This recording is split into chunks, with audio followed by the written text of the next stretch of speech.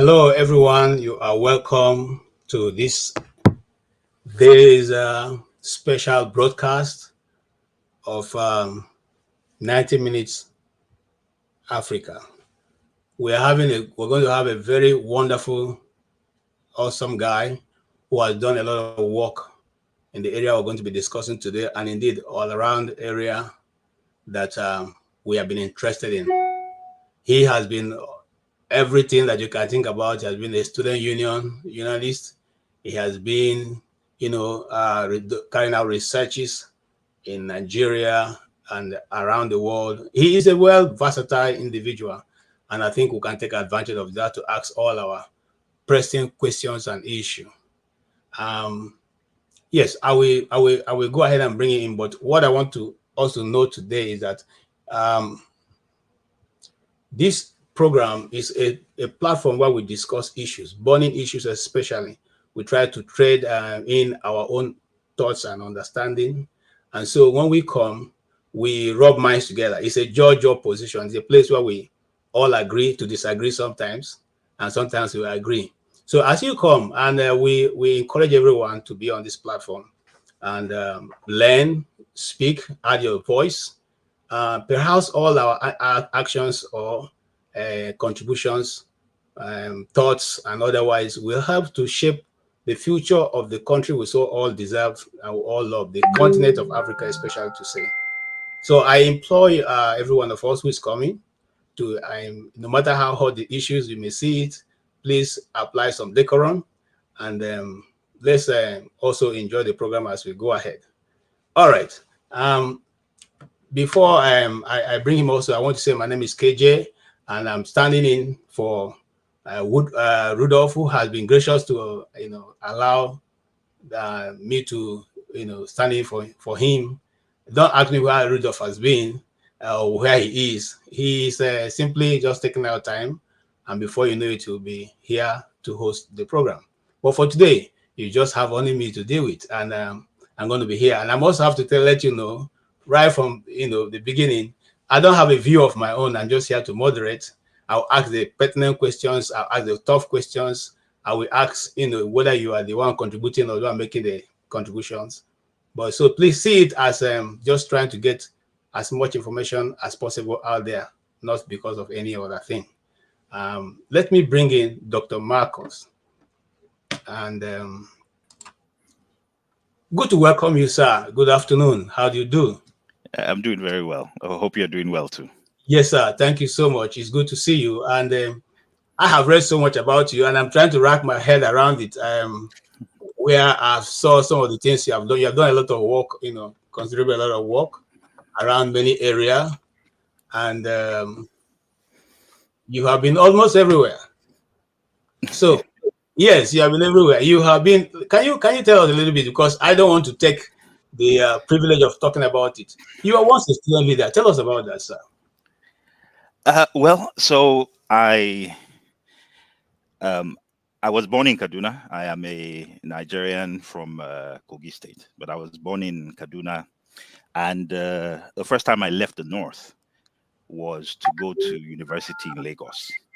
So I was privileged to attend the University of Lagos, and I was Students' Union president after two very popular, very fiery leaders themselves. First was Maegu, who was NAN's president and then that was followed by Showore. So I was the Students' Union leader that took over after Moyele Showore's term. I was the Students' Union leader during the bulk of the June 12th protest, and that particular period in Nigerian history. So that was my baptism into Nigerian politics, was being part of the students' movement when I was at the University of Lagos. I was extremely active in NANS and the students' youth movement at the time. And, obviously that period also coincided with when NADECO was formed, when the June 12 elections were annulled. And, quite frankly, students and youth were the street soldiers of that particular protest. The military had managed to cripple labor. We did have, very powerful, a few people, not organized labor, but we had people like Kokori, in Pengasen. So there were few units of labor that were, that were doing the bidding of the people, that had not been cowed by the authorities. But it was largely left to Nigeria's students and youth to put their bodies on the line, to be the foot soldiers of the struggle. And so for the last over 3 decades, I have been an active participant in every struggle that Nigeria has had.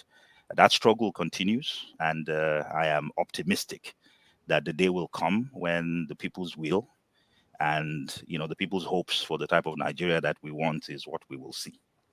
Thank you so much. And it's good that you spoke that part of your history, because I remember those days that Lagos State University, or the University of Lagos, was quite something. We all used to read about it. Yes. So, and here's my question: what has happened? Because stuff happened now, and we don't see Lagos State University or University of Lagos taking the lead like you guys used to do those days.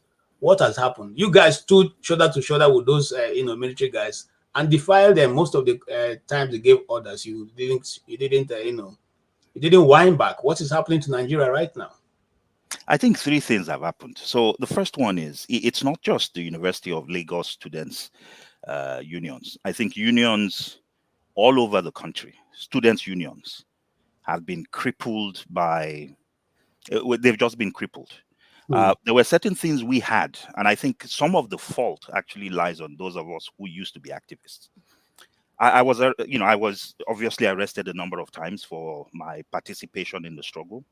And every single time that anything happened, we knew that if the authorities picked us up, if the military incarcerated us, if we were going to be arrested, if we were going to be rusticated, there's nobody who was an activist in our time who didn't suffer arrest or rustication. Here is what we knew. We knew that within hours, not days, Gani Faweimi would turn up to come and support us. We knew that without having a single dime, that there were lawyers of principle that would take up our cases. We knew that if we were rusticated, we knew that if we were arrested, that there was a support structure of principled Nigerian activists, a lot of them in the legal field, many of them in organized associations at the time, like the CD, the CDHR. We knew that there was support. That was number one. There was a support structure. That support structure right now, quite frankly, is missing. The second thing that we had at the time was that we were quite organized. A lot of people didn't know this, but there were national movements. There were national movements of young Trotskyites, of young Stalinists, of young communists, of young socialists. There were movements like the Thomas Sankara movement, a national movement that existed across multiple campuses. And so what you were seeing, so it was not surprising that you would see activity taking place in Lagos, and all of a sudden Nsukka followed, and then Ife would follow, and Ibadan would follow, and you would wonder, this is an era, we're talking 30, 40 years ago, when there were no cell phones, there was no internet. How were these things happening? The reality was there were national youth movements, there were national student movements. And so what you were seeing in terms of student leadership was just a reflection of the fact that at the ground level, across all the different institutions, that there was a very active, heavily fermenting space of ideas, of discussions, of conversations, and of a desire to see things happen that, that propelled people into leadership. Right now, you don't have those types of movements. And so oftentimes, a lot of the people who find themselves, aspiring to students' leadership, quite frankly, are people that are maybe sponsored by politicians. Once upon a time, that didn't used to be the case. If you aspire to student leadership, you typically might have come out of a genuine underground students' movement that existed on campuses. And then the third one, I think, is just a reflection of our society. There is, activism is no longer organized. Even labor is not organized. The Nigerian people have expressed, we'll be talking about the polling that I do, but over 90-something% of Nigerians have been saying for almost a year now that they want a new minimum wage. That support has not wavered. But guess what? Do we have a labor movement that is reflective of those desires? The answer is no. Nigerians want, corruption to be dealt with. They want security to be addressed. Do we have the capacity to actually provide action on the streets. If you called for a protest today, forget students now. If anybody called for a national protest, when Labour came out, 92% of Nigerians support the new minimum wage. But the Labour movement came out and said, we're going to stage a day of protest. How many people turned up? I would be shocked if that number came up to 10,000 nationwide. So why is that? It reflects something that's fundamentally wrong with the way we organize in Nigeria. We're not organized. And so if you're not organized, at least those of us who desire change, then it becomes difficult to muster support, right? Protests don't happen on Twitter. Protests don't happen on Facebook. They don't happen on Instagram. We can talk all the talk we want on all of these platforms. But at the end of the day, what changes society is what happens in the streets. And so we need to go back and learn how to do this again. We used to do it 30, 40 years ago when there was no internet. We would stage protests and it would happen almost simultaneously across the whole country. It would be like magic, but you know how that magic happened? There was no part of Nigeria I didn't visit as a Students' Union president, because that's how we worked. Once NANS, our national body, decided that action needed to take place, we would send emissaries across the whole country. We would physically take the message to ABU in Zaria. We would take the message to Bayero University in Kano. We would take it to Danfodio University. We would take it to OAU in Ife. Individually, sending activists across the whole country. And that is why, when we said there was going to be action on a particular day, it happened simultaneously across the country. We've lost that capacity. And, I think if we do not find a way urgently to regain that capacity, to get back to a period and a time when, we go back to grassroots mobilization and organization, sadly, all of these things we're talking about would end up just being theoretical. They would just be theoretical and literal exertions. Nothing real will take place. Nothing real happens without action. So that, I think, those are the three differences that I see between where we were then and where we are now. Thank you, Doctor. And I see we are going to have a good time today, because while you are speaking, I quickly researched and I found out that you won an international award on waste management and stuff like that. Yes, I happen to be a chemical engineer as well. I have a PhD in chemical engineering. Chemical engineering, which was your PhD. That's and right. You've won an award on that. Yes. We have a Nigerian who is an awardee in specialist in chemical and waste management. What then is the reason why the raw material in Nigeria is not being used or advised by people like you? Is that the government is not consulting you, or you don't want to help us in Nigeria? Well, so my attitude is, whether or not we are consulted, we will still speak. And one of the other things you'll find out, if you look into anything about me, is I write prolifically about the Nigerian situation. We will talk, we may not be listened to, but we will at least talk. And, one of the things that I'm excited about actually right now is that we've gotten to a place where Nigerians are beginning to take the bull by the horns themselves, right? You're right. Waste is a resource. It's an incredible resource. The things you can do with waste are remarkable. You can generate power from waste. You can generate fertilizer from waste. You can generate nutrients that are used to grow plants from waste. You can generate new products. You can take waste and you can turn waste into new polymeric materials. Waste contains carbon. Oil is carbon. Plastics are carbon. We live on an earth that is carbon enabled. And so the power is significant. Where I think I've gotten to now is the recognition and realization that, if we're going to see anything happen, even in my field, let's even forget politics for now, is that we're going to have to do these things ourselves.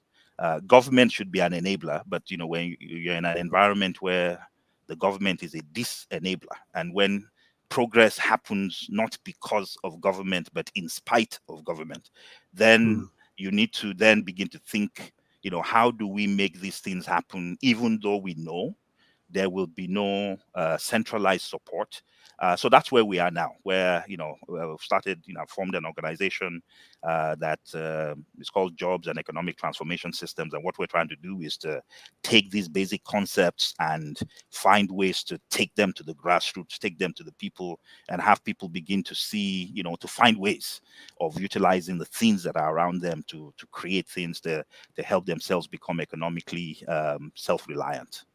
Thank you so much. I had to, put in that because sometimes, like, we have all the right tools, but nobody's, calling for those with the right tools to be able to help our society. And just like you said, these are low-hanging fruit, which you can just simply be consulted, and there'll be job creation for numerous of Nigerians all around the 19 states. I mean, the 36 states, because there are waste everywhere. That's And right. we have expert in that, and nobody is consulting you. Anyway, let me go back to the unionism and all that, and student activists. When we were in the university, we used to have, I was gracious. I was privileged to have been the same time with Emmanuel Gebe. I don't know if you know him. He's a civil lawyer. Okay, so these were people who had everything, but they went out to in conflict with the military, even though they know the consequence of it. Yes. Why is it that now the Nigerian youth no longer have that mindset, or is it that we are afraid to die, or what is the really reason why there's no longer that pushful kind of to change the status quo? At least to help the ordinary Nigerian become something in his time, in his prime, before we all live and keep hoping for something until we all get old. What's your take? So I'll use so here's the first thing that I'll say, and I'll use some examples both from my time in Unilag and some more recent examples. We all thought, the Nigerian youth and Nigerians in general, nobody wants to die, nobody wants to put themselves out there, until October 2020 happened, until EndSARS happened. And all of a sudden, we found that the same Nigerian youth that we thought were only interested in listening to Burna Boy, that were only interested in listening to P Squared and only wanted to sing and dance, we found out that they were as revolutionary as any other generation of Nigerians. In fact, they showed us within those 2 weeks of those protests that they had a level of organization that probably surpassed anything we'd ever done before. The organization was remarkable. They were raising funds. The official ways that they could raise funds were shut down. These guys took to cryptocurrencies. The organization on the streets was remarkable. They were raising money. They were feeding themselves. 2 weeks. We caught in those 2 weeks a glimpse of the possibilities that remain within Nigeria. So let me take it back to my time. When I got into the University of Lagos, we had come from a period where many people actually also thought that protests were dead on campuses. Right? We'd gone through a very long period after the Ali Must Go protest under the Obasanjo regime when protests just died. And the first major protest that happened, within that time frame, that when I was a student, was in 1989 with I think that was when the SAP riots kind of happened. And I remember that when I came into school, that was one of the things that were said: oh, activism is dead, unionism is dead. The names of the union leaders that came before Mayegun, who came before Shore, many people don't even know, because the truth is nothing much happened in that period. But in that era, where we thought unionism was dead, then you had a Shegun Mayegun, or who we called Red Drum, that was NAN's president and brought in another era of radical engagement by Nigerian youth in Nigerian politics, followed by Shore, who since then has not changed in how radically engaged he is. And, and I followed in that tradition as well of, principled engagement with the authorities, regardless of what the outcome is. But before then, everybody thought unionism was dead. So here's what I'll say. Unionism and activism can never be dead. As long as there is injustice in society, you will find people who are opposed to it. What may be dead, or what we might need to reinvigorate, is the ways in which we actually tap into that ferment that desires change. You know, what happened during NSAS? Well, what happened during NSAS was that a number of influencers decided to use their platforms to speak against something that they felt was happening too much to Nigerian young people.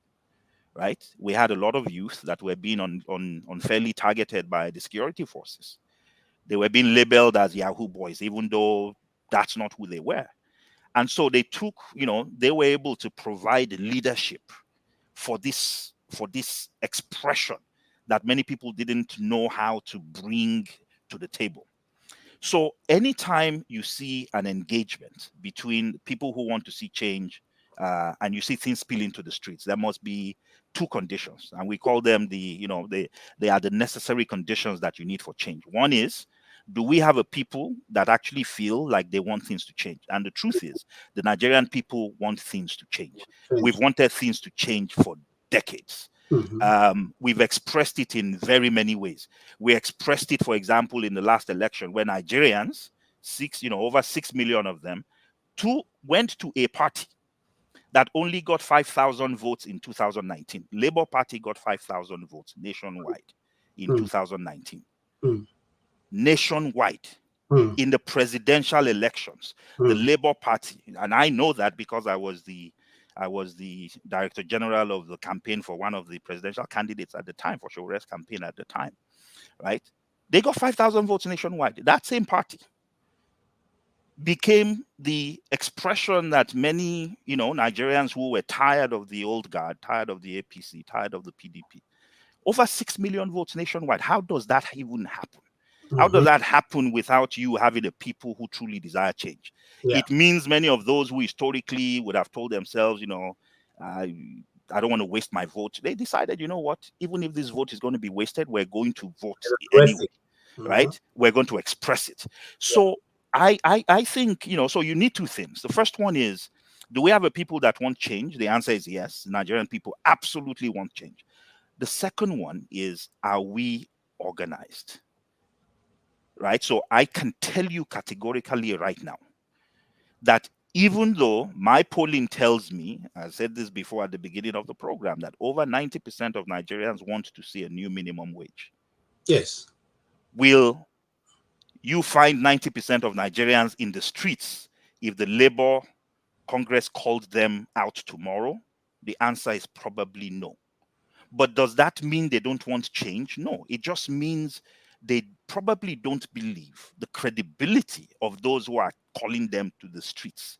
So what it means is that those who, that a new generation of leaders have to emerge, that we have to go back to the grassroots. We have to relearn how to engage with our people, right? Having those feelings and expressions is not sufficient. When you watch the Arab Spring protests, because a lot of people actually thought, oh, Egypt can never change. Mubarak was going to be president for life. In Tunisia, everybody had given up that there would ever be change. But guess what? We all woke up and found that actually, no, you can never write a people off. I agree. That there are certain things that can spark off folks in society. But here's what we saw.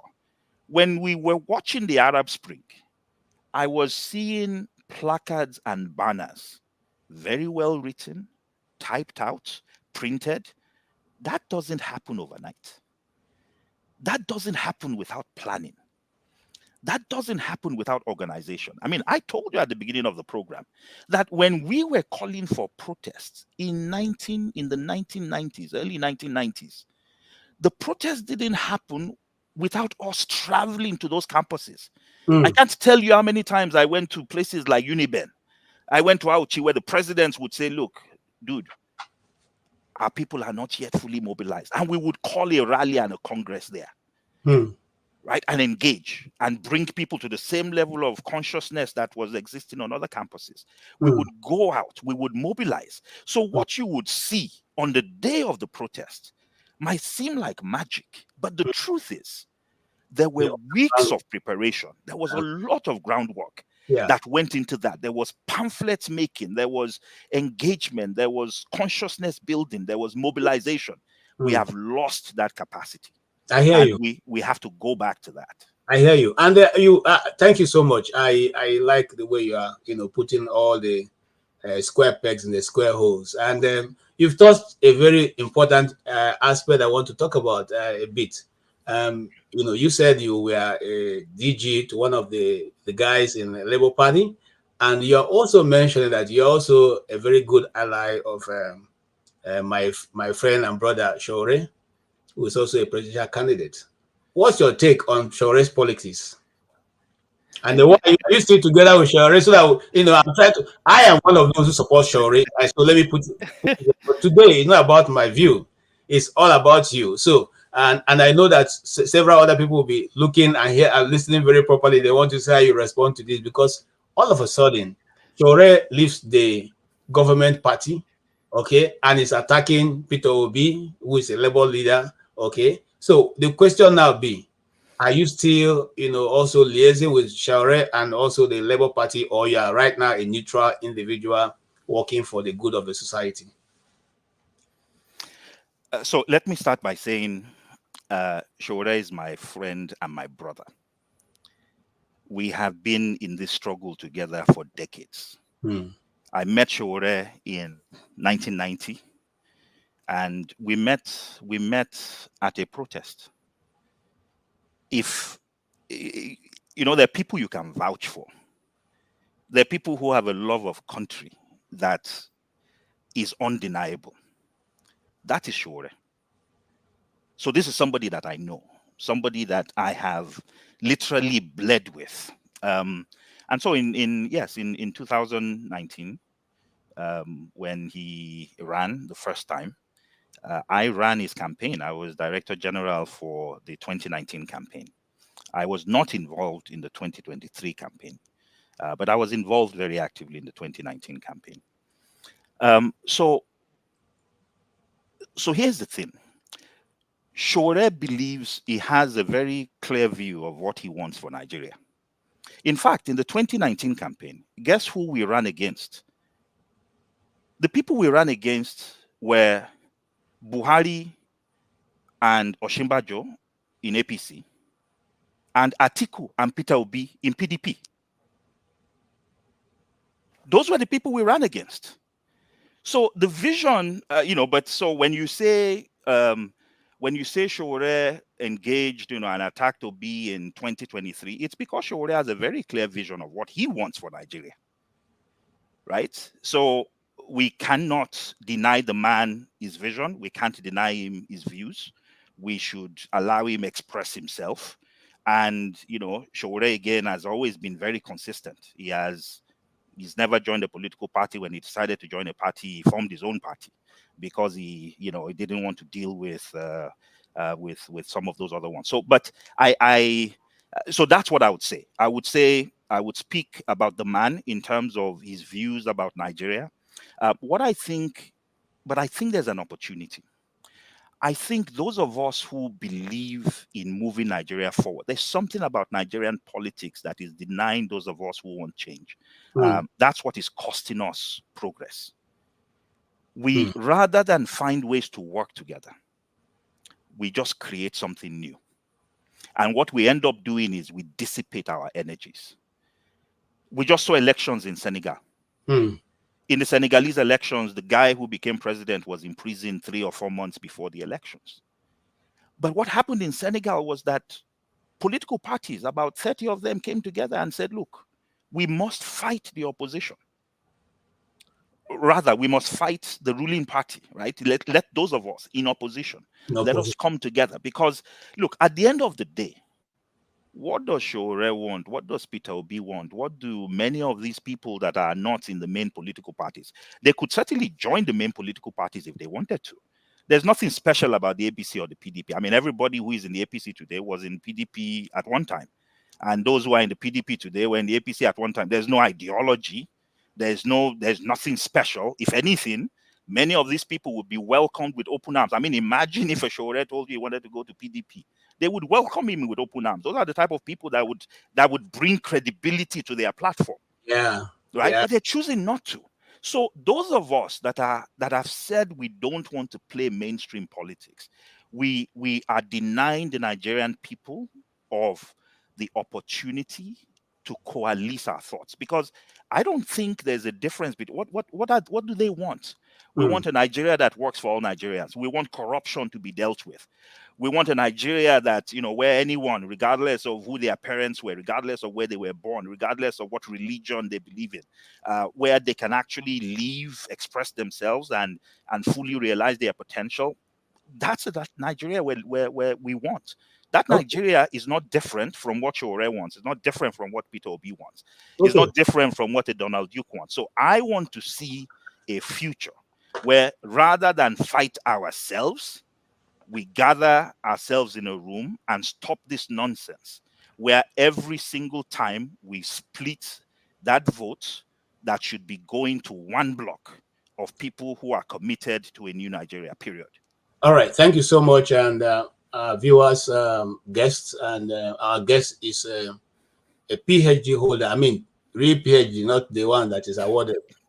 Yes, he's a real PhD holder in chemical engineering, and he has done a lot of work. I mean, I said I literally couldn't wrap my hands around what this guy has done in the short time he's been out, doing this work. And he's still a young man like any one of us here. So it's not like he's a 90 years old man. I'd like to welcome him again. And then I'll move exactly. I've been trying to avoid, I wanted people to come in before go into the main issue, which is that of the pollings. But so I want you to answer it in this way. How do we tackle the issue of corruption vis-a-vis salary and the devaluation of the Naira? If you can take them in that order, it will help us understand. How do we tackle corruption vis-a-vis salaries and devaluation of the Naira? I ask that because what is the required minimum living standard salary that can be paid to a Nigerian, okay, to be able to live a life that is at least what a human being? And is labor pursuing that cause, or are they just engaging in wild goose chase? I think they're engaging in wild goose chase, if you ask me. But in this case, it's your opinion I'm looking for, sir. So here's what I'll say. So I put that question to the Nigerian people. We do regular polling. I belong to an organization called the Governance Advancement Initiative for Nigeria. Yes, sir. And one of the reasons why we set that up was, we like to do a lot of pepper soup joint analysis in Nigeria. You go to a pepper soup joint or any joint, and we would have these extended debates that are completely fact-free, no basis, but we're very passionate about them. But look, I'm a numbers person. I'm a scientist, right? I would not design a plant without facts and basis. And if I use facts and numbers to design a petrochemical plant or to design a fertilizer making plant, why would I not rely on facts and numbers for the most complicated and the most intricate thing we find in nature, which is society, right? How can you move a nation forward if you don't have numbers? So I put that question to the Nigerian people. How much do you think is a sustainable living wage? And we gave people several options. We said 442,000 Naira, because when labor began, that was one of the first numbers they threw out, that they thought the minimum wage should be 452,000 Naira. We gave people the option of 300,000, 250,000, 150,000, 100,000, 75,000, 50,000, and then the current level, which is 30,000. Guess what? Nigerians did not go for 452,000 because we are reasonable people. Because we understand that at the end of the day, yes, you can set whatever minimum wage you want, but it is the same small business person that is borrowing at an interest rate of 30% that is going to pay you a salary. And if they are paying you 452,000, Nigerians understand that not many businesses will survive. Nigerians rejected. So only about 5% of the respondents wanted a minimum wage of 452,000. They rejected 30,000. They rejected 250,000. Wow. The majority coalesced around 100 to 150,000. Wow. So we're not unreasonable. We understand that businesses have to survive. We understand that the reason why we're even having a conversation about the minimum wage is because the government has fundamentally failed. Inflation is sky high, right? We're in a country where inflation is 30%. You know, what does that mean? It means without doing anything, you wake up, you know, something that cost 100 naira last year is costing you 130 30 naira today. Our currency has devalued by 100%. We were exchanging on the parallel market for this time last year for 750 naira to the dollar. You know, right now that value it's about 1400 to the dollar, which is, you know, that's a twofold devaluation. So what our people are basically saying is that salary level that allows them to survive, allows them to maintain their livelihoods, allow them to support their families, but is also sustainable for business, is around the 100 to 150,000 naira range. That's number one. And then number two, with regards to devaluation, you know, unfortunately, you know, that's another completely different conversation. But my fundamental view is that this government has completely mishandled and mismanaged that exercise. I know that we're in a place where we're defending. I actually support the floating of the naira. I support it. But there's a way in which you can roll out policy that makes that policy have a negative and a detrimental effect. And that, I believe, is what has happened. They rolled out the policy. Look, when you float a currency, it basically means you want market forces to determine the value of the currency. But if you want market forces to determine the value of a currency, then there are many things you need to do. You need to make sure, first of all, that supply and demand, that you don't have people playing games with supply, right? That you don't take the currency supply and give it to banks, and instead of banks making it available to the people, they start round tripping it. You need to make sure demand is real, right? You need to make sure that speculators, governors that you are giving allocations to, instead of them using the funds for the people, they go and take those funds and purchase dollars, increasing artificially the demand. So you don't just float a currency without putting the safeguards in place to ensure that the market forces that you're saying you want to determine the value of this currency, you need to make sure those regimes are in place.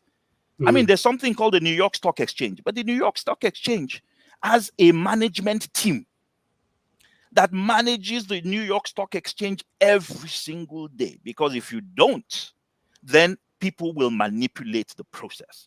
And what I fundamentally believe is that this government, in the way it has rolled out the float, has actually completely damaged that currency. We should be doing much better than this. We should not be allowing banks to round trip. We should not be allowing speculators. We should not be handing trillions of naira to governors and other elected officials who then turn around and use that to buy up foreign exchange, making supply artificially limited and increasing demand in an artificial fashion. That's what has happened to the currency. There's no fundamental reason why the level of devaluation we have should be what we're seeing. Yes, and so you don't think that corruption has some form of played a lot of part in that? That's corruption. Okay. Right? Everything I've described is corruption. When I'm giving you allocations that you are using for something else, it's corruption. Thank you. And so the Nigerian public, that's why I asked the question, how much is a livable wage that we should be looking at? Because you have analyzed 100,000. 100,000. 100,000 naira. Yes, 100,000 naira with government being able to manage the corruption. You know why I said because with government being able to manage the corruption, I'm looking at the fact that we were promised palliatives or buses. Sir, I don't know if you saw any of those buses that are electrically driven vehicles. We asked that question. There was one of the surveys where we asked people. We said, "Look, we've been hearing about palliatives. Can you tell us if you know of anybody, if you personally have been a benefit of any of these palliatives, or if you know somebody that has benefited from it?" Right? We talk. I mean, Nigerians talk. Only 2% of our respondents basically said they had ever heard of or seen somebody who benefited from the palliative. So the truth of the matter is, palliatives are going to some people. but it's going to a very small minority. And my guess is the palliative regime is probably being used again as a tool for your political friends, right? For your political groups. So if any palliatives are going out, it would not surprise me if the people enjoying these palliatives are the limited number of people that are politically active in either the APC or the PDP. Because what we're fundamentally doing is where the routes through which these monies are being made available are through political structures. And therefore, my expectation is that it is those who are politically active that are benefiting from this. And that's a very tiny minority within our country. Okay, do you think that government of Nigeria actually, because in the Western world, people who do what you do are highly, government is always with their eyes always on the dial, looking at those polls. Do you think that is the same thing with our own country? I mean, have government ever taken your polls and tried to implement what you've recommended, or even look at it, to say, okay, let us take this and do a debate amongst ourselves to see what these guys are saying and how can I help the society? Does your pollings in Nigeria help society? The answer is no. In fact, the only thing that has happened in some cases is they're looking at the polls because they come out and start complaining about, some people are putting out polls that don't make any sense. So we have an unhealthy disregard for facts and numbers. We're very quick to dismiss numbers that we don't like and quick to embrace those that we like. But to your point, the reason why we poll is to make sure that policymakers, hopefully, have a pulse, understand what people are feeling, that they understand what is going on the streets, and that we're not making policy based on assumptions that are not real. So when we tell people, when Nigerians have been telling you, we've been polling on this minimum wage issue, for example, for over a year now, since this administration came in. That sentiment hasn't changed. If anything, more people now, when we polled on minimum wage about 6-7 months ago, about 85% of the people were saying they supported it. Now it's 92%. There's nobody that's not feeling the pain in this economy. There's nobody that is not affected by inflation. Nobody that's not affected by currency devaluation. Nigerians are in pain. So when we come up with these numbers, what we're looking for is, we're trying to do two things. One is to let the government understand that there's a real desire here. Number two is to let people know that, look, Nigerians are not unreasonable. They don't support 450. Who would be offered 450 versus 100,000 and choose 100,000 instead of 450? Well, but that's what Nigerians did, because we're reasonable people. We understand that we want a higher wage, but we also know that we don't want businesses to die. So, but again, simple answer to your question, no. We have not seen the type of engagement we would have liked, where policymakers would take this polling seriously and work with it. The opposite is what we've seen, where we have seen situations where the numbers have been used to basically begin to come up with countermeasures, right, that would allow whatever that situation is that that is being fomented to continue. Because now the numbers. So if you know the numbers, you might think, oh, let me just target a few people here, and hopefully, maybe if I make them happy, maybe if I make the leaders of the labor movement happy, maybe they might not provide leadership to the Nigerian people who want change. But guess what? If they don't do that, Kenya might happen. Okay. Because in Kenya, it was not leaders who led what happened in Kenya, it was the people. Yeah, so, that's going to be my next question to you. Okay. Is it possible that, I asked that question so I can just round that up. Because, you see, the last debate between Donald Trump and President Biden, the team quickly looked at the polls, and they said, look, we are in trouble here. Let's quickly do something. And they went on to organize another debate to just try to prop up the guy. I don't know if you understand what I'm saying. Absolutely. So if you have a team that is working independently to help you see what the Nigerian people are thinking, it behoves on you to take that and thank them and work with it. But that's not what we see. I agree with you completely. So now that again brings us to the next polling, which you question that I'm looking at it now, trying to open it, which you ask them, um, you ask them, do you support the recent change of the national item? Can you speak to that, sir? So, I was, I think all of us were shocked about 3-4 weeks ago when there was an announcement that there was a new national anthem. And I don't think anything has passed both houses, both the Senate and the House, and been signed by the president in the record time that it took for that change in the national anthem to be made. Now, don't get me wrong. I believe in the old anthem. In fact, as Students' Union activists, we never sang the new anthem. We always sang the old anthem. We held on to the old anthem. That was always our badge of honor. So I've been singing that old anthem for a long time. But what was shocking to me was how quickly it passed. But what it tells you, so I asked the people in the poll, like, how many of you support it? Less than 8% of Nigerians support the change. It took them 2 weeks to change the anthem. We have been talking about a minimum wage for a year, no progress. We've been talking about insecurity for over a year, no progress. We've been talking about housing for over a year, no progress.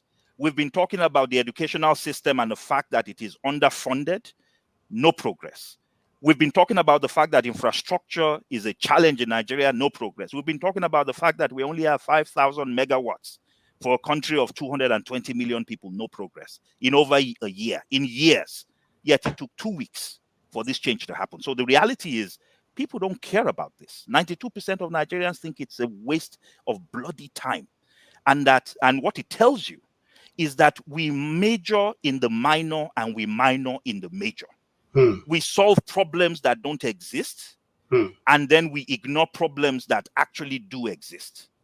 Did anybody tell anyone that the biggest issue they had was a national anthem? No. And the Nigerian people in the polls basically came back and said, we don't know who sent them on that errand, but it certainly wasn't us. Okay, because I see that 92% of them said it's not their problem. They don't want it. So you're solving a problem that nobody cares about. Yes. Okay. And then the other question I want to ask, okay, the other one, that one was about 92%. Now the other one is, do you support the demand for workers union for higher minimum wage? And you have already answered that, which means that 92% say they do support it. But what I find interesting in this poll is that you asked for the government officials or workers who has excelled in the last 1 year. And I see Wike's number coming in, I think in third place. Is it third place? Yes, Wike was third. Oti was first, Taju was second, Wike was third. Yes. Do you think that Wike is doing anything that's worth praise? Because I think, the guy has reduced the governance to Motor Park and, Alarenjo Theater, as you said those days. So sometimes polling throws up some really interesting and curious things. So for this particular question, we basically just gave people it was an open-ended question. We said, look at all of your elected officials, as well as all your appointed officials, whether they are ministers or whether they're heads of parastatals. And you tell us if you think anybody is worth pointing out as somebody who is doing something. Oti was a complete shock to me. He turned up in all of the polling to be the highest rated and ranked official in the country. He's the governor of, I believe, Abia. And it was a complete surprise. In fact, it forced me to go back and ask myself, what has this man done that makes Nigerians, many of whom, so the poll is a random poll. So very few people in that poll, a proportionate number of people from Abia relative to the rest of us in Nigeria come. So it's not as if Abians just went on the poll and started voting for Oti. It wasn't. When you look at the spread, this man received a broad spread across the whole country. Well, it turns out that Nigerians they're an observant people. So the more the more we dug into it, well, yes, it looks like Aba is a great example of one place where the move towards the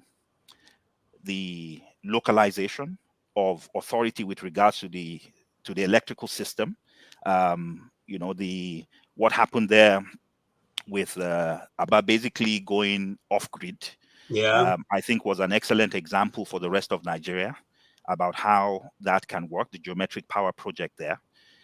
There's some infrastructure things. The more I dug into it, because I was also trying to understand what was going on. In fact, I just came back from a trip to Nigeria where I went across the country to all these different places where people were I was hearing names that shocked me, right? Surprised me.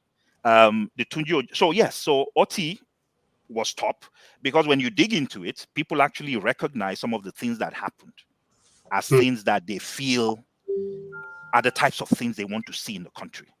So I think the metaphor there is, look, what Geometric did in Aba, can you do it? Can we replicate it in Lagos? Can we replicate it in Kaduna? Can we replicate it in Ibadan? Can we replicate it across the country? And the infrastructure projects that I understand are taking place. The Tuji Ojo guy, I think, who is the guy is the interior, is the minister for the interior. A lot of that, primarily when you dig into it, has to do with the transformation in the passport management system. It used to take a long time, months. It was corruption riddled. I think there have been some really interesting things that have happened that have been, impressive, quite frankly. My last trip to Nigeria, I think it took me all of 10 minutes to get from leaving the plane to being at customs. It's the fastest that I've ever been through immigrations in Nigeria. Wow. It happened to me. So Wow. I can tell you that, I've also, yes, it looks as if it is some of those efforts around, revamping, revitalizing that whole process of passports and immigrations. There's still a lot of work to be done, but I think Nigerians recognize that some progress is being made. And then I spent quite a bit of time in Abuja, over the last 2 weeks, and I kept asking people, what has Wike done? And they kept showing me infrastructure projects that were being completed. So Wike is an example of one of these characters. He's very clownish, but I think in that clownishness, I believe the man is a lawyer. The man is a strategic clown. So he understands the people he's dealing with. He understands the Nigerian psyche. I think he plays to it. He's not the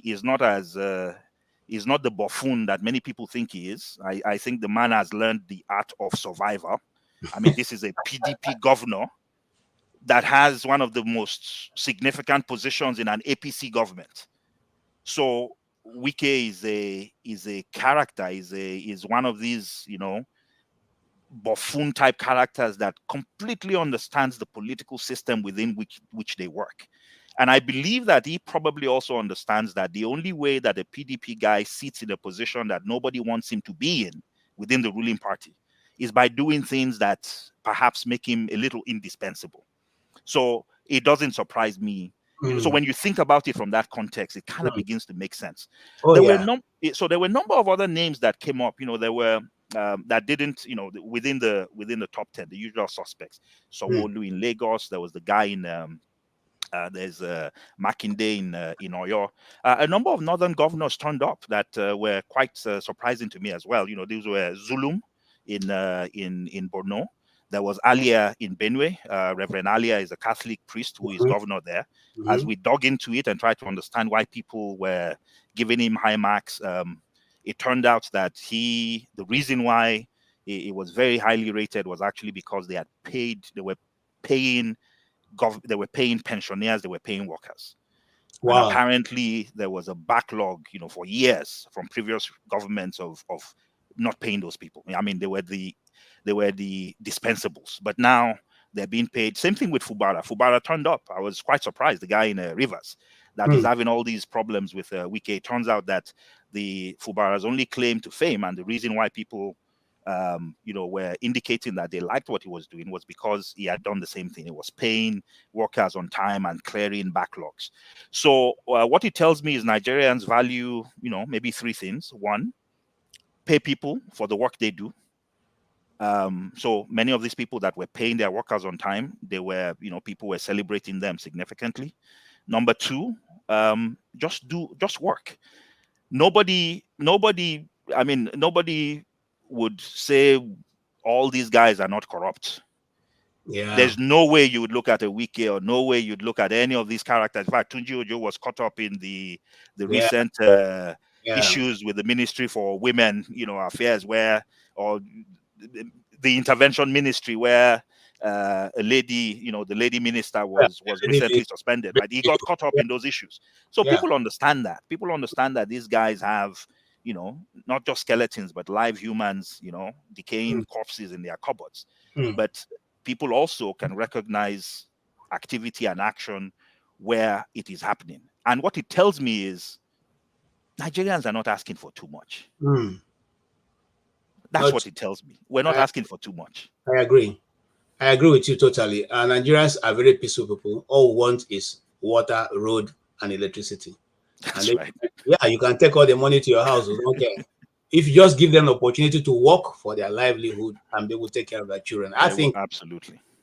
I think so. Okay, is there anything that I'm missing? Because I see people have populated the backstage, and before I bring them in, is there something that I have mixed out that will probably you want to touch before I bring them in?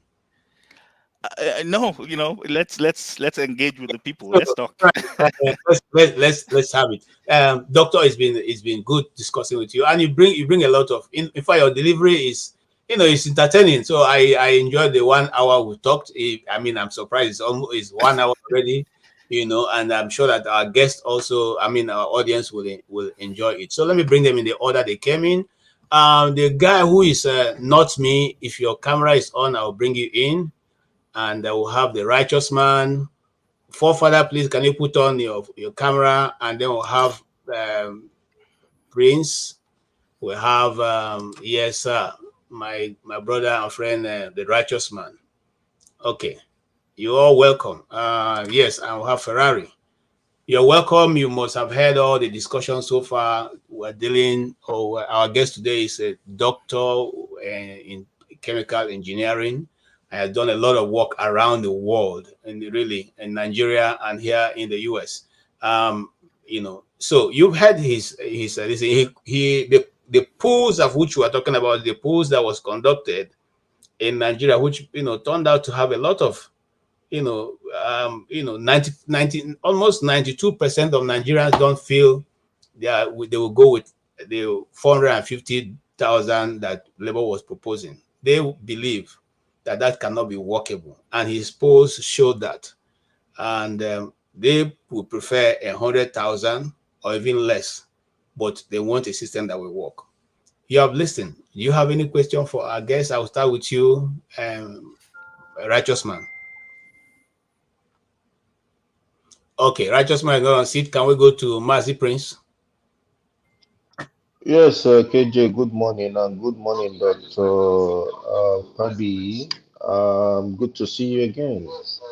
It's a pleasure.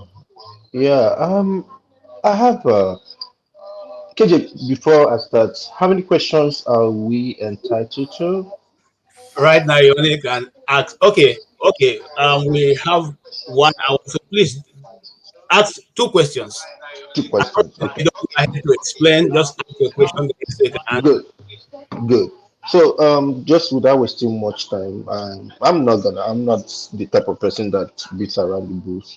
Uh, for the poll that you took about the minimum wage and all that kind of a thing, what's the margin of error?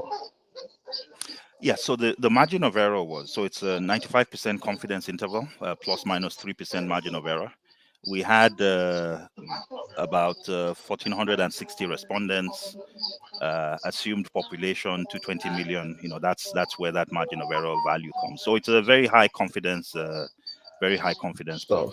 Yes. Okay. Yeah, because what I'm saying this is, as a matter of fact, I was just discussing with someone this morning, somebody who had just returned from Libya to Nigeria, and we were talking.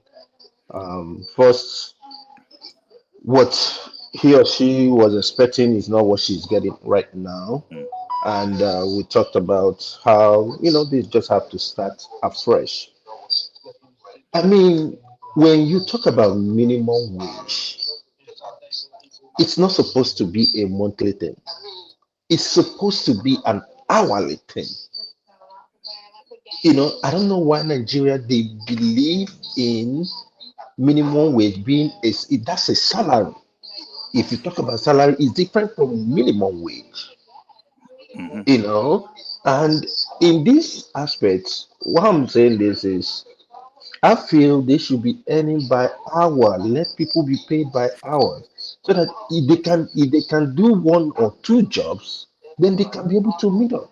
Because even at 100, by the time the person a family that got maybe a driver that got about 3 kids buys a bag of rice, the money is gone. 15,000 left. What are they gonna buy with 15,000? And what about his own transportation and all that? But that's by the side. Another question I have is about Showere. In Showere's case, I always think about it this way: show me your friends, and I will tell you what you are. I was among the people who started supporting Showere in the beginning, but now I'm disappointed.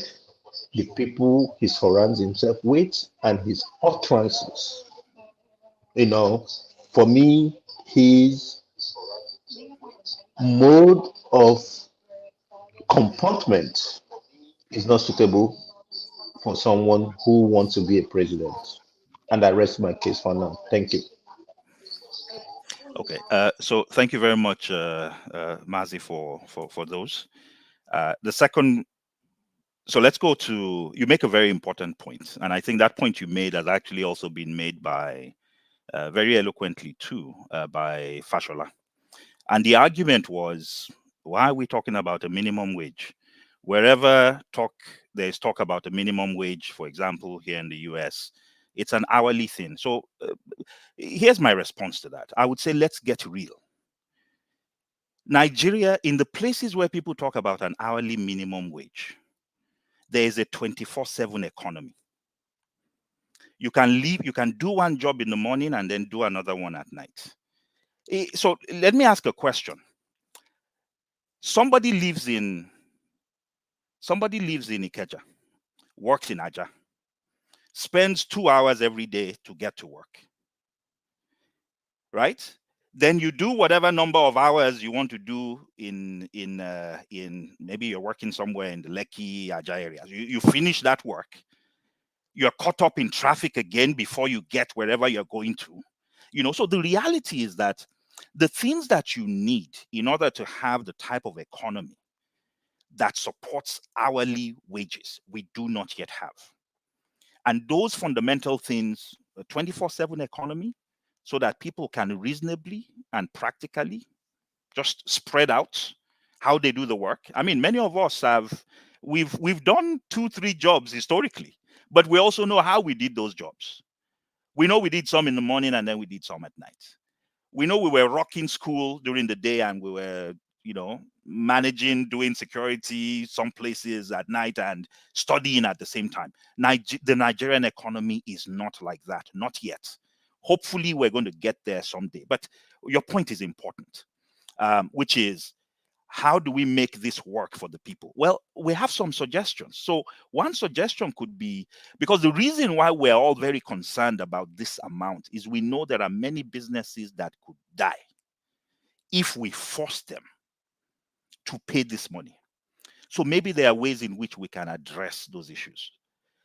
One could be, well, if people are needing to pay more to their workers, then maybe there should be a set of incentives, because the reason why we're in this situation is because government fumbled.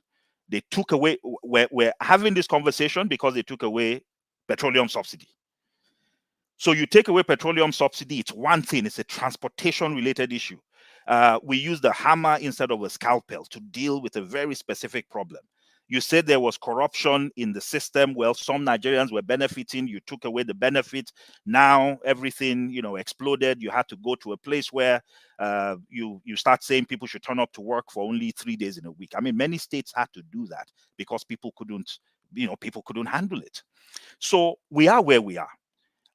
But here is what I would suggest. So one would be that it should not be compulsory. It should be an indicative wage. We should not be requiring that everybody must do this because it will kill industry. It will have the effect over time of forcing wages upwards, but let's have it ease into that state. Number two, there should be incentives. If I have to pay my workers from 30,000, maybe 70,000 or 100,000, I should be able to write that off in my taxes. There should be some way, some type of incentive, fiscal benefits, some way in which we structure policy that allows this increase in wage that is borne by entrepreneurs to be offset. So some thinking needs to go into it, but it's also something that cannot be ignored. I mean, it's take 30,000 naira and enter into any Nigerian market space, and you will cry. It's ridiculous. So it's a real problem, right? Currency devaluation. So you're in a country where many of the things that we buy are dollar denominated. And if you were buying those things this time last year, you were paying $7.50 to the dollar for them. Today you are paying about $1,500, $1,400 to the dollar for them. Double. So even though our average inflation rate is like 30%. The truth is there are certain sectors of that economy, certain people who rely on goods because we have no options than to import them, where we're dealing with almost, twice or 100%, devaluation in the strength of the currency. It's a real issue. So people need a higher wage. And thankfully, the Nigerian people have shown that they have common sense. Common sense is not common, but our people have a lot of common sense. And I was really impressed. Every time I look at the numbers, people rejecting higher values and saying, no, it's not sustainable. I know anybody paying me. I know nobody's going to pay me $450. It makes no sense. But how do we make it work? How do we make sure there are incentive structures to make it happen? And how can you be telling us that, that we're asking for this increase in wages, we don't have any funds to do it, but we're buying new yachts, we're buying new planes, we're buying cars for every member of parliament, we're giving ourselves all these largesse, but the only people that are not deserving of any type of increase is the Nigerian worker. But again, Mazi, I recognize your point. We cannot just make these blanket statements and say, let's increase. No, it has to be targeted. We have to be thoughtful. We're doing this because we want Nigerian workers to benefit. We want them to be more productive at work. Well, guess what? If we kill the jobs that they would be more productive at, then there's no economy. So how do we walk and chew gum at the same time? That's the challenge. And that's my biggest concern, is that the people, this government has not shown in smaller things that don't require that much thought. They've not shown any thoughtfulness. So it concerns me that when it comes to this critical issue, because what is sustaining our economy are these small, medium enterprises. It concerns me that we probably don't have the people that are able to actually come up with the type of finely tuned policies that we need to address this issue. On the Sowore matter, I will pass on that. I think it was you've expressed your views, and I respect the fact that you have views that and you can express them. Thank you. I appreciate you passing on that. Righteous man, your question. Please don't go ahead to elaborate. Just ask him the question. Yeah, KJ. Good evening from here, and the doctor and all the panelists. I greet you from Lagos. It's pretty getting darker here, and we don't have light, band A, B, C, D, and the rest of it, So, doctor, I would want to ask you a few questions bordering on your position, your academic background, and some of the things you've mentioned here. Sir,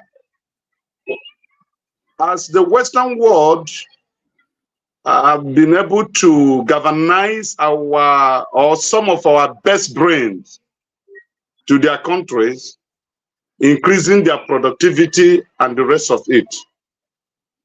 What is the hope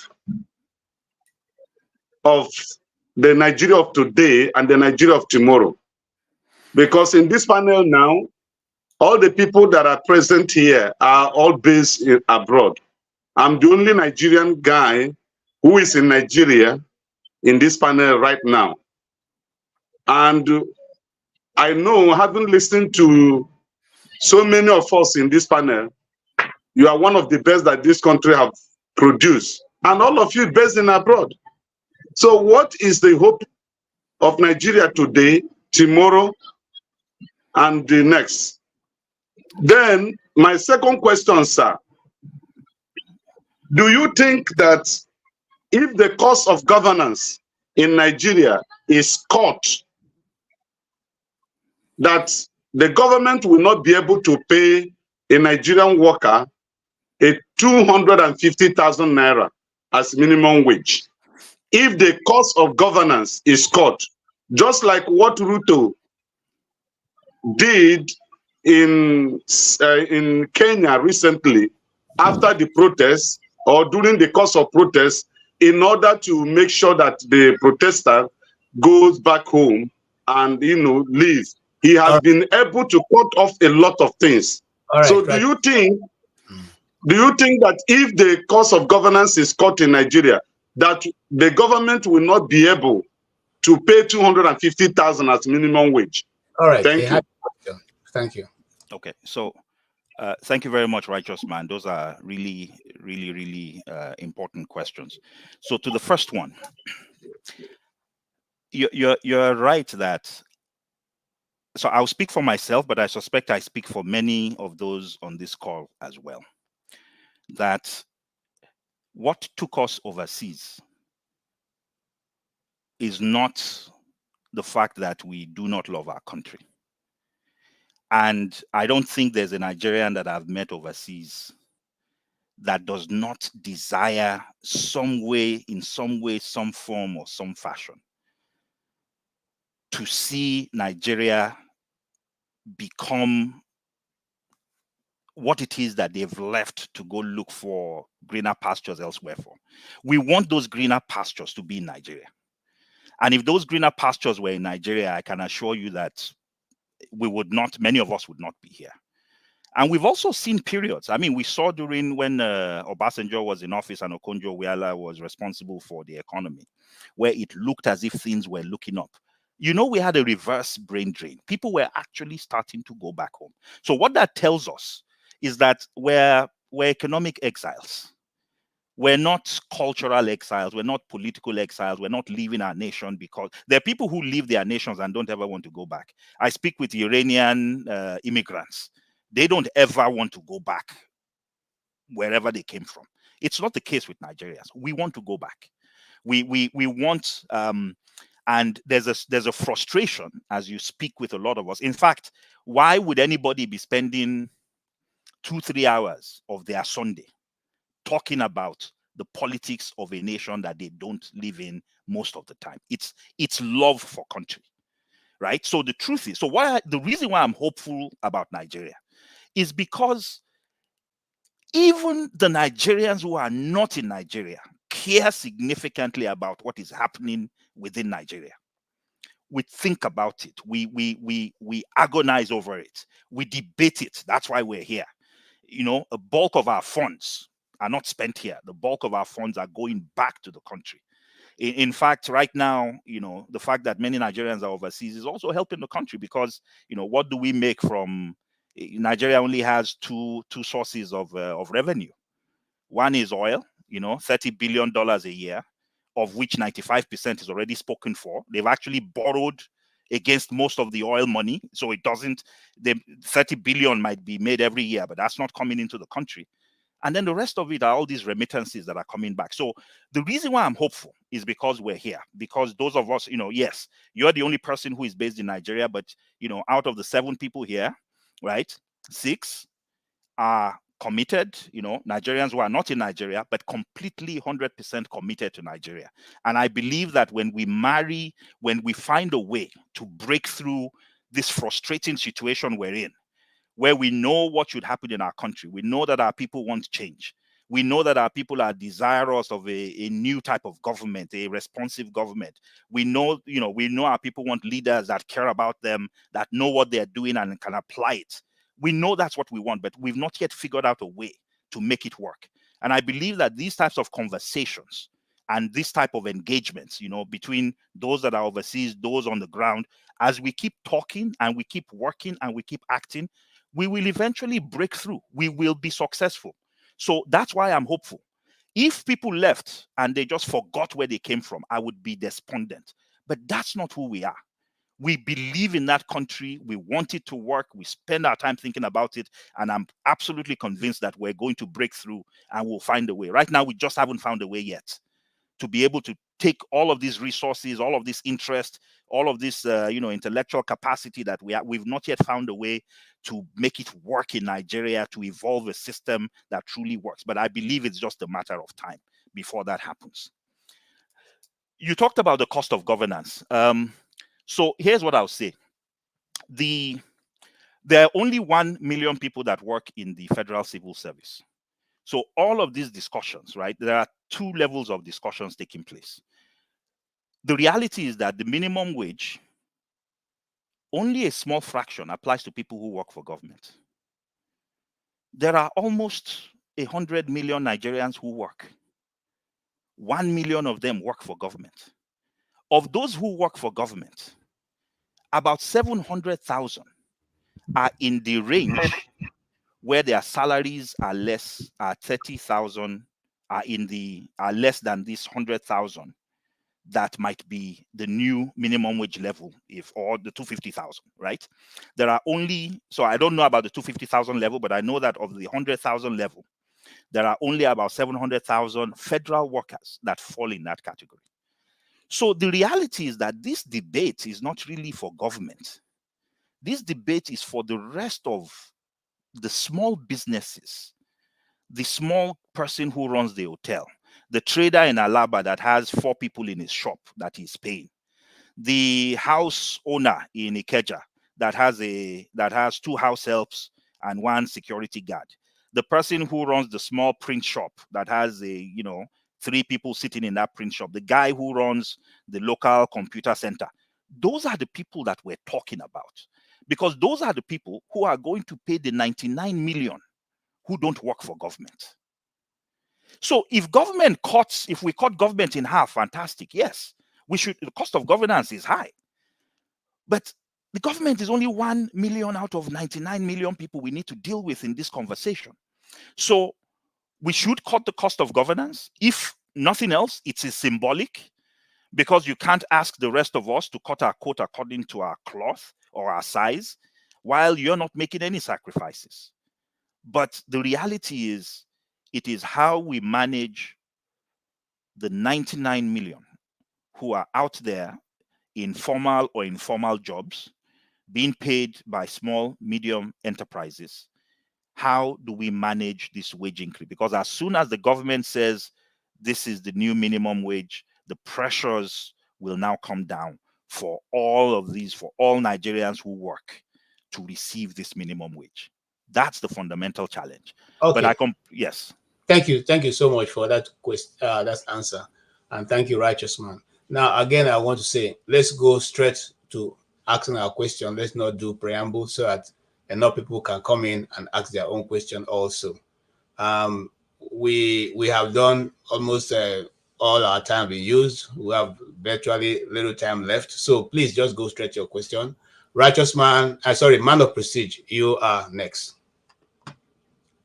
Thank you. Can you hear me? Yes, we can. Yeah, greeting to everybody, especially to Dr. Fabiyi. It's nice to have you on this platform, being our guest today. And the same goes to KJ. You know, you are doing a very good job. So I'm going to give you a salute for that. So I have, like I said, you know, we have to narrow our question to 2 questions, but I wanted to add one to the previous, you know, question being asked by my brother here from California, Mazi Prince, in reference to the minimum wage.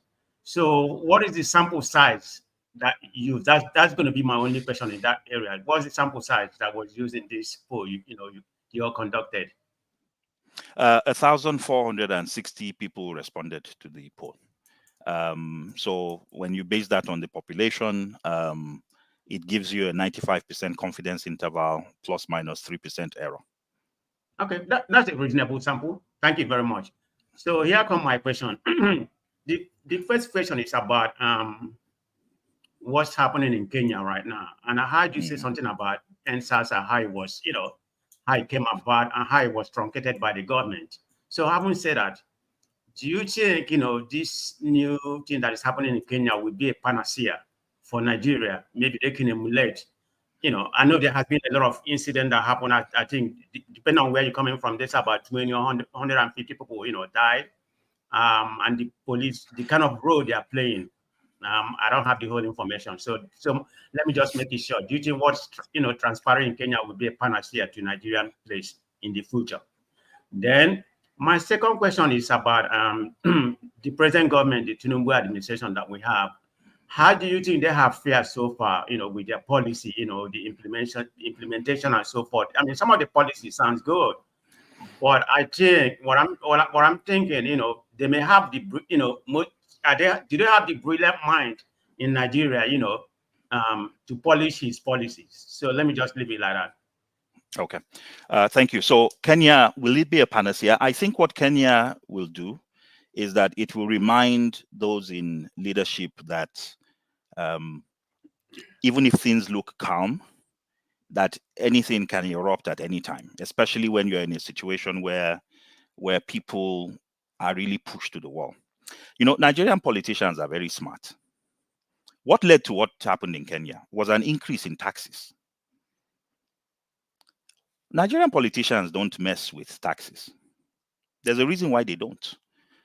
I mean, a few weeks ago, the government introduced a cybersecurity levy, 0.0 something percent. I'm sure everybody remembered that. And everybody screamed, what? You know what they did?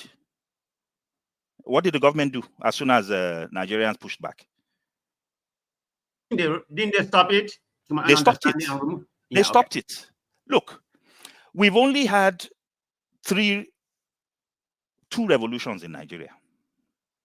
One was the Aba Women's Riot. The other one was the Agbekoya events that took place in the old Western region during the military regime there. Like true revolution, where people went and fought government and engaged and mobilized themselves. What were the two issues? Taxes. Nobody messes. Taxes are one of those few places where people really get enraged. In the US, when when somebody is taking 20 to 30% of your money, it's not an abstract concept.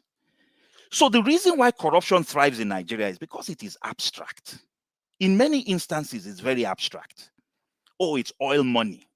And guess who is taking up arms because it's oil money? That's why you had MEND, right? You have people like MEND, organizations like MEND, that while the rest of us were theorizing about corruption, there were people in the Niger Delta that were like, no, this is my oil, right? This is what is being corruptly, this is what these corrupt politicians are using.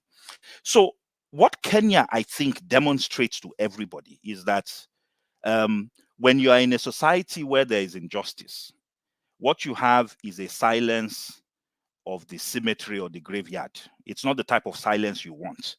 It's not a happy place. People might not be talking, but things can erupt at any time. And I'm pretty sure that people in this government are looking at what's happening there. But here's the difference. We are not organized in Nigeria. We're not.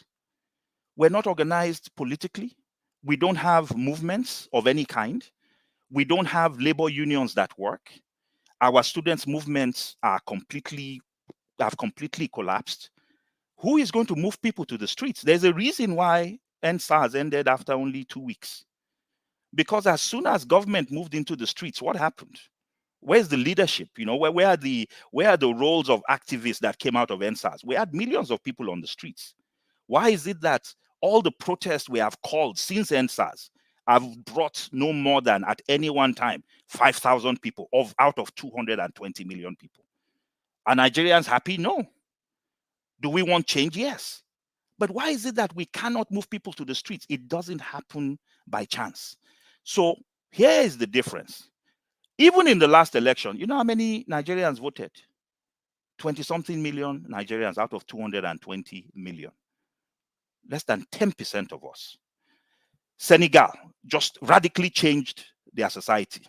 They routinely bring hundreds of thousands of people to the streets. You know how many people voted in Senegal? 60% of the population, somewhere in the 50 to 60% range. Many of us are here in the US. Routinely here, 150, 160 million people vote out of a population of 330 million. What does that represent? About 50%. So the truth is, we are completely disengaged politically, socially in Nigeria. And the reason why governments can do what they do with impunity is they know we are not organized. They know we cannot move anybody to the streets. They know we don't have the capacity. But many of these people, especially people like Tinubu, who also, you know, so when people like Tinubu came up, when I was a students' union president in the early 1990s, I knew Tinubu. Tinubu was a senator. He was one of the first members of NADECO, right? They were acting on the political, on the national level side, you know, fighting government at the national level. We were the ones, students and youth activists, that were the foot soldiers. So I know that man understands how protests work. In fact, in places like Kenya, it is the opposition that actually also helps protest movements to work.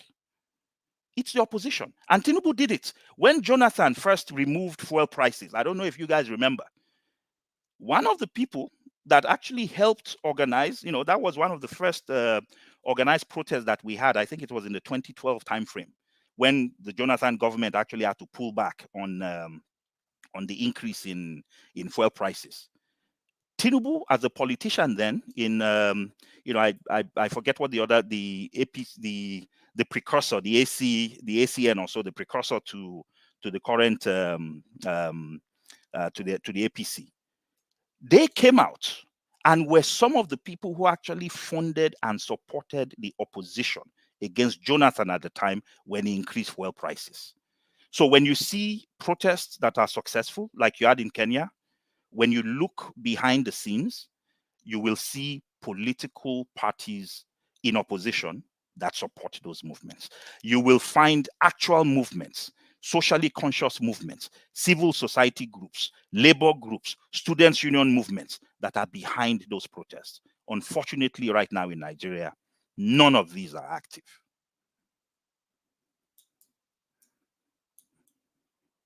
And to the question of does Tinubu have the capacity? Yes, I agree with you that there are some policies that they've done that make sense. Floating the naira, you know, we don't have any money. So why are you supporting a currency when you don't have you are borrowing to support a currency? But they've mismanaged everything that they've rolled out. They took, you know, yes, there were issues with fuel subsidy, but look at how they rolled it out. They've made matters worse. There are issues with the currency. You change, you know, you basically floated the currency, but now we're in a worse situation, not because the policy is bad, but because the implementation is poor. So their batting average is close to zero. I have zero confidence that anything else we're asking these people to do that they have the capacity to do in any serious fashion. Thank you so much. No. Hold on. Two questions. No, two questions. Maybe we'll come back to you. You can take your other one. All right. Ferrari. Yes, sir. Yeah. Two questions. Please go back. Thank you very much, Malcolm, for being here. I appreciate you. My questions are two questions. One is going to focus on most of the statements you've made today, on emphasis, key one, on healthy disregard for facts, which is based on your poll.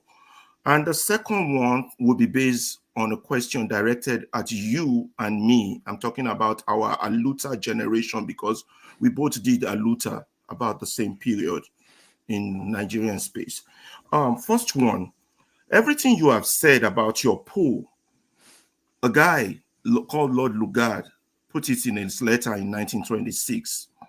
You understand? Unhealthy disregard for fact, and that we don't ask for too much. In his letter, he used the word, we will work for less incentive. That's one, that's what we Nigerians are. And that fact, unhealthy disregard for fact, he talked about how we have little sense of veracity. You know, we change. So, my question is this. We are clamoring for change, that our society is not functioning well. You understand? And the fact that from the beginning, we have an already disregard for fact because we've been calling the wrong things the wrong name. I have to cut you in. What's the question? Go straight to the question. Don't go. I believe that's where I was going. What's Yeah, wrong? no, go straight to it, please. That's where I'm going. I'm going straight to the question. You're taking too long. Can you, moderator, please let me ask the question, please? Yeah. So I was saying before I was interrupted that we've been clamoring for change in our system, but our problem has been how we recognize our problem. We've been calling what we have democracy. And to me, it's nothing but economic sabotage that we call democracy, and a permanent coup d'etat against the masses by the ruling elites, both educated ones and the military.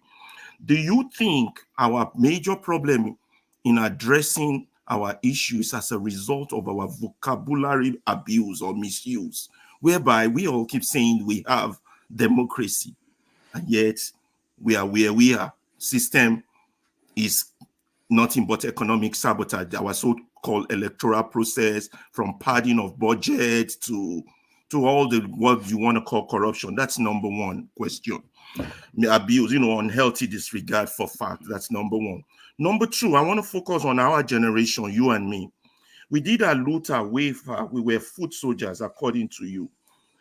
And in part of your statement, you have also said that we don't agree, we tend to disagree on the right strategy. Do you think our progress forward is as a result of our wrong strategy? Because if the likes of Tinubu can reach the masses, and the likes of Malcolm Fabiyi or Showore cannot, with their lofty ideals, it's not what you have to sell or what I have to sell is far better than what Tinubu has to sell to Nigerians, but yet we can reach them. You don't have the number. You're a man of number, a man of science. So do you think? All right. Thank you. Thank you. I think your question is understood. Please. Thank you. Go ahead, sir, and answer the question. I think he has made it clear. No. You're taking too long. Thank you. Go ahead, doctor. Okay. Ferreira, thank you for those observations. So you made a statement which is really important. I think those of us who want to see change in Nigeria, we have failed. We have failed woefully. We have failed in our capacity to engage with our people. We have failed in our capacity to excite them. We have failed to utilize the process that is available to us. And I do think we have a democracy. It's not perfect, but we are the ones who need to find a way to make this thing work for us. So there's something very interesting about the Nigerian political system. It's not a system that's working for the people yet, but it is also a system that lends itself to dynamism. I mean, where are Zikiwe's children today? Where are Awolowo's children? Where are Ojuku's children? Even where are Obasanjo's children? Where are Shagari's children? Where are the children of Jonathan himself? The reason why I'm mentioning these names is that the system is churning, right? We don't live in a place where there is an elite, where a few families produce all the leaders that ever exist, as happens in many countries. There is churn. So even though these parties are completely bereft of ideas and ideals and ideology. The truth is there's a churning, right? The Nigerian system is a dynamic system. You're right. Who is Tinubu? Who was Tinubu? I knew Tinubu when he was a senator. I mean, the guy can't even he can't tell any of us where he's really from, right? But he's our president. We had a guy who told all of us that he didn't have shoes growing up. Good luck, Jonathan. He became president of the country. So the truth is our system's dynamic. But why are we, who believe we have all these ideas and ideals, why do we fail? I think we have... So I think it's for a variety of reasons. Part of it is we divide ourselves too much. So many of us are in the US. Do you think all Democrats believe in the same thing? They don't. There are blue dog Democrats that are as conservative as any Republican on fiscal issues. Then on the other extreme, you have socially conscious Democrats that will sign on to anything that has XYZ attached to it. Then you have run-of-the-middle folks like a Gavin Newsom in California who can rumble with anybody to the left or to the right. There's no perfect system. On the Republican side, you have crazy people on the MAGA side who have very different views about how society would run, to people who you can only describe as, libertarians who don't think government should even exist, to people in the middle who actually believe in fiscal conservatism. Yet they're all part of one party. We can't do it. If I feel differently, if I talk differently to you, I look different to you, I form a new party. I mean, how many parties can we form? How many of us, the things we want, are they not the same thing? Are we not looking for a Nigeria that works? Are we not looking for a Nigeria where your tribe, your ethnicity, your religion doesn't matter? Are we not looking for a Nigeria that is devoid of corruption? We want the same damn thing. So why can't those of us who want... So if we cannot agree within the 10 to 18 parties that we think reflect the people, how on earth are we going to convince 220 million people to follow us? If we cannot leverage the system, right? Yes, elections are rigged, blah, blah, blah. But guess what? On election day, the only place where you can actually tell the real number of votes is in the polling unit. The 180,000 polling units, they will count the votes and they will announce them in each polling unit. So if you leverage that fact and you have agents in each unit and you announce those results in real time and leverage technology, there are ways in which we can break the backs of these people. They have the funds, we have the intellect, but unfortunately, we're not using it. So I think we have democracy. It is now up to us, me, you, to make sure that, we find a way to make this democracy work for us.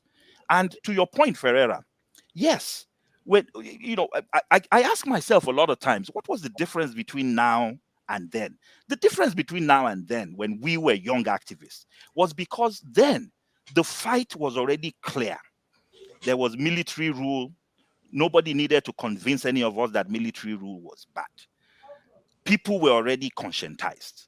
What we were looking for at the time were leaders, right? People who were bold enough to be ready to be rusticated, to be ready to be arrested, to be ready to be shot at. That's who we were looking for, leaders. The difference now is the issues are not clear. We want restructuring. How do you want to restructure? Well, guess what? I'm from Kogi State. I don't want anybody to leave me behind in the north because technically I'm a northerner. So when we're talking restructuring, we all come at it from slightly different angles, right? When we're talking about, so do we have a political system? The answer is yes. Do we have a democracy? Yes. What we're asking for is how do we make sure that we don't have a democracy where our votes don't count, where, people can be, no matter how much people support us, we can be easily rigged out of office. Those are nuanced issues. So it becomes a little difficult for, even when you talk about corruption. Right now, everybody's looking for Yaya Bello. His villagers are hiding him somewhere. This was the man who stole all types of funds and didn't benefit his people. So when it even comes to corruption, we're not united. Because we start saying, why are you looking for my own corrupt guy? When your guy was there and he stole, nobody was looking for him, but now leave my own corrupt guy. And, the fact that you're chasing him means, there must be something about my ethnicity or my religion that you're after, for something as straightforward as this person is corrupt. So it's more nuanced. But I fundamentally believe that our task is to take all of these ideas and ideals that we have and begin to figure out how we coalesce, come together first at the level of organizations, and then begin to find ways of engaging with the people. We know the people want change. We need to figure it out. Thank you. Thank you. Okay, let's move on really quick. The Blackstone. Good evening and greetings to you, Dr. Fabiyi. Thank you for your presentation, and I was able to listen to some of the statistics that you presented or you made, right? In your presentation, you talk about the liberalization of the exchange rate, right, and the market forces. So you said that definitely there's corruption in this exchange market issue, right? So my question is this, right? Why must we have 2 or 3 exchange rate, right? We have the central bank rate, we have the BDC, and we have the parallel market, black market, right? What is the reason, or why must we have different exchange rate, even when it has been liberalized, right? As they said, to be by market forces, but I don't think there's anything like market forces, because the federal government is still backing it up or trying to defend the exchange rate. So why is there such corruption within the exchange rate, the FS market, and why is there not? Why is the government not taking action to stop this corruption within this FS or this area? Because if the central bank give money to the bank, I think the bank sell it to their own agent, the Mala agent, and then they get that. So why is there this? All right. So the second question is this. Yes. Thank you. Yes. Why is there still the Malans by the street? Why is there 2-tier kind of exchange rates? Okay. Yeah. Yes. Yeah. Right. So my second question is this, right? So looking at Nigeria's situation today, what do you think is the single major factor that's actually killing Nigerian development? Okay. Thank you. Thank you very much. So to the first one, so actually I think the exchange rates have actually collapsed. This time last year, or let's say May 29 last year, there were 2 rates, really 2 rates. There was the 550 or 500 naira that the central bank was issuing at. Then there was the 750 naira per dollar in the streets. Today, both the central bank and the parallel market rates have less than, so imagine that change. The difference between what was in the parallel market and the official rate was about 200 on the 550 that the central bank was issuing at. So almost a 40% difference, right? So between those two rates. But today there is probably less than about a 10% difference. The federal government is issuing at about 1,300, 1,400. In the parallel markets is routinely about 1,400. So that was always what they wanted to do, was find a way to close those gaps. I don't know. I actually don't believe that they are able to support the Naira now, for a simple reason that they don't have any money. They were using $18 billion to support the Naira annually before. That's what the shortfall. So on an annual basis, Nigerians, so when you look at our trade balance, we import $70 billion of goods into Nigeria annually. Traditionally, so that is our demand, right? So we demand $70 billion to be able to bring those goods in. But what is our supply? Our supply traditionally was always about 50 to $60 billion. Where did that money come from? We had about $20 billion from oil and about $30 billion from remittances. So the dollars you and I would send home, joined with the monies from oil, provided the 50 billion, but our people needed 70 billion of imports. So that gap was what the government was supporting with $18 billion a year, so that there would be roughly $70 billion of demand for our imports being backed by about $70 billion of supply. The government has no money. They've spent it all. Now they are borrowing, right? They are borrowing. They're borrowing every day. So floating the naira, actually, they had no choice. But when you float a currency, when you leave a currency to market forces, then now you're saying the forces of demand and supply must be balanced. Unfortunately, if you don't, so where is supply from? Supply is what the central bank releases to the markets. So in your supply, you're sending it to banks, as you rightly said, that are not releasing it to people. The banks are round tripping. You have skewed the market. You have made supply artificially low because the people who should be pushing the supply out are keeping it tight. Then on the demand side, people who have no business. So we need 70 billion to import goods. But you know who is buying dollars? Governors with allocations, ministers with allocations. So instead of $70 billion of demand, only God knows what that demand is. Maybe it's over 100 billion. Why? Because people who have no business buying any currency are buying it. They are using it as a store of value. Think about it. If I invest in a business, why should I invest in a business that gives me 10 or 20% when inflation rate is 30%? It means I'm making less. You know, if I make 20% profit in Nigeria today, I have lost money because inflation is 30%.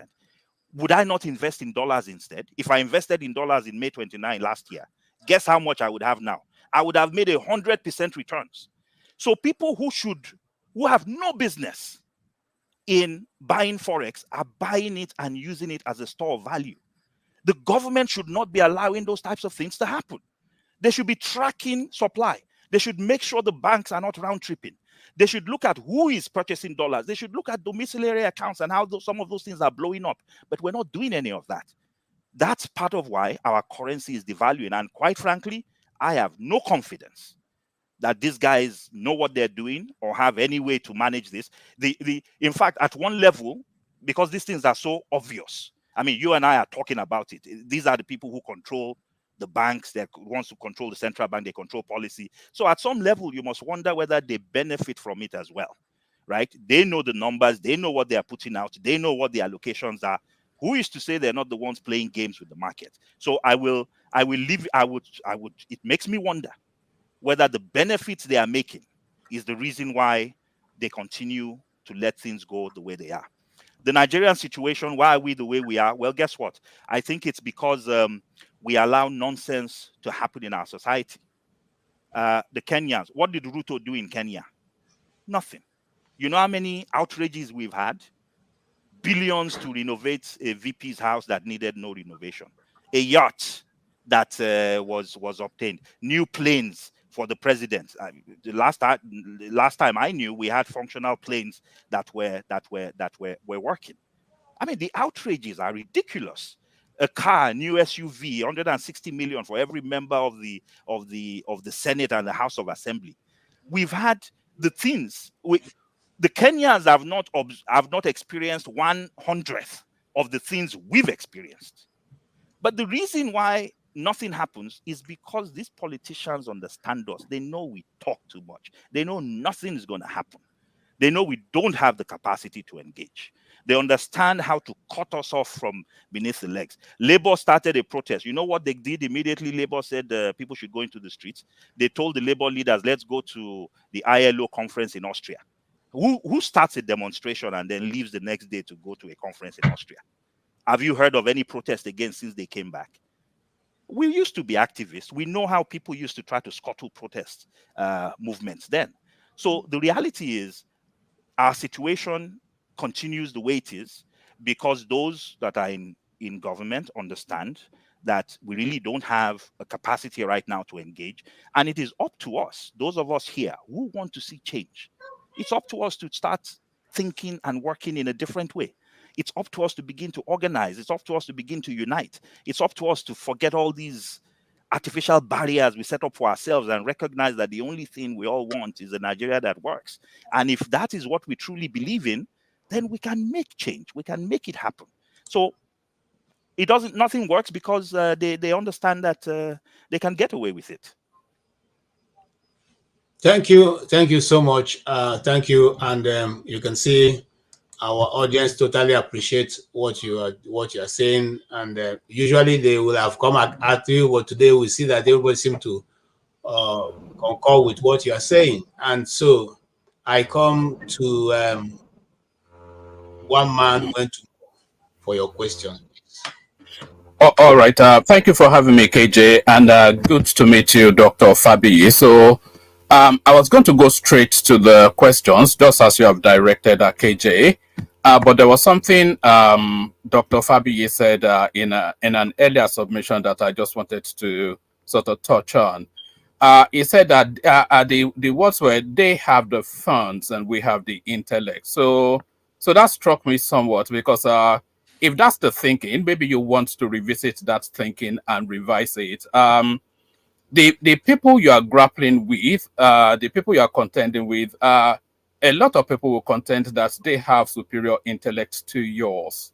A lot of people, they don't go with this agbado. It's not agbado. You know better than, the backdrop of these people is heavy intelligence, heavy education, vast funds, vast experience. So if you don't have a full understanding of who you are grappling with, then I'm not sure how you are going to contend with them. So that struck me somewhat. And the other thing that I wanted to, I've always been befuddled by your space, that space that you occupy, Showore occupies, and that people of that ilk. I've never really fully understood what the objective of your exercise is. Are you after power? Because if you're after power, then the approach seems somewhat wrong. Or are you after sensitization of the people to enlighten them to what their rights are and what their entitlements are? Because if you are after power, then you latch too far to the rest. Power only exchanges hands at the center ground. It's never at the extremes. Power only exchanges hands at the center ground. And your politics seems somewhat far left. So that all that allutism. So I've never really understood if the contention is to govern the country in the manner that you feel that the country is best fit governed, or you are out to sensitize the populace as to their entitlements as citizens. So just the broad strokes of your politics. And just my second question, you were saying that the government in situation, they are never going to land at any port, but the direction of travel of the government in situation seems to be universally agreed, the direction of travel that the country has to follow. So the students' loan, the credit schemes you already agreed that the arbitrage should be removed from the forex space. Everybody is universal on the arbitrage being removed from the fuel subsidy. So I'm not quite sure. Maybe the administration of it is what you're contending with, but in terms of the policy thrust, are you saying that the policy thrust of this present administration that we have in situation is wrong and is the wrong direction for the country? So I hope that's clear, and I'd like your comments. Okay. So thank you very much for those. So let's start with the intellect issue. So all these characters, we know them. We've been working with them for a very long time. There are none of these characters that are unknown to us. But when I say they have the resources and we have the intellect, I say that for a very simple, straightforward reason. If you do have the intellect, then when you manage an economy, that economy should not collapse. That economy should be improving. When you manage, when you do have the intellect, when you take a currency and you say you want to change policy around that currency, which I think is actually a positive thing, then you should make sure that all the necessary controls, making sure supply is streamlined, making sure demand is curtailed and managed, they need to be in place. What is the measure of success? The measure of success for any government is that the people live lives that are better than their lives were yesterday. So I'm sorry, but I make no apologies about it. If you take over leadership of a place and people are suffering today more than they were a year ago, if people's lives are worse now than it was a year or 2 years ago, you're a failure. So, but here's what they have. They do have resources, but at the end of the day, the reality is, what we need to do, I believe, is very straightforward. We have failed, and I've made this point several times already, that sometimes it is that intellect that is our problem, because all of us are experts and we never cede ground to anybody else, right? We're a collection of experts. It's like, there's a joke people make that, everybody wants to be a chief. Nobody wants to be an Indian, the Indians and their chiefs. We all want to be chiefs. We all know too much. We have to learn how to come together. And that is our biggest shortcoming. And until that issue is resolved, and until all of us recognize that we should all be on the same team, then we're going to be, at counter currents to one another. So that's one. Your second question was around, are we after power or are we after change? We're not after power. I'm certainly not after power. I'm after change. I want to see a Nigeria that works. I want to see a Nigeria of my dreams. I was a teenager when I started fighting for Nigeria. I was barely 19 when I went to my first prison cell for Nigeria.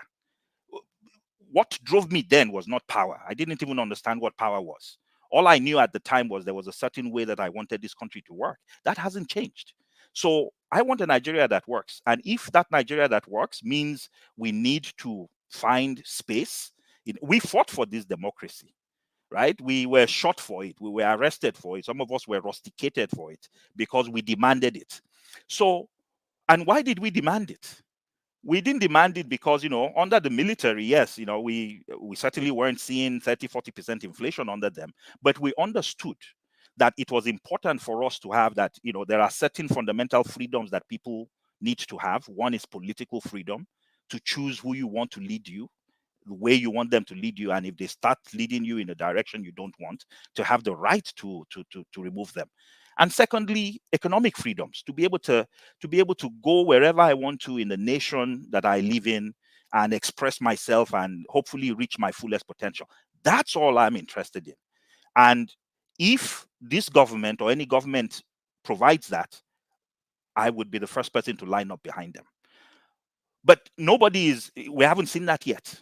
What we're seeing are people who are in power for themselves, to corruptly enrich themselves. So until that day comes, when we see a government that works for the Nigerian people that we can support, what we have to do is, we've come to a place now, I certainly have come to a place where I recognize that, I need to find like-minded people who want to move this nation forward, that we can engage with and work with, and hopefully help birth the type of Nigeria that we are interested in and that we want to see emerge. With regards to your third point about the policy thrust of the administration, I've certainly been very clear. In fact, I've written about it that as far as floating the exchange rate, I've always been a supporter of that. We don't have the funds to support a currency, but you can implement a good policy in a bad way. And I think what this government has done is to implement a good policy in a bad way. I'll give you an example. In the West, when you have high inflation, what do? You jack up interest rates, right? Why do you jack up interest rates? I mean, that's the standard way you do it here in the US. You jack up interest rates because the theory is that the reason why you have high inflation is because there's too much money in circulation. And that too much money in circulation is chasing too few goods. And if it's chasing too few goods, then it's driving up inflation. If I make the interest rates higher, then, by the way, the banks are going to be giving higher interest rates. Therefore, people will pull their money out of the economy and save it in banks, and we will reduce the money supply, and therefore inflation will go down. theory. It works in the West because the average person has money. You think the average Nigerian has anything? The average Nigerian has no savings of any kind. So jacking up interest rates in Nigeria kills the economy. Why? Because it makes interest rates go up without changing the money supply. You know who controls the money supply? It's a few individuals. The governors who get the allocations, the ministers who sit on money, the banks who do round tripping. And there you are, taking policies that make no sense in an economy like Nigeria and applying it. And you tell me those people have intellect? That's nonsense. So we shouldn't be in a situation where we're just, and when you ask them, oh, we just changed, we just did a monetary policy hike. It doesn't make any sense in a place like Nigeria. So when we have people who are implementing policy in ways that make no sense, we have to come out and say, this makes no sense. So we can have good policy. Do we need to float the currency? Yes. Are there better ways to do it? Absolutely. Is inflation an issue? Yes. Are there better ways to tame inflation than this nonsensical copycat approach where you are taking, principles from economies that don't look anywhere like ours and applying it? Absolutely. So they failed in implementing the policies. The policies make sense, but they've completely failed in how they would implement it. And I think we need to call them out for that. Thank you so much. I think that question was well answered. Yeah, if you want me to highlight what you're saying, maybe you need to monetize it. Then that's for Ferrari. Then I'll probably do that. But right now, I think the debate so far, or the guest so far, has distinguished whatever theories they put on ground, and that we're all satisfied with that. Yes, the next person will be Desire. Desire, please go straight to your question. You've heard what we have been discussing. Go on, ask, please. I'm trying as much as possible to cut off, so many commentary that will not, make any change. The question is, ask your question, let the guest answer. Okay. Thank you so much. Okay. Your turn. Thank you. Okay. Thank you, the host, and Dr. Fabiyi. Nice to see you once again after the 2019 vigorous campaign that you did with Showere. We really appreciate you. But my question is this, sir. How do you feel? Just this question. How do you feel when you see Nigerians who openly said to you and Showere during 2019 that you guys have no experience to govern, and turn around in 2024, giving kudos to the Senegal elected president? How do you feel when you see those kind of things? So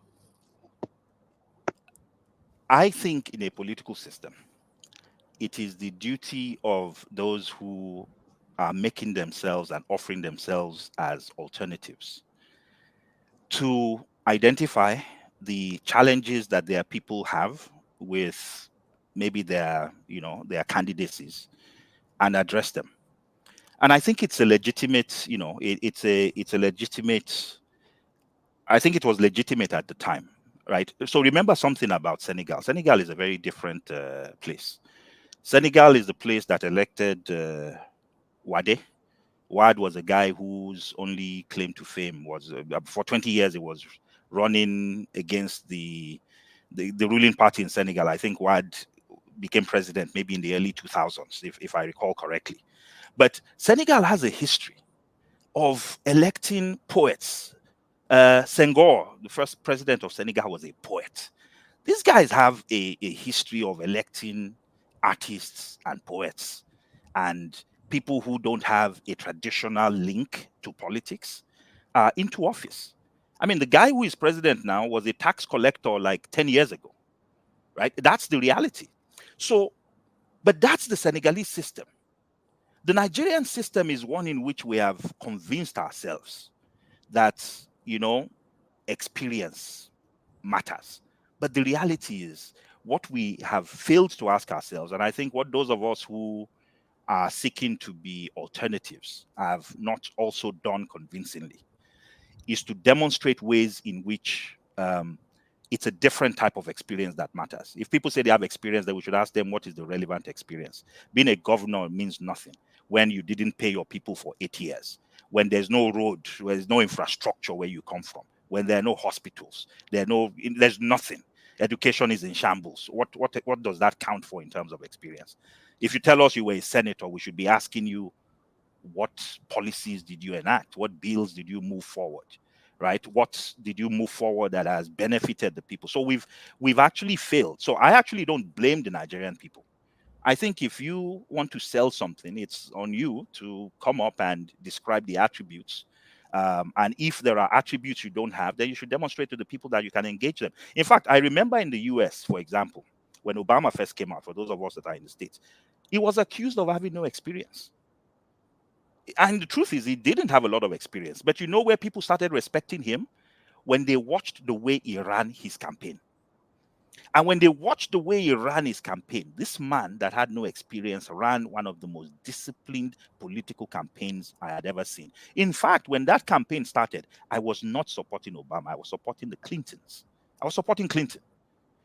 But the man's campaign, the way he ran it, the discipline with which he ran it, the single-mindedness of purpose, the fact that there were no leaks. I mean, which campaign did you ever know of where there were no leaks every day? This man ran an experienced campaign. And part of what that showed us was, wow, this guy might not have had a history of being a governor. He might not have been in the US Senate for decades. But this man has what it takes. He has the mental capacity, the organizational capacity to actually corral something as challenging, as intricate, as delicate, and as consequential as a US presidential election. So have we demonstrated that? My argument would be probably not. If we had the capacity to bring hundreds of thousands of people to the streets, I don't need to be president or governor to be able to encourage people to fight for their rights. We were doing that as students. Have we successfully done that in the last 10 to 20 years? The answer is no. So why should anybody trust us with anything? We've failed. We've completely failed. We've not demonstrated a capacity to lead or corral people in any serious way. So I don't blame the Nigerian people. I think it just tells us we have work to do. I have been involved in the system and the process. There's always, in the last 33 decades, there's been no decade, no period, no time that I've ever relented. But I will also be one of the first people to tell you that there are things I know that we should do that we have not yet done. So there's more work to be done, is all I will say. Okay, thank you so much. Doctor, your time that you gave us is finished. But if you don't mind, I still have just two very important members of the team who are just coming. If you still have more time, we can ask more questions. But if not, I don't know. It's left to you. What do you say? Sure. Yes, I can make myself available for. Okay. All right. Thank you so much. So, Mr. James, let's go from you. Then we'll go to Forefather, and then Christ Embassy. All right. So, Mr. James, your question. Thank you. Can you hear me, please? Yes. Yes. I'm not going to ask a question. I just want to make a statement. Although not all revolutions bring about the desired changes, they will never be, the Nigerian situation will never be resolved without a revolution. That is all I've got to say. Thank you for coming. Thank you, Mr. James. That was short and direct. He said the Nigerian situation has gone to a point where it will need some form of force to force those who are leading or even the followers to get to the point where we can turn around our situation. You may agree, you may not, but the guests have so far been able to distinguish, or rather have been able to make that clear that we need some kind of coming together with a desire in mind to achieve an aim. Be them being driven by the youths or by students or whatever. The question is, we need some form of driver to get us to where we desire to be as a nation. Oh, Father, your turn, sir.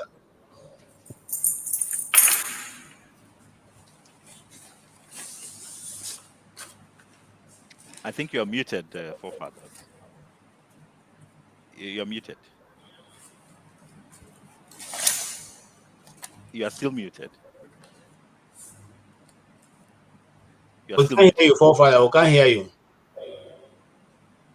It was my audio, it was playing up. All Can you hear right. me now? We can hear you now. Yeah, greetings, Dr. Fabiyi, for coming in. And thank you for having me, KJ. And greetings to everyone on the panel, the chat, and to the viewers.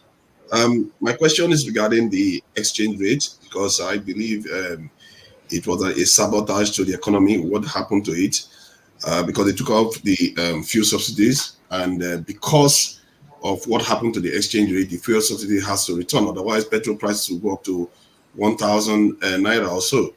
And so the point you were making was that we didn't have much of a choice than to float the currency, because we had a demand of 70 billion US dollars, while we only had exports of or foreign earnings of $50 billion, which was a $20 billion shortfall.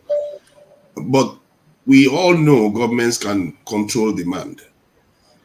I often give this example about a family. When you don't have the resources to buy something, is it not common sense that the family reins in the demand for certain items that they cannot afford? So why is it that our government and economists are not advising our government to rein in the demand for the foreign currency?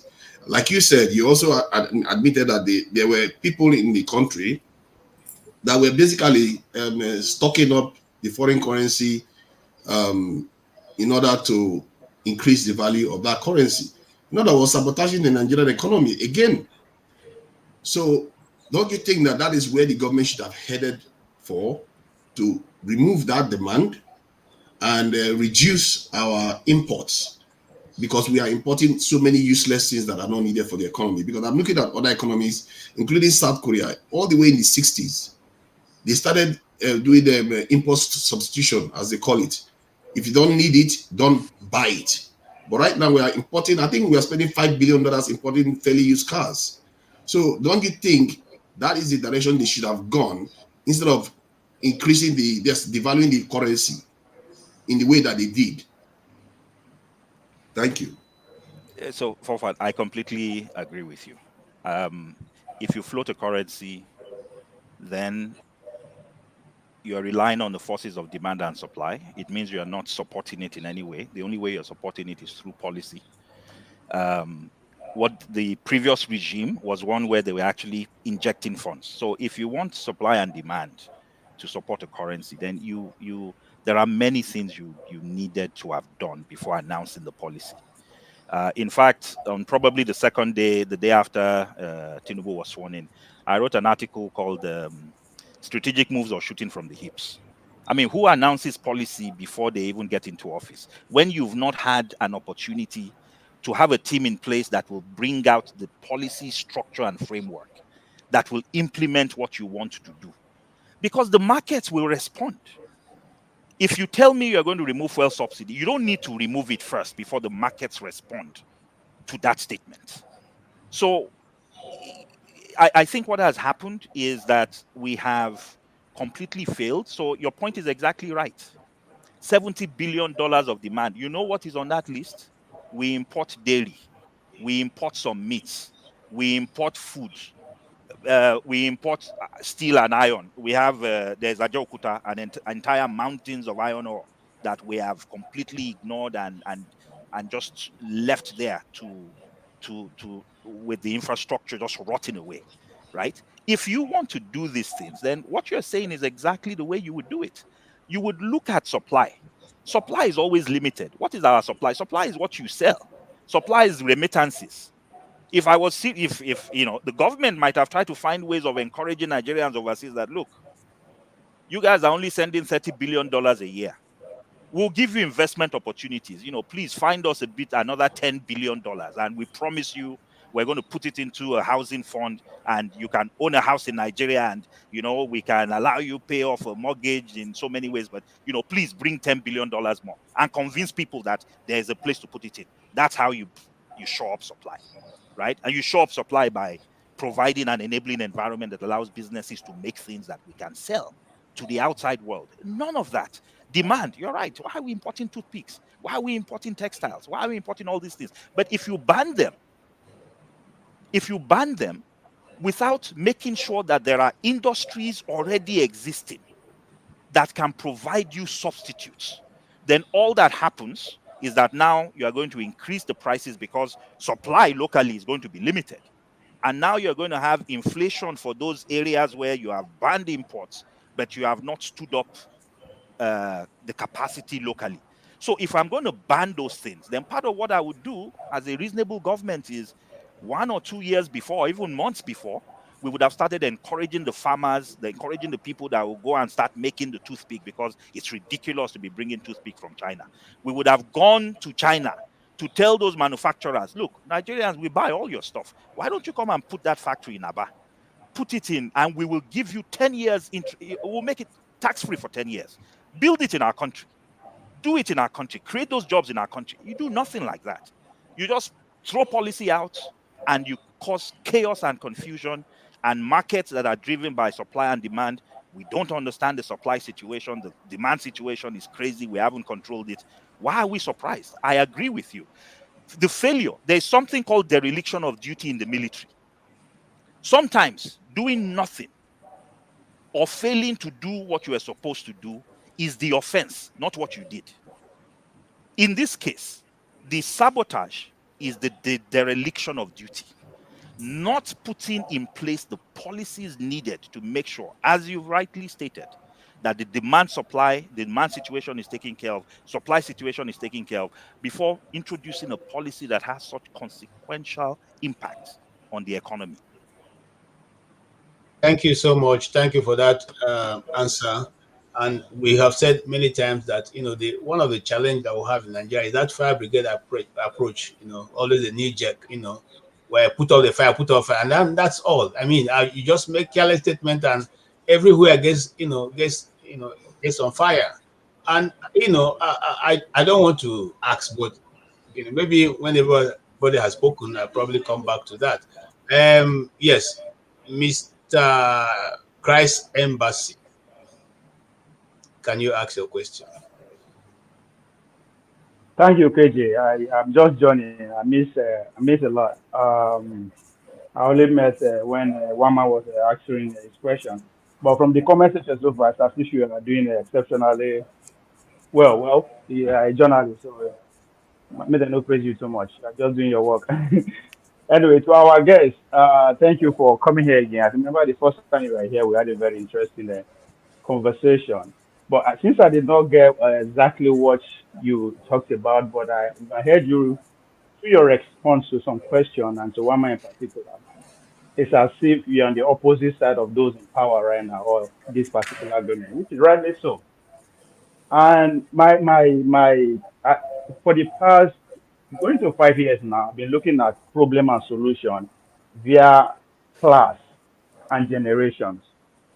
And from your look, right? My question is 2 in 1, please. From your look, I know you are not a Gen Z or a millennial, but at the same time, you are not there. So you belong to those groups who are actually looking forward to getting to power now. And I appreciate when one man asks you, are you looking for power or change? But that is by the case. And again, not to downplay you. From looking at you, you are individually you are very successful. But generational wise, I think you guys have failed. Now, yeah, this is where I'm coming from. I say you guys have failed because for the past 2 years, especially the Gen Zs, they have actually demonstrated what they can do, what is expected of them. The raw energy that they possess, they are showing it in out every day, every week, every month. Yes, the intellectuals and every other person come hard at them, that they're not organized, they're very disrespectful and all that. That's accepted. Again, responding to one man question, you made mention of that you are not after power but change, that spark came in you when you were 19, that you wanted. So you had experience in terms of agitation and all that. And by the look of it, that I want to believe that you're economically Sorry, you're breaking. You're breaking. We can't hear all you're saying. so goes. Hello. Can you hear me now? Sorry. Can you hear me now? Ask the question, yes, because just ask the question so yes. Respond to it. So what is wrong? Why is it so hard that your generation could not put that experience and the economy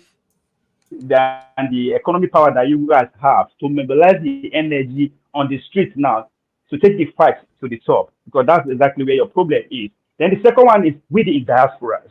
For the past 2 years, I've been crossing the length and breadth of America, city to city, state by state, event by event. I put Crash Embassy for a reason, because I'm actually just coming for Crash Embassy. I've not been to church for the past, 5-10 years, but I went there for a reason. I am testing the pulse of the Nigerian diasporas. If actually they have a solution, or they actually mean well for the country that gave them so much. But I'll put it to you today. 2 out of every 3 Nigerian diaspora don't care about Nigeria. Why? Because they are not encouraging their kids or educating their kids to either go back tomorrow to do something about that, because they are failed. So that's my question. Your generation and we in diaspora, what's our problem? The young people need us to get things done. All right. Sir, your response. Yes, we have failed, but it's not just my generation. So I'm in my early 50s. My generation has failed. The 40-year-olds have failed. The 30-year-olds have failed. The 20 to 30-year-olds showed us in 2 weeks in October 2020 that they have a capacity, the same capacity that Nigeria's young people have had for decades, the same capacity we showed about 3 decades ago when we were their age. So we've all demonstrated that we still have it within us to bring fire to the streets if fire is what is needed. But you made an important point, which is we have failed. Why is it that everybody wants change, yet for some reason we've not been able to encourage to kind of mobilize this change? For all of the noise we made in the 2023 elections, only 22 million people voted. Only 22 million. Let's forget who rigged. Let's forget who didn't rig. 22 million people voted out of 220 million people, 10%. The average across most countries worldwide is about 50-60%. And I know people will say, oh, people were afraid that their votes would not count. So freaking what? So what? The fact that I think a woman is going to turn me down, is it going to stop me from going ahead and talking to somebody that I like? The fact that I had a car accident, does it mean I'll never drive a car again? So we use all these silly excuses, these things that make no sense. My votes won't count. Then you make your damn vote count. We make it count. You think they don't rig elections in Senegal? They don't rig elections in Ghana? Is Trump not claiming elections were rigged here? Yet, just 12 hours, standing in a line for 12 hours for a country you love, 90% of us can't do it. We're not serious. We're not. So what is the difference? I think this is part of the difference. I think it was easy in our time. We did a lot of protest in our time. NSAS happened almost every 3 months in our time. I am proud that I wear battle scars. I have been tortured. I have spent 30 days straight in a detention. I have been rusticated, all that stuff. We experienced it. But you know what? It was easier in our time. You know why? Because we did not need to mobilize that much. Because people were already mobilized. And I made the case earlier that at the time, what people were looking for in our time were leaders. They were not looking for people to tell them that there was something wrong in society. They were looking for people to lead them. Now, we do not have the same understanding of the pain that is happening in this country. So mobilization is needed. We no longer know how to mobilize. We started with the question of polling. 92% of Nigerians think there should be something should be done about a minimum wage. Labor called protests. You know how many people came out? Not up to 5,000 nationwide. Yet, talk to any Nigerian that is in Nigeria and ask them. What they are saying, you know, it's reflective of what the polling is. Is corruption an issue? Yes. Tell Nigerians, call a protest tomorrow on the issue of corruption and tell me whether you find 5,000 people. So the reality is that it is not enough for people to feel a certain way.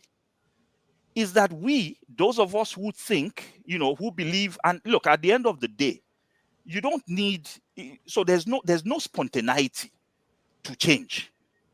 Everybody might feel like they want change, but you need somebody who is going to bail the cat. You need some people that are going to go out and remind people of why, you know, we need to do something about this, why we need to come out of our comfort zones, why we need to be on the streets, why we need to be leafleteering, why we need to engage, why we need to come out, why we need to vote, even if we think our votes may not count, right? Why we need to make those sacrifices, right? Why 6 hours or 8 hours or 10 hours of your day standing in line, if to do nothing other than to demonstrate that, look, there are more of us than there are of you. We have to learn how to do that. It's not everything that must be, this is the cost and this is the benefit. Is it too much to ask that you stand in line for 12 hours, even if your vote won't count? You think if people see 50% of Nigerians lining up behind somebody, you think they will be bold enough to try to take that away from the people? No. So we have failed. My generation has failed. The one before me failed. The young people we've all failed.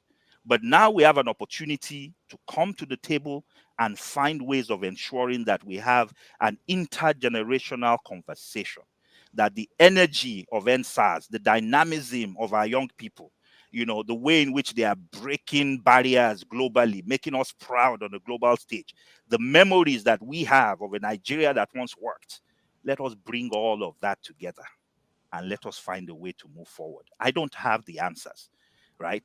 I'm also still struggling to find the answers, but you know, let's start working together.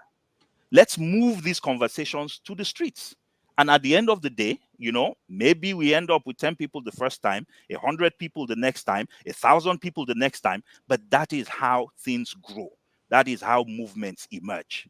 They start with a trickle, and then they begin, you know, people, you know, when people see action, they gravitate towards it. We haven't done anything yet. We're just verbalizing.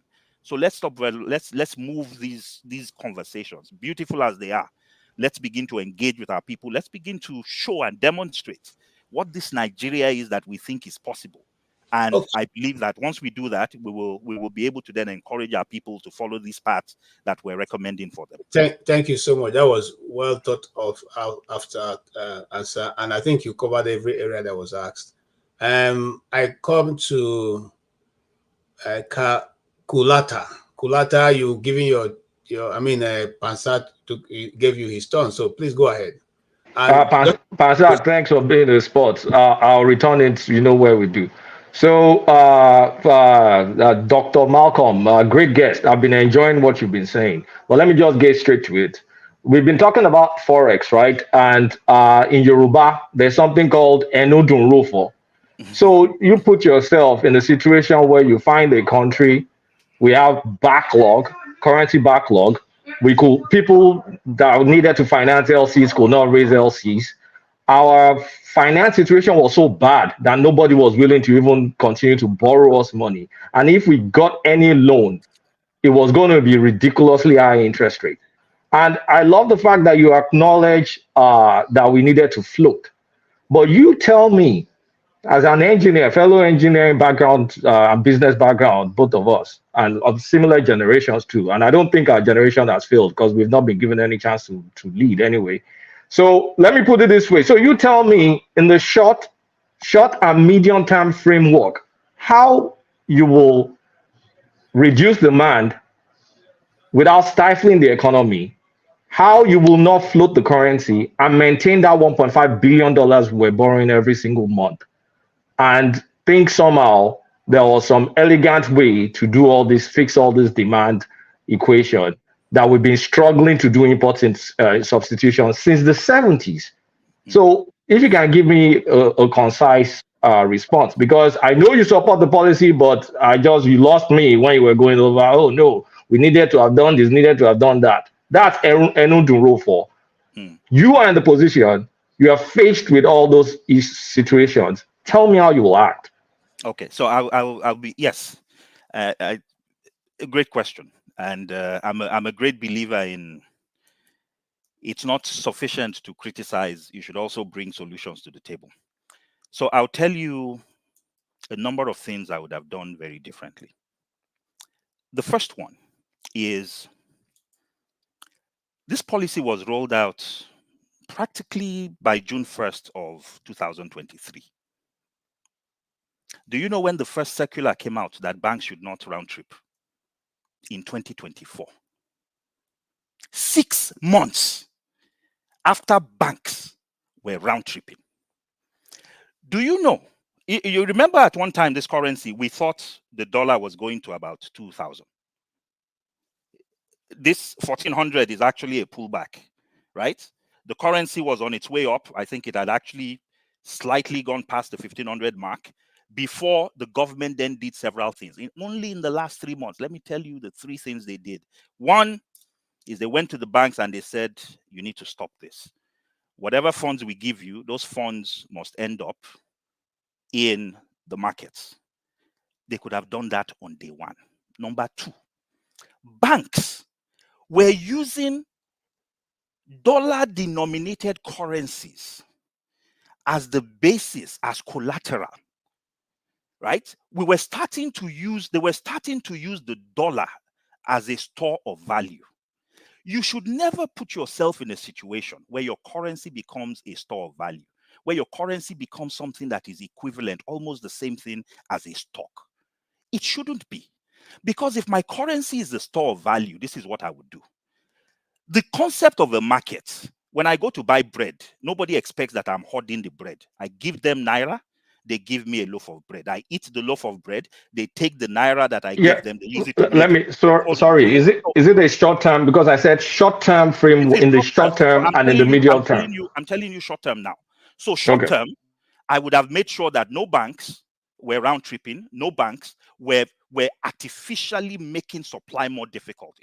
I'm giving the banks and I'm telling the banks, you're the one that will be pushing it out. People are going to come to you to raise LCs, give them funds. That's what they do. That's short term. But the banks were not doing that. They were not giving legitimate business people the monies. They were using the money. They were basically round tripping, playing games with Forex. Number 2, why would I take 2 trillion, give it to governors, tell them this is for federal allocations, and then do nothing when those governors turn around, take 2 trillion and use it to buy Forex? It means you have created a demand that did not exist. You've now increased this is short term. I'm talking short term. I've not even gotten to medium term now. So 1, on the supply side, I would not let banks play the games they played. 2, I would not take fiscal policy, fiscal incentives like FAC allocations and allow governors and ministers to do what they did. Because that how could you have stopped governors though? You could have stopped them. You could have simply said, how? So here's what you could have done. I would not give you $2 trillion, 2 trillion naira, sorry. What I would do is I would not even make any actual monies available. Bring the projects you want to pay for, and we will pay for the projects directly. But that's not constitutional. That's not constitutional. No, there's nothing in the constitution. It's not. But the point you are making, so you are asking me to give you measures. I'm telling you those measures. These are emergency measures. Your economy is about to collapse. So you're going to sit down having conversations about, is it constitutional? A lot of the things that this government is doing, are there constitutional basis for some of it? So the bottom line is you are bringing in a new policy that is fundamentally reshaping the economy. It's affecting supply, it's affecting demand. There are many things they could have done. Many things they didn't do. They allowed the naira to be a store of value. They did not stop banks from basically doing round tripping. They allowed all types of people, both, allocations, people were playing up games with allocations. The domiciliary accounts, I'm sure you know that in the last year alone, the amount of dollars in domiciliary accounts increased by 30 billion. Where do you think that comes from? It is from people buying up dollars and refusing to do anything with it because they believe the dollar is a store of value. And it makes sense because a year ago, the naira to the dollar was 750. If I invested 100, if I put in money into dollars last year, guess what? I would have made 100% profit as of today. And that's what people were doing. Nigerians are not fools.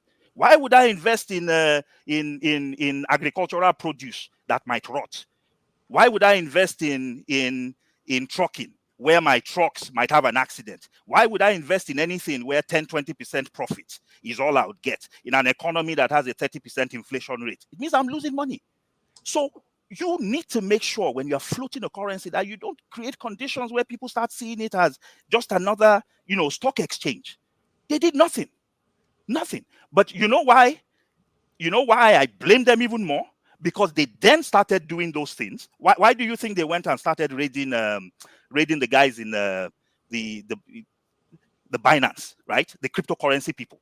Because when they started closing down the outlets through banks, people now started finding alternative ways to start trading currencies on some of these unregulated platforms. That's the reason why we arrested the Binance people.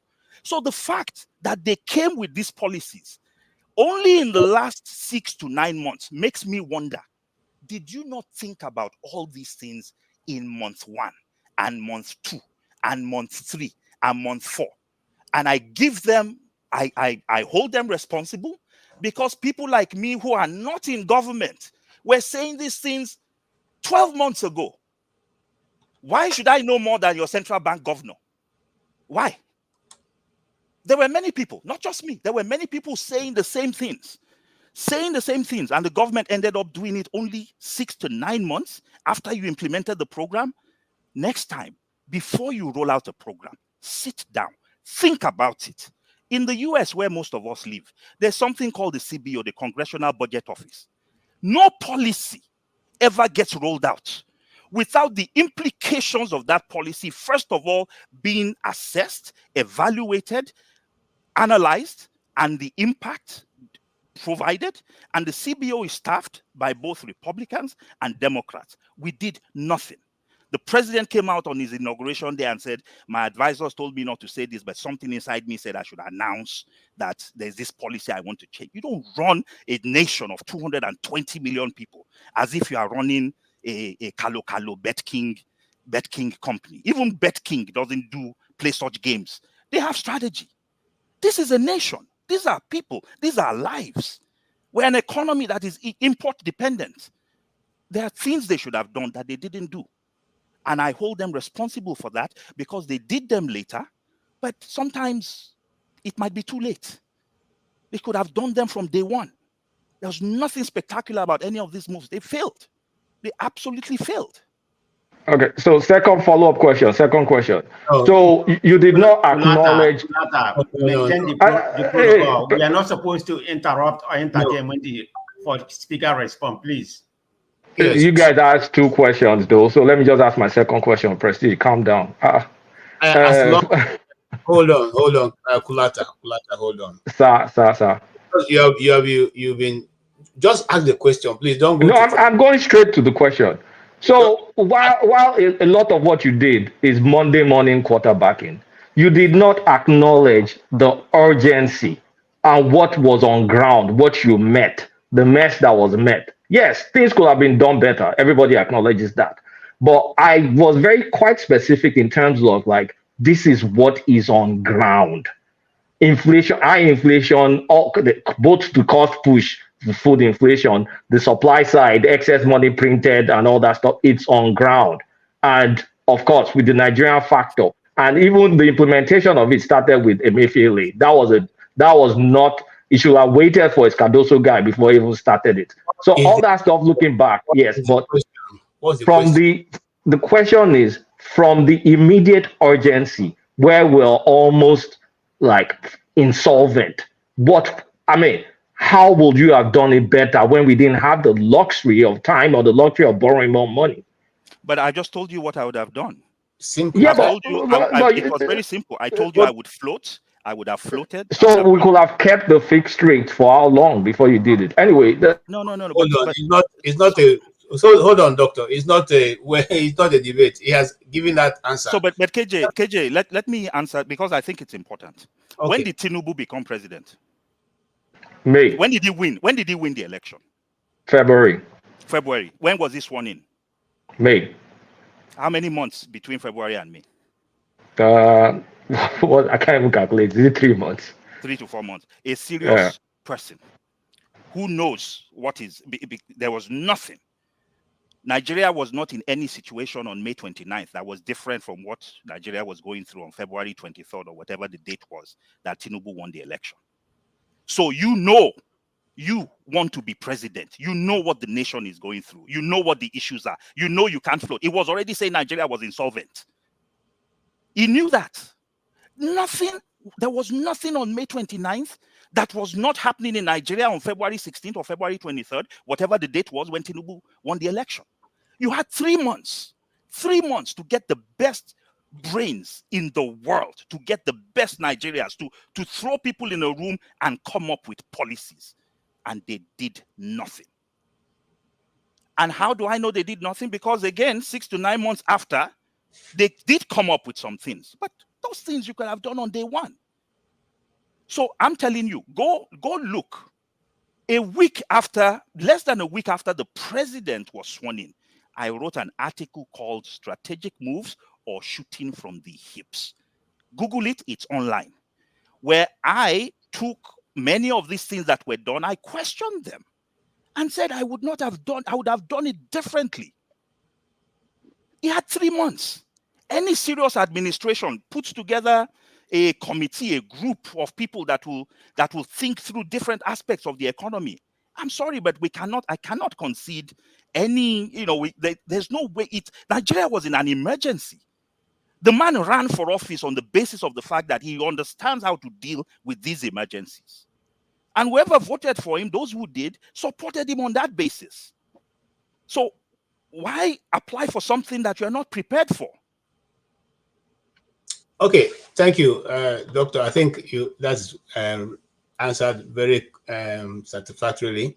I will also say that there's what you call a transition committee when you win that you put into place to assess situation you are going to meet and provide solution even before you get to the office. So what were those transition committee doing that they didn't fully brief the man who is going to take over the saddle that these are things that need to be done immediately and until we got to this point? And I think so.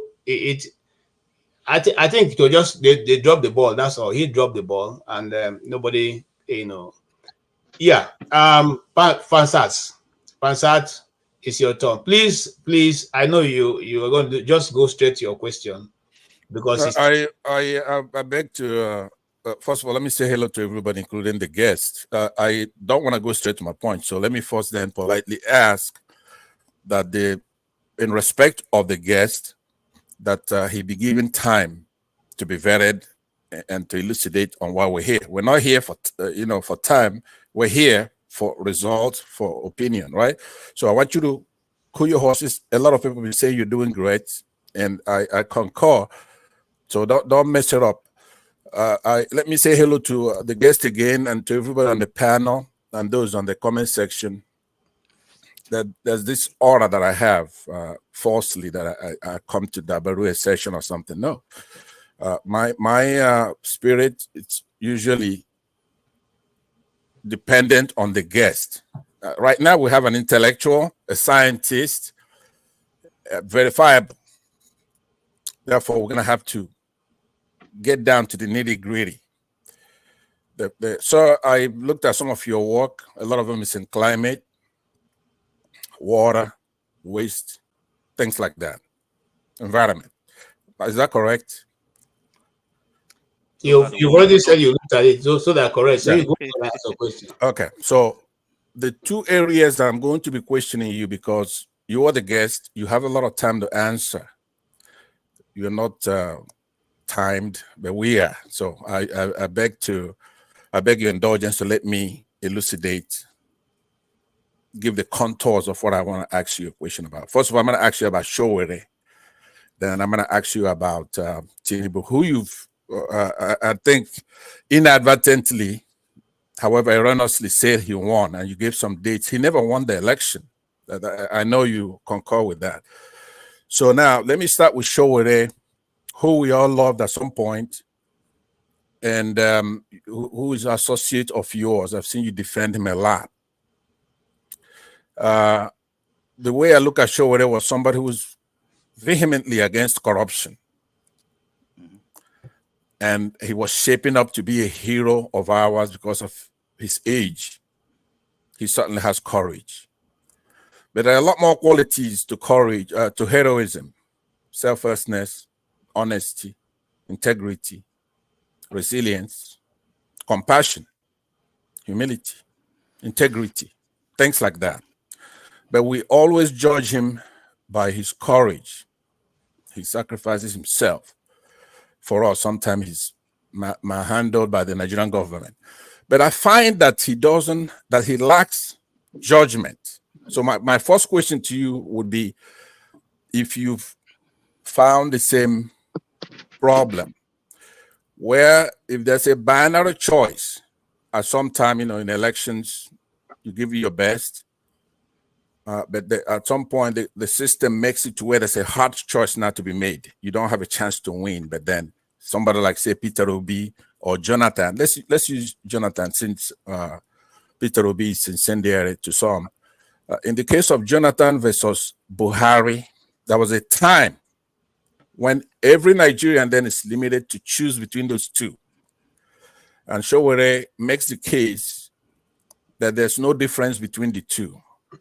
First, let me ask you, if you go back to that 2015 election, do you think there's no difference between Buhari and Jonathan?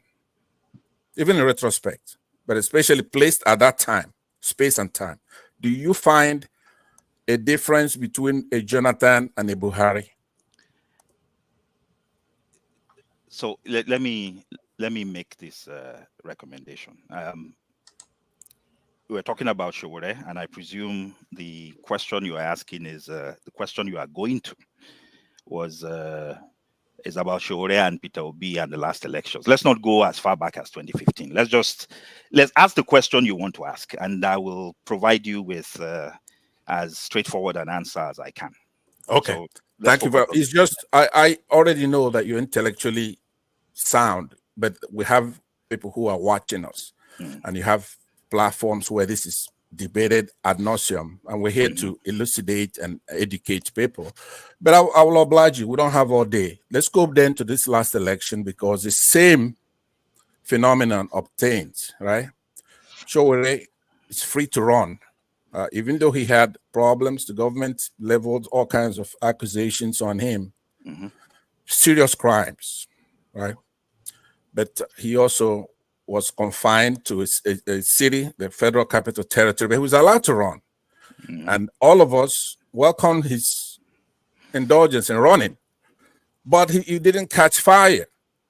You had Peter Obi come emerge as the people's favorite, the people's choice in that election. So at some point, Showore should have known with sound judgment that he's not going to win. So he refused to choose sides between Tinubu, Buhari, and Peter Obi. And when pressed, said, why? But why? He says, because Peter Obi used to belong in the PDP. Okay. As his main reason. That is the same people that they want to take away from. And then that's where now I ask you. Okay. Do you agree with that? Do you see that as a flaw in judgment? I don't know if you understand. Okay, so yeah. I hear you. Is it a flaw in Showore's judgment that he did not support Peter Obi when it appeared that Peter Obi had the momentum, and therefore it just made sense that if you want change, then you should have supported Peter Obi? I guess that's your question. Yeah, with emphasis on the fact that his reason for it. Now, if he was that Peter Obi used to be in the PDP? Right.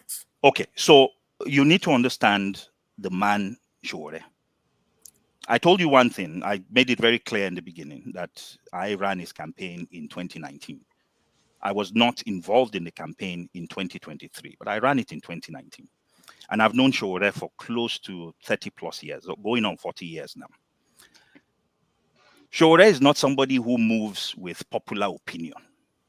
It did not start today. That is who the guy is. Yes, many of us youth and students were involved in the struggle for democracy. But if there's one person that I think ranks above all of us, you know, we all suffered for it. I spent a month in detention on that issue. Sowore probably more than anybody else, at least for my generation, in terms of we were fighting for democracy. We took the June 12. When June 12 happened, Sowore was president of the University of Lagos Students Union.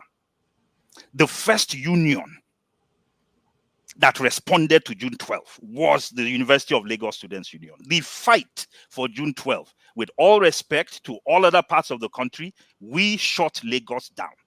And we made sure the Lagos, you know, the University of Lagos Students Union was at the forefront, at the epicenter of the continuance of the National Organization of Nigerian Students, National Association, NANS, continuing the struggle. We know what we did in order for NANS to continue.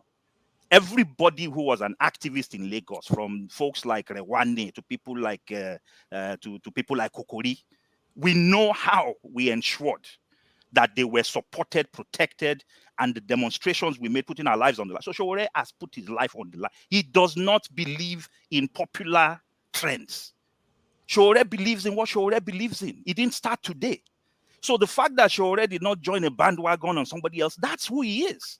And guess what? In 2019, when we ran, the people we were running against on the PDP side was Atiku and Peter Obi. So let me ask you, when Atiku was running in 2019, I know that what we were against at the time was Atiku could not even visit the US. He needed a special permission to come to the US because he was accused of fraud here. Would you say Peter Obi, hold on, would you say Peter had that his judgment was faulty for agreeing to be Atiku's VP? So let's not argue. Let's not argue about this. Let me tell you this. So here's what I'll say. What I'll say. There is enough to go around. If what we want to start saying is somebody has an error of judgment or somebody did this or somebody did that. Sowore has two simple principles. Sometimes I agree with them, sometimes I don't. Part of why I didn't run his election and was not involved in 2023 was even he and I, that are friends, also disagree. Okay, but great. So let's leave those issues. No, hold on, please. Enough to go around. No, I understand. By the way, as you know, we have limited time on this side, right? But first of all, you actually went to what I wanted to know. You do find that his judgment is not perfect. You know, bearing in mind that perfection is achieved not just when there is nothing more to add to somebody, right? In this case, but when there's nothing left to take away, you have made the point that there's something to be taken away from his stuff, right? He needs to be a little bit more able to working with others, and I bet you that's one of the things you may find here. It's an issue we have in the movement. Exactly. Right? Okay. And one of the reasons why we have not been successful, and we've had conversations about that, we have to learn to work together. And if we're working together, there is no perfect person, there's no perfect individual. We just have to ask ourselves fundamental questions. Right. How can we work together to ensure that we birth this Nigeria we all want? And it might mean that there are certain things that we would, ordinarily not do if everything relied on only one person and only one idea. We have to learn to work together. And that is a fundamental challenge, a fundamental issue. It's the reason why we have not been successful. We have to crack that issue. Exactly. And by the way, like I said, you're an intellectual and cognitive, as you just said, you're rational here, conceptual. And I want you to take that back to him. What's inflated too much gets to burst into fragments when it's too inflated, it's including ego. I would say that Peter Obi, now let me say why I'm saying that. Peter Obi is probably the best we've produced in Africa. the best by far. He's a humble man. He's not corrupt. Even in the colloquial sense that we talk about corruption, you begin to floor yourself when you even grimace at that statement. It's an absolute statement. It's a humble man. He's not corruptible. Not only is he not corrupt, he's incorruptible. And he studied Nigeria. He knows what the issues are, what the problems are. He put himself in the ring. He's accessible. If Shore cannot work with P2B, then he's absolutely no good. Something is the matter. It goes beyond the judgment thing that I was talking about in 2015, right? And to some degree 2019, because the reason you're giving now this is not to you, sir, Mr. Fabiyi. Here's the problem I find with your comments so far. You said that Peter Obi ran with Atiku. The nature of our political system for journalists such as KJ here, Showore, who are not really, in the case of Showore, he's not trained to be a journalist. He's a digital journalist, and that's acceptable to me. The law, the constitution determines who is eligible to run. That post, president and the vice president, is bifurcated, but they each stand on their own. They're to be elected. It is the role of our shambolic INEC to qualify somebody to run. If INEC qualifies Atiku and Peter Obi to run in that PDP, it's not up to Peter Obi to say, hey, look, Atiku, I'm not going to run with you. It's not his role. It's not the role of a journalist, which is another mistake that Showore makes, is to determine who's guilty or not guilty. That's not the role of a journalist. Even if you see somebody take $100 and put in their pocket from the public till, you're supposed to allege it. You're not supposed to say for sure he did it. All right, sir. So you have to have somebody convicted beyond a reasonable doubt to a moral certainty before you make those hard choices. I really wanted to get in to more substantive issues with Dr. Fabiyi. I think we have endorsed you. When we come around again, then we're going to talk about the real issues. Right. I haven't talked about Tinubu. As I said, I'm going to talk about Showore and Tinubu. And now, what kind of platform is it that's going to talk about Showore and not talk about Tinubu? We have to talk about the president. Not a problem. We just beginning, Mr. Fansad, and I thank you for the question you've asked and your contribution also. I just wanted that to be, to be in, so that many of your admirers are just harassing me that I should let you talk. So, and it's okay. You done, your contributions are well valid. Sir, your time is fast spent. Are you still on with us, or do we take? Because I have one more guest. But it depends on what you want to do. So let's take one more guest, and then unfortunately I would have to. Okay. Yes. All right. Thank you. Etc. That Century. Yes, please go ahead with your question. Hello, everyone.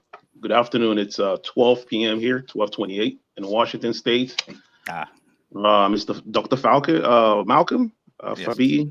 Yeah, I see your name correctly. Dr. Malcolm. Yeah, I have a question. You said something about the round tripping by financial institutions, and I want to know, like, how do financial institutions do round tripping? I understand round tripping in corporations, like big corporations, sending money out and then getting it back, to create an illusion of transactions, right? But I don't know, how does financial institutions do round tripping? How is that possible with the financial institutions? I am the CBN. I want to put $1 billion into the economy. Yeah. And I make $100 million available to 10 banks. In theory, legitimate business people, companies, people who want to raise LCs, come to the bank. And the bank then takes that $100 million and gives it to legitimate people wanting to make legitimate purchases. But that doesn't happen. So what would happen is, I give $100 million to the bank. The bank, the MD and everybody else in the bank find their friends, because they know. So the government is giving you these funds at what everybody understands is a reasonable market rate, right? They're giving it to you, the expectation. You're buying it from the government at a certain price. Let's say 1,000 naira to the dollar. So you get so you give the dollars not to legitimate business people. You actually take those dollars and you give it to your cronies, you give it to your friends, you give it to your, to people within your control. They are working for you. And then you take those funds, you use that to, so you basically turn around with those funds. You know what it sells for in the main market. So I buy up the dollars, I hold up the dollars, I distribute it to these folks. It never gets to the market. They own it. They give me the 1,000 or 1,100 naira, right? My expectation is that someday this exchange rate might get to maybe 2,000, or that it might get to 1,500. But I have been given the funds. They give me the equivalent of 1,100. I'm the bank. I just turn monies that I already own. I make it available to these guys. They buy it with my own funds. They've just nothing leaves the bank, right? Nothing goes out. All the funds are just moved from one account to the other. But guess who suffers? The business people who needed to raise LCs, the people who needed to get the dollars to buy funds, to go pay for their children's school fees and things like that. That money never leaves. So how does it affect our economy? Well, our assumption about dollar supply was that there was $1 billion that was entering into the market that people could go buy. It turns out there is no $1 billion. It turns out maybe only $200 million would end up in the market space. I have now artificially reduced supply, and I have also artificially increased demand because the people who bought the dollars have no intention of selling those things to anybody for a long period of time. It is for them, it's an investment. They're going to hold on to it and wait for the currency to rise. And if it takes them 6 months or a year, it is 6 months to 1 year that this money could have been moving within the economy, that it isn't. So that's how the round tripping works. It's the funds get released. It's not theirs to begin with. They find ways to buy it up at a lower rate and hold on to it, expecting that rate to increase. Okay, so I mean, your explanation it's really good, but it doesn't complete the round tripping, because in a round trip situation, right, the money needs to come back to the bank. Perhaps they will sell it to the bank at the original rate. That will complete the round tripping. I mean, what you described. Maybe all they do is a trip. So maybe they don't round trip. It's a single trip. It's a trip, right? That's right. That's right. But So, but the notion. So maybe the use of the word round tripping is actually that's the word we call it in Nigeria, round tripping. So that's the way we describe these things in the country. But the notion really is it's transactions that support no transactions. Yeah. Right. Yeah. That makes sense. Thanks for clearing that up for me. Okay. And also, like, what I want to say is, like, a few days ago, because my dad is still in Nigeria, right? And he has asthma, right? And he's asthmatic. So he was complaining about the pollution, the air quality in the city where he lives. He lives in Aba, right? And I was telling him that, due to the scarcity with electricity there, a lot of people are using generators, and that generator is creating fumes that actually pollutes the air and messing up the air quality, right? And this will create a problem health-wise, especially for children, for little kids growing up. They might, grow up with respiratory problems, and these type of problems. I was thinking, what can we do to mitigate this type of problem? We don't have to go through the government. For instance, I proposed, like, we need seeing like climate change issues. We need to meet nature where it's at. Like most of the cities in Nigeria, we don't have greeneries, right? I mean, you live in the United States here in Washington State. If you come into my area, there's a lot of green environment. There's a lot of trees everywhere. In cities like Aba, right, they don't have those greeneries. And I think it has to do with our people not being educated on how these things work, right? If we have trees in our cities, it could help take out this carbon dioxide, right, from the air, and actually help cleanse our air. Since, the need, the electrical need requires that they use generators, so they can't help it. But they need to find a way to mitigate the after effect, the side effects of using, excessive generators and creating excess carbon, right? All right. So let me actually, it's actually a topic that's very dear to my heart. So I'm glad you raised the issue. But I think there are actually certain things happening now in Nigeria that might be encouraging. So we know we have significant issues with power. We have 5,000 megawatts. It's a country of 220 million people. South Africa has 50 million people. They have 50,000 megawatts, right? So 50 million people, 50,000 megawatts, 200 million people, 5,000 megawatts.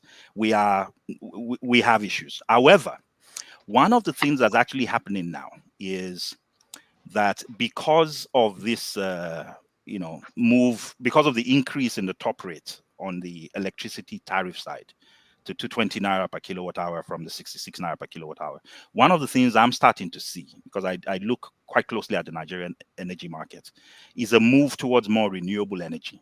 So firstly, the government's policy is centered around gas, not coal, not diesel, for power.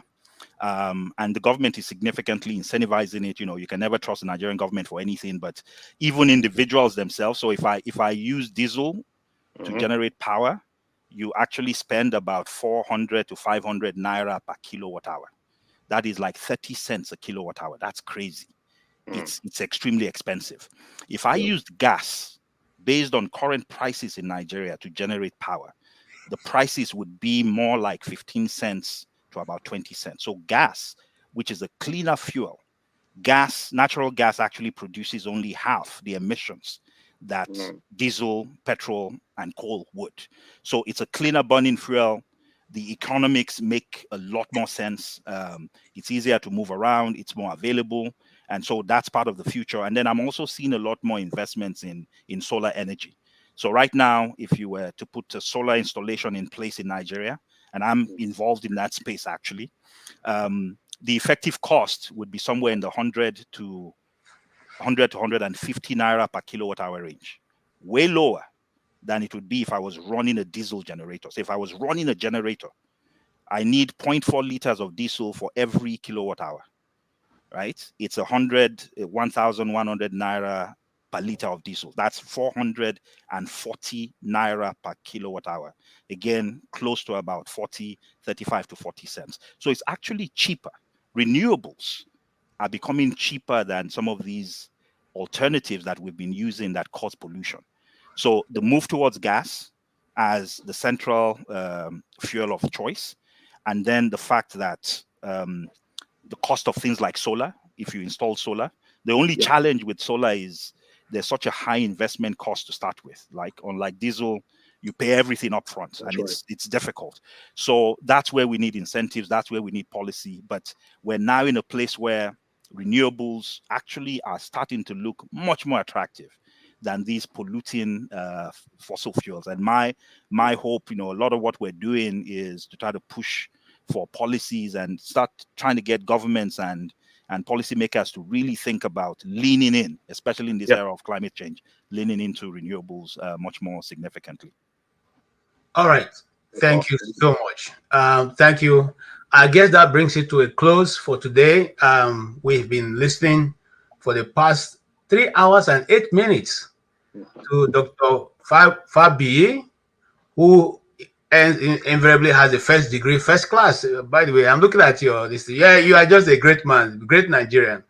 He has a first class in chemistry engineering, has a PhD from University of Lagos, and also went to the your PhD is from Cambridge, right? Yes, from Cambridge. From Cambridge, and then also a BA as a master's in business administration from Chicago Booth School. So he's been everywhere. He is an expert in waste management, and that's why when we started the program, we said, why is Nigeria not tapping to this resource that we have, our own who can help us mobilize all the waste in Nigeria and turn it to wealth. And so these are the calibers of Nigerians that we have all around the world. The government knows they are there. People know they are there. I don't know what's holding us from using them. You see, so thank you very much, sir. We've truly had a good time. And we pray that you come again. We'll be able to touch other areas we're not able to reach today. But I think everyone had enjoyed, or have so far enjoyed your explanations and discussion. We thank you, sir. Thank you so much, KJ, for hosting, and my thanks to everybody, all the folks in the room here, and all the folks that were listening. And my hope and aspiration is that we find ways to move that nation forward, and let's join hands to make that happen. Thank you. Thank you, sir. Thank you. We appreciate it. So we will let Doctor go, and we'll all come back to discuss. And so after the commercial, we'll come back, and then we can have more discussion. Thank you very much, sir, and God be with you, sir. Thank you. Thank you so much for watching. Thank you. Have you subscribed? Yes, you. Have you subscribed? You. Yeah, before you go, click. It's free. Click. Just that's it. Have you subscribed? You're laughing. Have you subscribed? Have you subscribed? Thank you. Thank you. Thank you. Hey, madam, thank you so much. I can see you. I can see you. We have to get to 100,000 subscribers. By the end of the year, how are we going to do that if you don't subscribe? Yes, you. Yes, you're about to click off. Why? Have you subscribed? It's free. If you don't, ask your son, ask your daughter how to. Just one click. Thank you. Thank you. I see you. Aha. Thank you very much. Thank you very much. I'll see you tomorrow.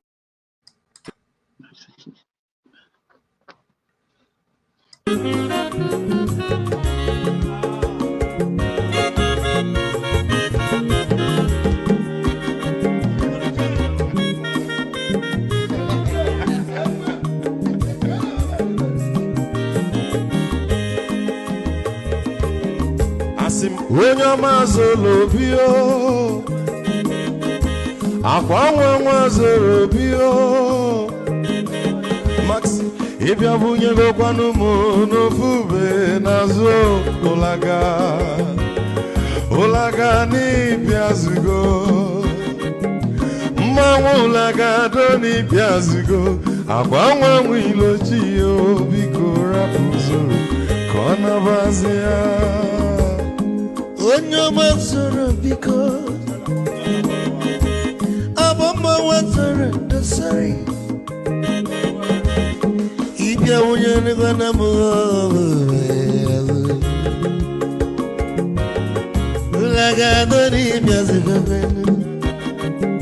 mo ulaga dori biazigo abamba wilo chilo bigora buzoro ona wazia. Mazi weko odogu no kwerezu nka onyomo ni gadele mo mazi ni mazi ibugo with melody. Come on, master, bro, you know one dance. A lot of people want dance. Master know the dance.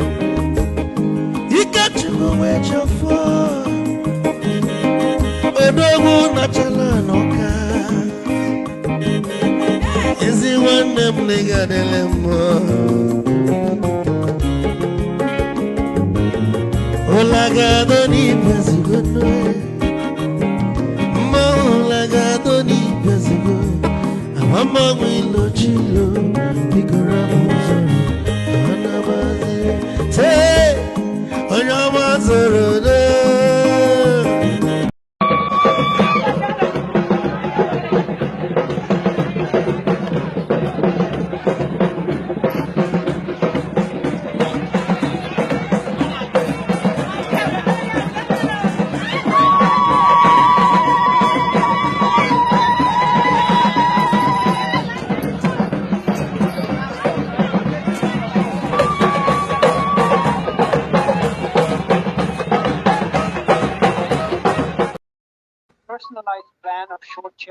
Okay. Thank you so much, everyone. We are back. Yeah, can you hear me all? Yeah. Okay, if you can hear me still. We are back, and let's look at what we heard. You all heard what Dr. Fabiyi was able to distinguish every of his point, and I think I enjoyed the discussion so much. I don't know what's your take, in the area, and I think one of the things he was able to make very clear is that he wasn't arguing from the point of being a politician, but from the point of someone who wants to see a better Nigeria, a better country, and so I think he was able to put that properly, on the table. So, but I want to hear Mazi Prince, your views. Thank you, KJ. For me, he spoke well, and especially when it comes to the fact that, you see, that we want Nigeria to work. It's also to the benefit of every one of us, and both our children and our children, because from what I understand, we are all visitors in this world, and we're gonna leave this world one day. You know, um, I love his assessment, his analysis, and the fact that he didn't come here to defend. He's clearly stated it. He's not in the position to start defending Shore. Shore is his own man. You know, and like I always tell people, for me, the only what puts me off from Show is his utterances, and I still remain. He's entitled to to run for an office as much as he wants, and I'm entitled to also have my own opinion about him. Um, the fact remains that Nigeria is in trouble. I'm just seeing. I was seeing somewhere where they said, I don't know. I think it was. I don't know if it was online or on the TV that I'm just seeing that they've just approved ECOWAS money, which is gonna be called ECO, and I'm like, what does that mean? Would Ghanaians love to see the currency depreciate the way Nigerian money is? I don't know how, the fundamentals. So let me just say it's speculation, another kind of a thing until it comes to limelight what it is all about. But for the guest, he was a top notch, and I really dopped my hat. Those are the kind of people I love as friends, and all that. Yeah. Thank you. Thank you. Yes, ex ex. Sorry, can you call the name again, sir? Centric. Eccentric. I'll remember the next time. I can't see some of the words. Okay, Mr. Eccentric, what do you say, sir? I think he made some great points. Especially about the round tripping, and he had a lot of good suggestions. And at the beginning, I didn't know he was a politician. Like, he was involved in politics. He didn't talk like he was a politician. Seeking for votes or whatnot. I enjoyed his the conversation that you guys had and the questions that were asked by the panel. They were pretty great, and I learned a lot about him and about what's going on in Nigeria. But I think personally, I was thinking to myself, like, I think we can do something, especially those in the diaspora, right? Someone mentioned that, I think it was Righteous Man. He actually made a good point about how, all most of our intellectuals are overseas, right? Or in the States, United States of America or Europe, right? All this knowledge, right, can be used to actually further the country and to push the country forward, country like Nigeria, right? But we are using that to help, our colonialists, right? Brain drain is an issue, right? That cannot be overstated. Brain drain is it's a big issue in Nigeria, right? Most of us, right? If we all come back, right? Like me, my expertise is in quality assurance, right? Quality technician. I know how to use a lot of equipments to make sure a part adheres to international standards, right? AS 9100s, ISOs. You know, all this knowledge can be used to actually bring Nigeria to the forefront, right? You know, we have people. It's just that, you know, brain drain is killing us, and this is I mean, you know, it's a problem. It's a form of colonialism, right? Colonialism, the first one was, you know, to steal resources. Now they're stealing out the best people, the best brains from our country and using it to develop their own countries.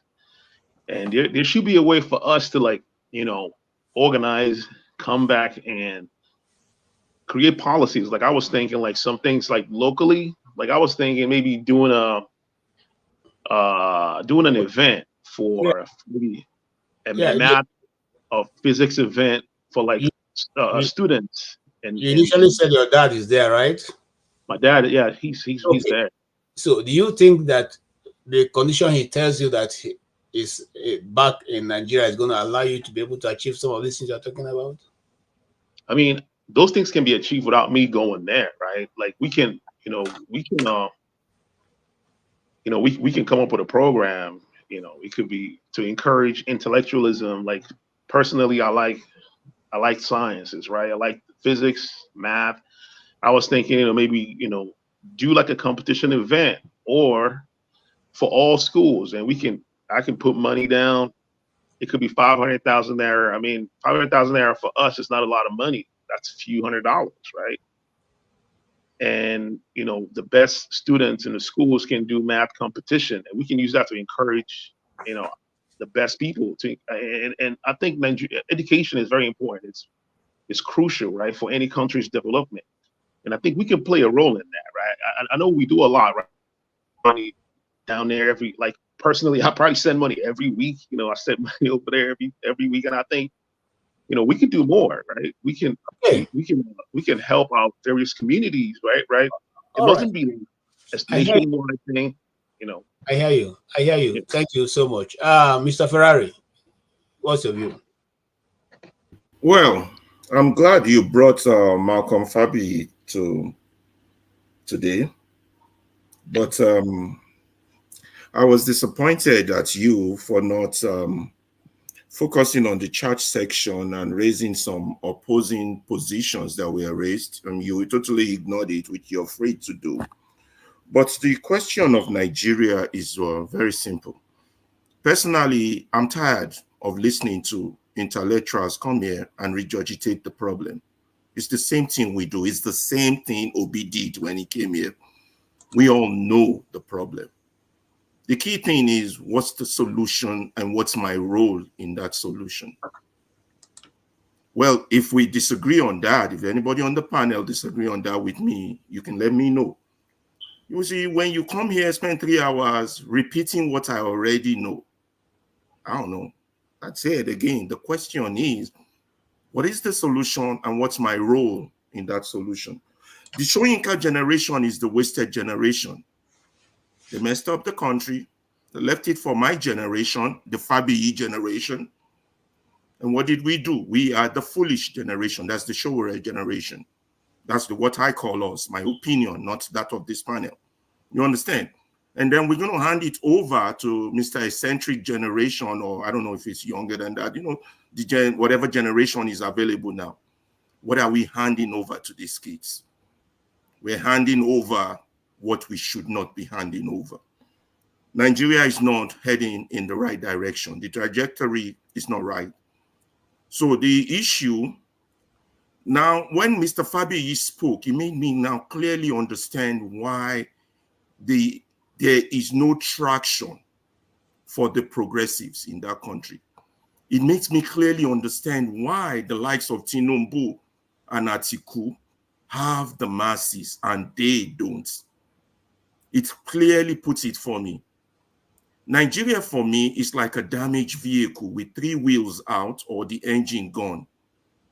But most intellectual I have encountered are always discussing who is going to drive that damaged vehicle. I think that is always the wrong question. The right question is, how do we replace the tires? How do we replace the engine before we start discussing who drives? when I asked Mr. Fabiyi my question, it was important for me to understand his perspective of how he sees the Nigerian problem. I asked him, do you believe we have a democracy? He said, point blank, we do. Very good. Then one man went to Mo, came back on a follow-up. I don't know whether he heard my question, and asked him another very vital and important question to this discourse. Okay, if that's the case, what are you fighting for? Are you fighting for power or you're fighting for change? Because if I believe we don't have a democracy, then we should have been marching like we march against the military for a change so that our people's vote will count. And the first revolution in any society is the fact that their votes count. They can effect a change, no matter how weak they are. But Mr. Fabiyi doesn't share that. He shares that we have a democracy, just have a few flaws that need to be adjusted.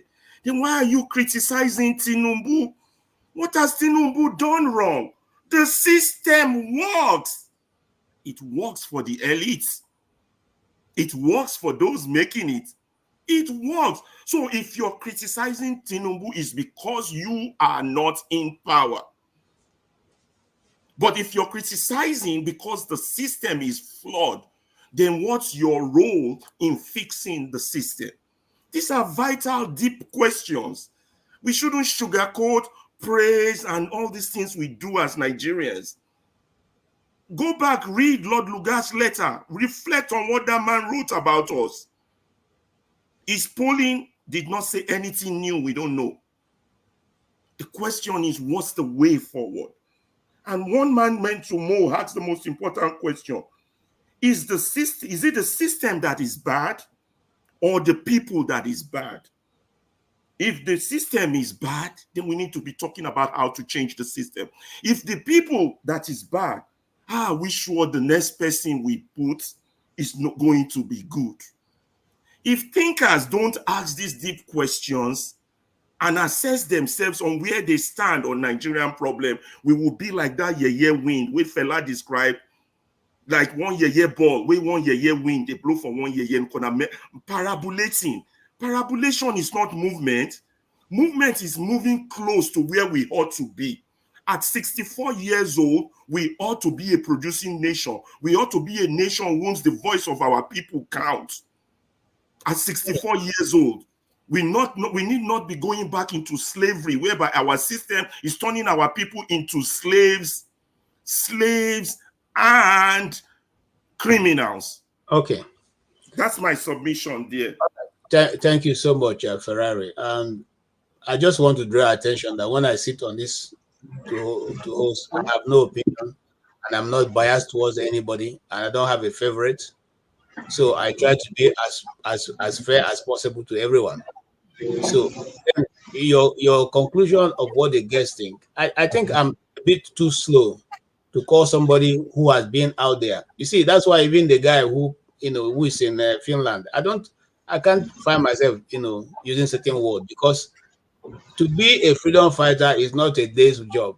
They are putting everything they have on, and this guy today, I think all of that, in time past, and he is now on the other part. He's not looking for elective position. He is somebody who has distinguished himself in the international field. He's an expert in waste management. In other words, if Nigeria wanted to make use of our waste, it's well positioned to be able to give us a very concrete blueprint on how to go about our waste. So I will not say, I will say that he was able to distinguish the fact that he is not a politician, but is able to make comments on make comments on political grounds. And he said it first and foremost before he even went further to say, in the 2019, yes, he campaigned and he was the DG of Showere's campaign group. But after that, he didn't go on to do that. He distinguished himself in those two variables. And he didn't in any way say contrary. I find it a bit, I'm taking my time to address it because you have said that so many times and maybe some people begin to think it's correct. I find it a bit worrying when you say we are a failed generation. How are we failed? You have two things. Either we accept to gradually make a change, or we go take up arms against the system. And we don't, if you don't have arms, how do you take up arms? Okay, so invariably, for those people who have been in the streets, and I have been in the streets, I've been in the streets with these people. Okay, it is I don't know if any of you have been have had time to be arrested in a protest. If you have, and sometimes when these people are talking, you give them some, you cut them some slack. And I think the man distinguished himself very well. That's my take. I think he distinguished himself very well. He's saying that yes, we have a system of politics, which is the system we have used to change our leaders so far for the past 25 years. Whether it is working properly the way it should or not, he has been able to canvass his own idea. And that is left for us now to take it and run with it, or say we don't agree with him. Okay, just to try to, tear down what he's saying. And that's what I try to stop when I'm the one moderating. You doesn't agree with the person's view, but you can hear him out. And if you have an opportunity, you put what you believe, but not to. This guy has done a lot of work. We shouldn't look at it and just throw it. In fact, if I read his credentials out for you, you'll be amazed. It's not. So I think he has what it takes. You may not agree with him, but that is who he is, and that's what he has done in the international stage. He is so needed that even the US is holding on to him. So I mean, bros, look, we don't accept when somebody is good. Say the person is good. You may not agree with his view. Yes, you can go ahead, sir. KJ, I love Malcolm. Me and him went to school around the same time. We both did Aluda together. I have no problem with the man. I'm saying that for all of us, as long as that our system is not fixed, the best of us cannot help that country. Even Malcolm himself, with all his qualification, I'm not against the man. Don't link me as not liking the man. I'm saying it's our views, because when we keep, all of us who know better, all we do is complain and blame Nigerians, traumatize Nigerians for their problem and ask for solution from them. We are the privileged ones. We are the ones who have to diagnose the problem properly.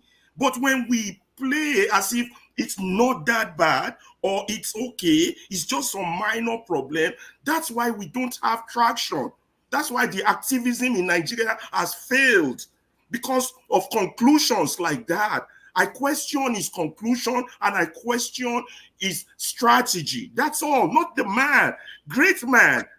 Please don't mix it up. Wonderful man, excellent Nigerian, that we still need his contribution to get us to greater heights. Okay, let's move on. Thank you. Ovie. Thank you. As I said, I miss his. Went to church today, but the few I was able to gather, I asked him a question along those lines. Two questions. One is pretty much centered at what Alaba is talking about, and which is his generation.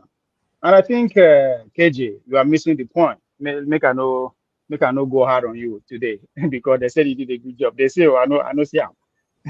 But no, you are missing the point that Alaba is trying to make. And I think even the guests admitted the fact that they have failed. Even though that was not my question to him, because my question to him is that I put it directly that they have failed. He admitted it. What I wanted from him is what is now the way forward. Now, this is where I say you are missing the point. It is not about him. I actually admitted before him that him is an individual, is a successful man. There's no doubt about that. But their generation, their group, right? I use that word failure so that he will get the picture and he gets it. And I don't think Alaba is criticizing him per se, right? He just, at least, I told him myself, because I heard him saying that it's been the way it is, trying to see change is when you're 17 years old. If I want to go back to you too, KJ, the same thing, right? You guys have experience. You understand? Experience of raw agitation at every level. The military, whatever, you guys have that experience. Yes, maybe you guys did not achieve your result, but that experience should count for something. And this is where, and now we are asking you guys for that experience. Put your differences aside. Show worry. I had about 4 hours discussion with Prince Adebayo. The same thing I put to him. Put your bias. All of them agree that there's a problem, and they know the problem. So what is the problem here? Is within you guys.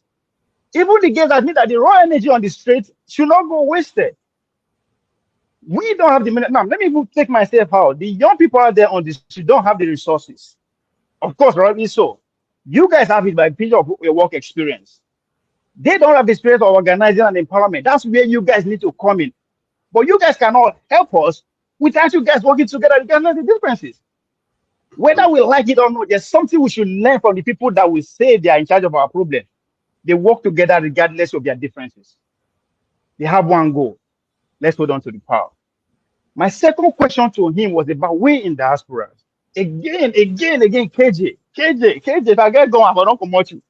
Again, Mr. Eccentric was actually getting to where I need all of us to be. Solution. How something, regardless of if you don't understand the solution, you don't agree with it, let that person go ahead and do what they believe in.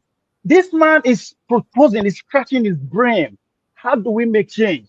Your response to him was, say your father is in Nigeria, with everything that is going on, he will allow you. I am sorry. If this young man doesn't know that there's a problem, he will not be looking for a solution. He knows that there's a problem. We all know there's a problem. You trying to scare him away. It's ridiculous. That's my problem with the diasporas. We forget easily what we used to be yesterday. How do you expect people who want to hope on us if we keep discouraging people who want to prefer solutions? Nigeria is bad. We all know that.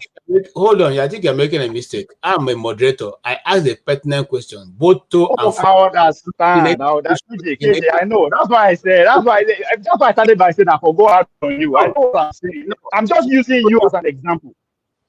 You understand? Because I asked the man the question to you. I just use that as an example. I'm not the only one in diaspora. I go around every day. Guess what? When I go church today, from the beginning to the end, I know they do like that. I study what makes Christ Embassy successful. Because the idea that I have is studied around young people. Christ Embassy started from campus. When the democracy came to us, those are the beneficiaries of Obasanjo regime. That's where it started from campus. It targeted young people. Christ Embassy roll with the lifestyle of young people. You know that there's no dress like this, no do like this. Come as you are. And it was a success. And I see them listen to them today. How they have to even villages in India, they have people, leaders, from the streets to the top. So when I hear Pastor Chris the distorted information, I was marveled. And the same thing again. My question to Century, right? Do you intend to join any political organization or movement? Because that is the only way. You talk about policy, your knowledge, how you can put it to use. You can form a think tank along a political party, a political movement, a political line. That is why your brain, your idea can be put to use. You cannot distinguish. That's the mistake we are making. And I think that's where we all have to actually question ourselves. If we really mean to actually fix the problem that we have, because we all know it, the ability for us to actually put our differences together, whatever that is where our problem is. And that's why I keep holding KJ. Not you now, not you, but your generation at that, because you guys have suffered. Use the experience, we're not getting energy again. We're not getting energy again, but we not get experience and money. So what is wrong? The Gen Z don't know what to be Fulani, Yoruba, Hausa. They don't know all those things. So some extent I can say that. But one thing they lack is the experience, history they lack it. And that is what differentiates between the Kenyans and us. Because when I was listening to Prince Adebayo yesterday, he gave the history of Kenya. They have history. And it goes to exactly what in Nigeria they always talk about. And I engaged him on that if you actually believe in it. The Kenyans did not negotiate their independence. They fought for it. So you guys should use your experience. I don't fight bullets, I don't fight villages, I don't fight everybody. Organize us. That's all we organize us. Put your differences aside, organize us. Let's go to war, politically speaking. All right, thank you. Thank you. I think your point is well taken. Maska.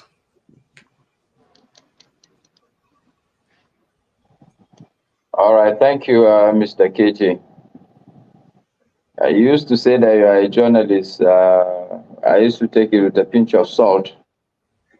but I can see the journalistic tendencies come out. You know, I may not agree with your style, but I can see that, yes, I take it or I leave it. There are journalistic tendencies in you. Well done. Thank you. All right. I'm shocked that I will agree with Ovi, because anytime he speaks, I ask myself, this guy, what nonsense is he talking about? But I totally agree with him. I totally agree with him on the 3 counts he has raised. And by extension, I also agree with the speaker. Bottom line, the reality is that people have to work together. And like Ovie said, all we have to do is look at the people we are always complaining about. We sound as if we are the good people, they are the bad people. We say they are stupid people, they are nonsense, they are this, but check it. It is the same Tinubu that sat with Buhari. They sat down and devised a strategy. A Fulani man, a Yoruba man sitting down together to see how they can lord over us. What kind of people are we that we can't see that, okay, if you're going to fight these people, sometimes you need to take a part of the playbook, even from your enemy. I may not like Pansat, for instance, okay? But certainly if I believe that he's a progressive, he wants to see progress, I should put away my difference and my dislike for him, work for a while with him, at least to a point where we can deal with the common enemy. And thereafter, everybody can go his way. But as it is, the true enemies of the country are always sitting down together. Just go to a political wedding, you will be shocked. If I don't need to go to the wedding, go to the airport, a major, let's say there is a wedding in Kano, just go to the airport. The kind of jets you will see is all over, from all over the country. Whether it's in Yola, whether it is, where was this man's wedding, this Davido, for instance. Everywhere there is a major political guy, you see everybody from all walks of life, they will all sit together and talk. Tribe is not an issue for them. Religion is not an issue for them. Why is it so much of a problem for we that we are the downtrodden? Why? So I totally agree with Ovi. The first point, we need to understand that people, all these multiple political parties, not going to take anybody anywhere. It's not going to take anybody anywhere. We are not going to agree with each other in total. I have kids. I don't agree with some of their worldview, but they are my kids. I'm not going to send them out of my house. I cannot call a family meeting and say, oh, this is my son, I don't like him, so I'm not going to call him for that meeting. It's a family meeting. We will all sit together and discuss. And I think this is the leaf that Nigerians should take. We have to work together. Look, you cannot like everybody, but the reality is that across the country, if there are lots, the downtrodden are more than the people that were complaining about. Let's try and see how we can work together, sincerely speaking. I think I will stop here, rather so that I will not sound like a broken record. But again, sorry, KJ, I mean, I would like to repeat and repeat and repeat again. For me, one thing that I also continue to canvass is that there's always an opportunity in terms of building a nation. It doesn't happen overnight. You do one block at a time. The first block, all Nigerians should really be focused. This coming election, what is it that we can do differently? Rather than to complain about the last election, let's look at the coming election. What is it that we can do differently, either individually or collectively? There has to be something. I always believe that there has to be something I can do. Even if I'm not the one to do it, there has to be somebody I can go and sit with and get him to do something different. Thank you. Could I ask you a question before you No, I'm not going to answer your question, Pansat, please. Okay. I won't give you that respect. All right. Thank you, guys. Janaba, your turn. Good afternoon, everybody. KJ, say good job. Your tie fits you well. The shirt is oversized, but you are good. It's not oversized. Look at this. It's oversized, my brother. Take it. No, today I begin wear shirt. I don't they wear oversized. Okay, thank you, sir. I'll just messing with you. You are a good host. I worry more about us here. The guy is brilliant. He did his own and continued to do his own. I worry more about us, especially the regular participant in this, and also you guys, the host, especially my brother, my friend Ferrari. You do not have to criticize everybody, but if that is your nature and that is what you want to bring to the table, it's okay. I think you've grown up enough to make your own case, but it's just in the way of life. I think I'll put it behind me and you will talk. I'll find your way so I can conduct a deliverance for you in the good way. So it's okay. And my uncle Pansat, I always, whenever I will host, I'm working on it. Me and Ovie have been to so many places looking for the perfect time and date to host Dr. Rudy and many of you that will be chance to come. I would like to have you, Pansat, here so we can see ourselves in person. I don't agree with you in many things, but you are not that dangerous. I think Ferrari is more dangerous than you. So, thank you. Thank you, Jonaba. Thank you for bringing that humor in. You are always have a way of making everything very light. Okay. Sorry. Mazi Prince, please wait for Fansat. We'll come back to you. All right. Thank you very much. Let me say hello again in case there are new entrants into the comment section who didn't get to enjoy my original protocol. Wouldn't it be nice when we can finally come out here and these two Northerners and they're gonna crack jokes and we're gonna laugh about it. I'm not amused because I believe that our problems are deliberate. There's nothing that's being done in that country that is by chance. It's consciously done, willfully, wantonly, intentionally. They're calculated, and it's about time that we got serious here. I was gonna ask Maska a question. Not that I particularly care, but I want to bounce it off. Master, can you sit up a little bit and be serious when I'm talking? You just laying back. Yeah. What I'm saying is that in the last election, I recall you and Ovie and John Abba, disagreeing with the youth, the progressive forces in our country who were trying to bring change. So my question to you, and I'm not trying to do this to belittle you or disgrace or even intimidate you. I'm saying, have you learned anything? If that election is held today, if you don't mind, tell me who you voted for the last time and who you will vote for now. Can I respond to me to measure my name? Yeah, let me first get Amaska to decline or to answer because I have limited time. I'm going somewhere. Just answer very. I'm going to come to you. Hold on. Maska, if that election is held today, would you vote for who you voted for the last time? Would you support Peter Obi and Baba Ahmed? Would you today?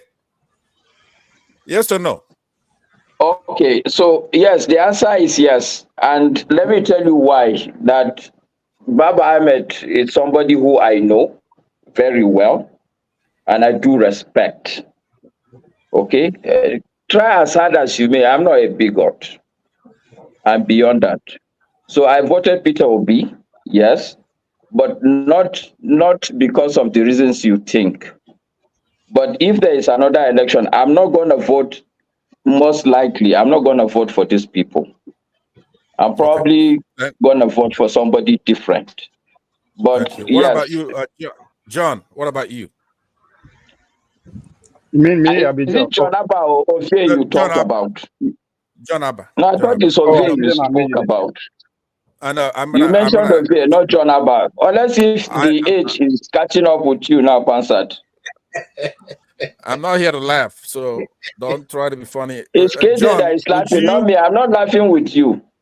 Okay, John, would you today consider voting for Peter Obi and Baba Ahmed today? No.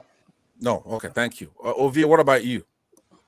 Voting for Obi is voting for IMF. Obi is their first son in Nigeria, and Obasanjo is their grand patron. No, I will not vote for him. And I will No, never okay. So vote. thank you. That's what I wanted to get. And thanks for being sincere about it, because what I want to deal with here, it's removing all this mantra that we come here and we repeat, you know, the slogan there in Shibboleth, catch what, as if we have actually changed. We have right now, you know, you have the answer. You know that this APC is no good. So we keep wasting our time populating this place with people who have no But intention. sorry, Pansat, sorry, just a minute. Ovie, I think the question that you should ask Ovie is, who did he vote for the last election? We know he voted. I vote for another progressive. He said he was supporting and so, right? Will you be quiet, Ovie? Please be quiet. Because he was doing what people who supposed to who were supporting. KJ, do you have ability to mute here? Because when Ferrari, no, go ahead. I'm not talking over you. Go ahead. He didn't have ability to mute anybody or to remove. Okay, I have ability to mute, and I have ability to take people backstage. But I wanted. Pastor, it's also important to know Obi is not the only progressive. I haven't landed in Nigeria who ran for president. Obi is not. Obi is just one of the progressive. You're right. He's not just one of the. He's the best Africa has put forth. According to you, listen. It's something that is calculable. We could calculate it, right? When we look at leadership qualities, right? If we look at leadership qualities, participation, somebody who's accountable, somebody who's available, somebody who's selfless, somebody who has integrity, patience, who's resilient, who's determined, who's honest, compassionate, courageous. You've done this before, Pansat. I think, in fairness, Pansat. Let him keep going. Let him finish. No, Obi. You see, all these things he's saying, half of it is in the public domain. Peter Obi himself has campaigned for himself. I'm going to say you should let him finish. We all have the right to respond. I know you wanna rack up accolades as a good host, right? It has to be a balance. You're gonna have to push the button once in a while. If you're gonna be a good host in my book, I cannot be interrupted any further until I land. Let me at least land. And then we'll have a discussion, right? You are the one calling them to your. You are the one. Let him go. Let him finish. But you are going to also allow us to respond, Pastor, without interrupting. That's fine. That's good conversation. Hold on. Let Pansat finish, please, and you have 2 minutes more, sir. Okay. Let me ask for a unanimous consent that I'll be able to land, right? No matter how, let me use as much time as I may consume. I've waited here patiently. So, haven't heard no objection. What I'm saying is that... No, I have an objection. I won't give you all the time you need. I too have an objection for more than 2 minutes. Okay. Yes. I'm not here so that we'll be doing what we're doing right now. I'm very serious about what we have to do. I said earlier that the stuff is deliberate, it's intended and planned, it's purposeful, it's wantonly planned for us to be in the position we're in today. And all of you know that. All of you know that. So what I don't want to do is to waste my time trying to change anybody. I just said it. Ovie, Maska, Janaba had a binary choice, clear choice between good and evil in this case. It came down to good and evil. Peter Obi against Tinubu. That's what it came down to. And these people were recalcitrant. Up till now, after they've seen the inflation rate, 30-something%, virtually no virtue. Masca, let me ask you, since I see a little repentance in you, but I gotta tell you, I don't trust you. When the first day you wore that hat during the election, you didn't wear that hat. The first day you wear that hat, I'm from the southeast. When I see that hat, when I see people who don't go to school, people who wear their religion on their sleeves, people who want to cover the whole country without what it takes, there's nothing wrong with you. At least good. You cannot run a country. You're not going to school. You're violent. You're suppressing women. Is that a question, or is that a question, Pastor? No, it's not a question yet. I asked you a question, and you were candid. You out of the three, you were candid, and it's not. You can't avoid the fact that I've been beating you over the head whenever I come on this platform, and it's working in your case.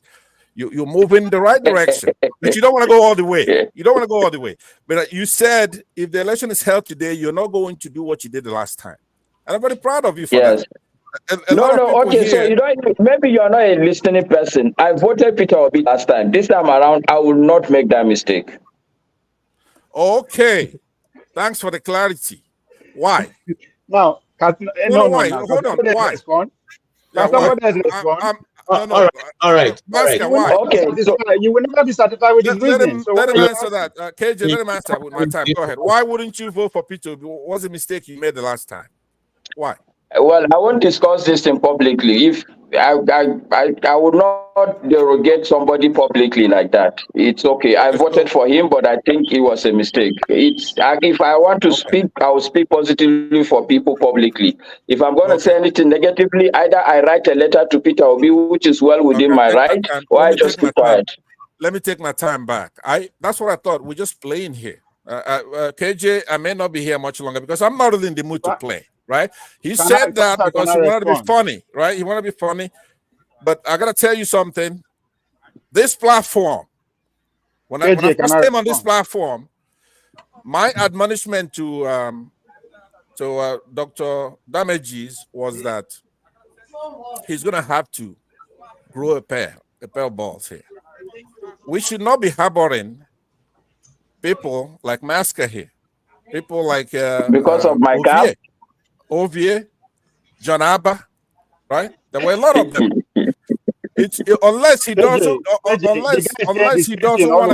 serious, you put on your shirt and tie, AJ, right? You're a serious guy, and when you submit things here, you're doing it as a patriot about Nigeria, but it's totally wasted. If you let it continue on this platform, right? You're gonna have to take off that shirt and tie. If you give us enough time to respond. What is it? Because we need to respond. Because what Pastor is saying is right to say that it's true. Because a lot of people, especially Obi followers, I'm not against Obi followers. But let me respond. Let me respond. The obedience need to know. Hold on. Please, I am the one moderating. I don't know other moderators behind. Please, if I didn't remove him, don't remove him. I have my own style of moderating. Please, I don't know who removed him. I didn't do that. I beg you guys. If I'm sitting, I like Nigeria. Thank you. That's a good one. That's a good one. Why I'm saying that? They want to overtake be that KJ. Nigeria for you. You know. I will not do to be done. We not going to take time. Hold on, everybody. I will not like to do to you what I will not want people to do to me. If I move from the platform, I don't feel happy about it. So if somebody is being, cannot be controlled, you try to control the person, and you can mute the mic, okay? But if you go to a serious, web programs, you don't see people being yanked off the program because they are not cooperating. You try to stop them from, and then you can mute their mic. And then when you have done that once or twice or twice, and the person doesn't want to stop, then you can yank him off. I don't like people, everybody's here. You are spending your time and your money. It's not for any other purpose. You are not going to be elected Nigerian president tomorrow. No matter how much your contribution is worth, nobody's going, most people won't even listen to it. So let's calm down. Nobody is an enemy here sitting on this table. Nobody. All of us are looking for a way Nigeria can be good. So let's calm down. Let's tone it down. Okay. You can criticize me. You can criticize, but do it. I mean, the way that the people can accept it. Look. I have no dog in the race. That's the truth. All right. So please, let's calm down and cooperate, brothers. I beg now. Thank you. Sorry, KJ, can I make 2 statements, please? Is it possible? Yes, you can. Okay. So we are very hypocritical sometimes. Seriously speaking, for a guy to sit here because of the person, you a legitimate Nigerian, because of the people you voted for somebody to say you shouldn't even be on a panel, and you're still making justifications. How incendiary, what kind of statements should we say, no, we as Nigerians people should not be making? Because somebody voted somebody, you are saying he shouldn't be on this panel, and we're making excuses for him. And we want people to see us as serious people. It's amazing. Okay. The thing, if I can just jump in real quick. No. In support of you, KJ. Yeah. You see, when Pansat had just disappeared like that, I thought it was you. And now that you're saying it's not you, this is a direct position. I like what you just said. It's a direct point the finger at the administration of this platform. How dare anybody remove somebody from this platform if it's not the adjudicator himself? I mean, it's pathetic. What kind of behavior is this? If that's not the most Nigerian of behaviors, that somebody outside, we don't even see the person, had just taken somebody out. I might feel all kinds of things about anybody on this platform. Pansat is an individual that is highly criticized, and a lot of it may be justified. However, that kind of action that I just saw, it's called impunity. If you don't recognize, that's what it's called. I agree. I agree with Jagun. And hey, Maska, I'm not in support of whatever anybody has said, but you see, I cannot control what people say, and they own their views as long as they're using their own mouth to say it. And if it becomes something that would be of a threat to this channel, I will probably take the person or shut the person down or take the person off. But on this case, on this incident or situation right now, it is Pascal who is saying what, and we all have listened to Pascal over the years. We know how he goes about these things. All right. Having said that, I'm still saying again that what he said, the view that he holds are his views. Okay. And it's not the views of the damages platform. I didn't remove him. I don't know who's asking me to bring him back. I didn't remove him, so I wasn't the one who removed him. And I think he has left the platform. All right, go ahead, Jonaba. Sorry, I'm going to you, Mazi Prince. So, first and foremost, I wanted to respond to. Wait, now we need to respond to the names where he called. Call us out. Now that it's a waste of time. When is the OB? You don't have to argue. No. He made 2 very important points that we should take serious, because I think it's about the younger Obedience. He said 2 things. 1, Obi is the best in Africa. I agree with him. I'm talking. No, but you didn't have the platform now, Obi. Come on, guys. Jesus Christ. I'm talking. And you went to church today. Is that what they taught you in your church? He never mentioned your name. I'm only responding to the fact that he mentioned my name. So I know what I'm doing. I raised my finger and I was supposed to speak. All of us raised our hand. So sorry if I jump on you. Go ahead. I know where they get you, but that one, why would you like it? Go ahead. Can we move on? We have new.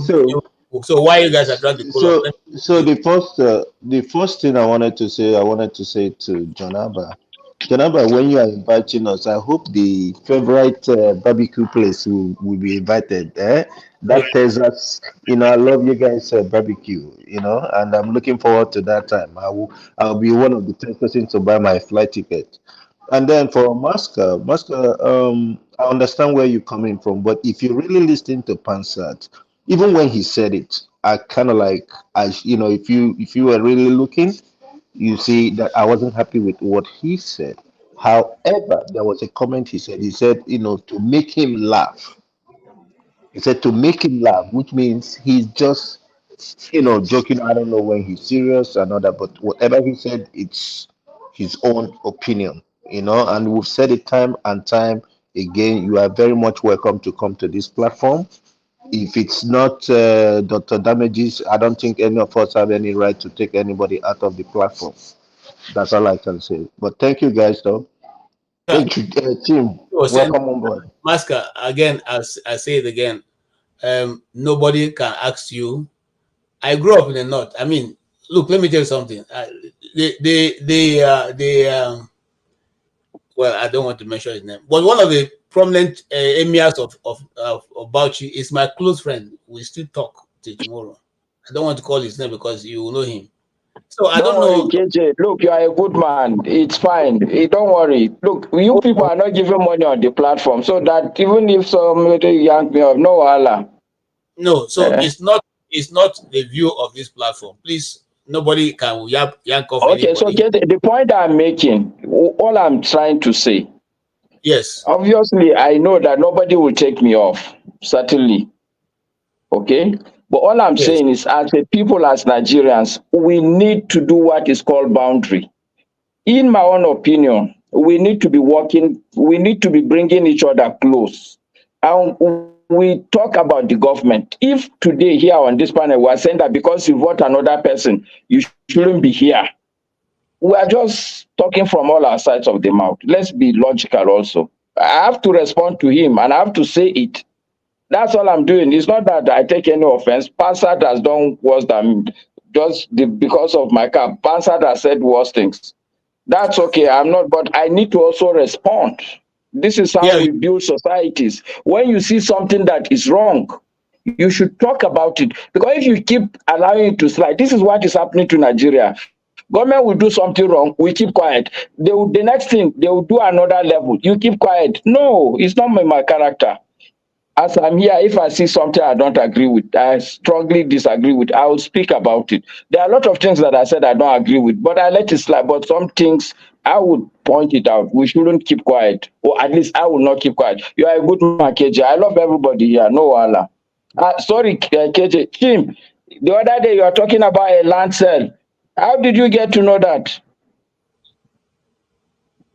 Sorry, say that again. I didn't hear you properly. You said if I sell the land, you want your commission. Yes, so I'm happy you admitted. Please, when you finish selling that land, try and send me. I will send my account in the private chat, please. I beg all of us need that money now. But it's okay. I fear you now.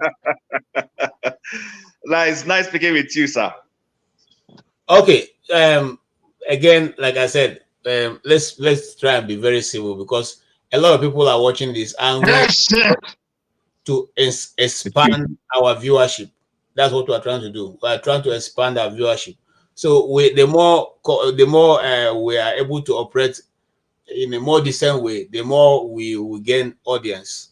So please, yes, who is next to speak? Okay, yes, right. Sorry, not you, Faris, John Abba. Let first go. No, I'm a senior citizen. I think twice before. No worry. Go. When it's my time, I'll speak. Go. You have something to say. Just go, please. I will say it during my time. Go ahead. Thank you once again. To be honest with you, I don't have problem with Pansat. is not that important. And to be honest, I don't try to demean anybody. There's nothing here that is very important that anybody should not go to bed, worry about it. But we have to know his personality. Did it mean that whatever I say is welcome? No. I think over the years we have come to know that he will say that, and he have choose who are his enemy. And personally, I will not create enemy from here. Don't come here to mess around with that. But then, having said all of this, why I go around that I don't want to say so much because I'm not having any topic that I want to talk about. The only person I feel for Masker now, they can see him. I don't know the internet that I can refer to righteous man. We used to see righteous man. Now we can't see him again. It was Masker that will come and go in a minute. We will be shouting, Masker. Masker is like he's fainting. Now he's a righteous man waiting for Benway Yam in the bedroom. And I don't know why. Go ahead.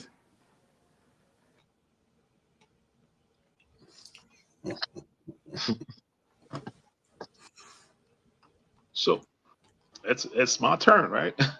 Yes, you are just speaking on Nigerians. We will come for you, John Abba. We Nigerians will come for you. Don't. No, him. What is this question? Yes, me. go ahead. I forgot his name. Malcolm, Dr. Malcolm. And he said something about. No, I'm the one. Am I to speak? He did not. Yes, go ahead. Okay, I think eccentric cast is speaking. Yeah, he did not like the proposed minimum wage of 450,000 naira.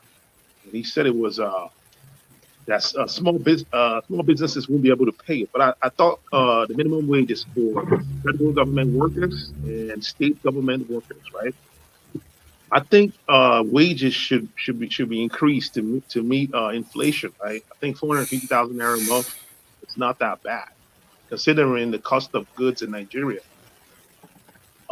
That's the area where I disagree with him on.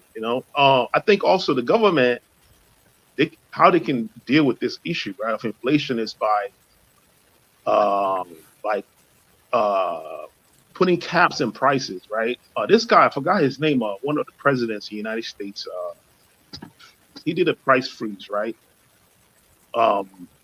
He did a price freeze, and I was thinking the Nigerian government can do that, but I don't know how they can implement it. Do a price freeze on goods produced in Nigeria, and also like on the rent, they can do a price freeze and then cut wage prices that way, right? Cut the salaries that way, right? If they don't do price freeze on essential goods, then it's they should be able to pay people to meet the inflation, right? Inflation rate in the country. But the guy, he was against that. And I was going to ask him about that. Like, why was he against that?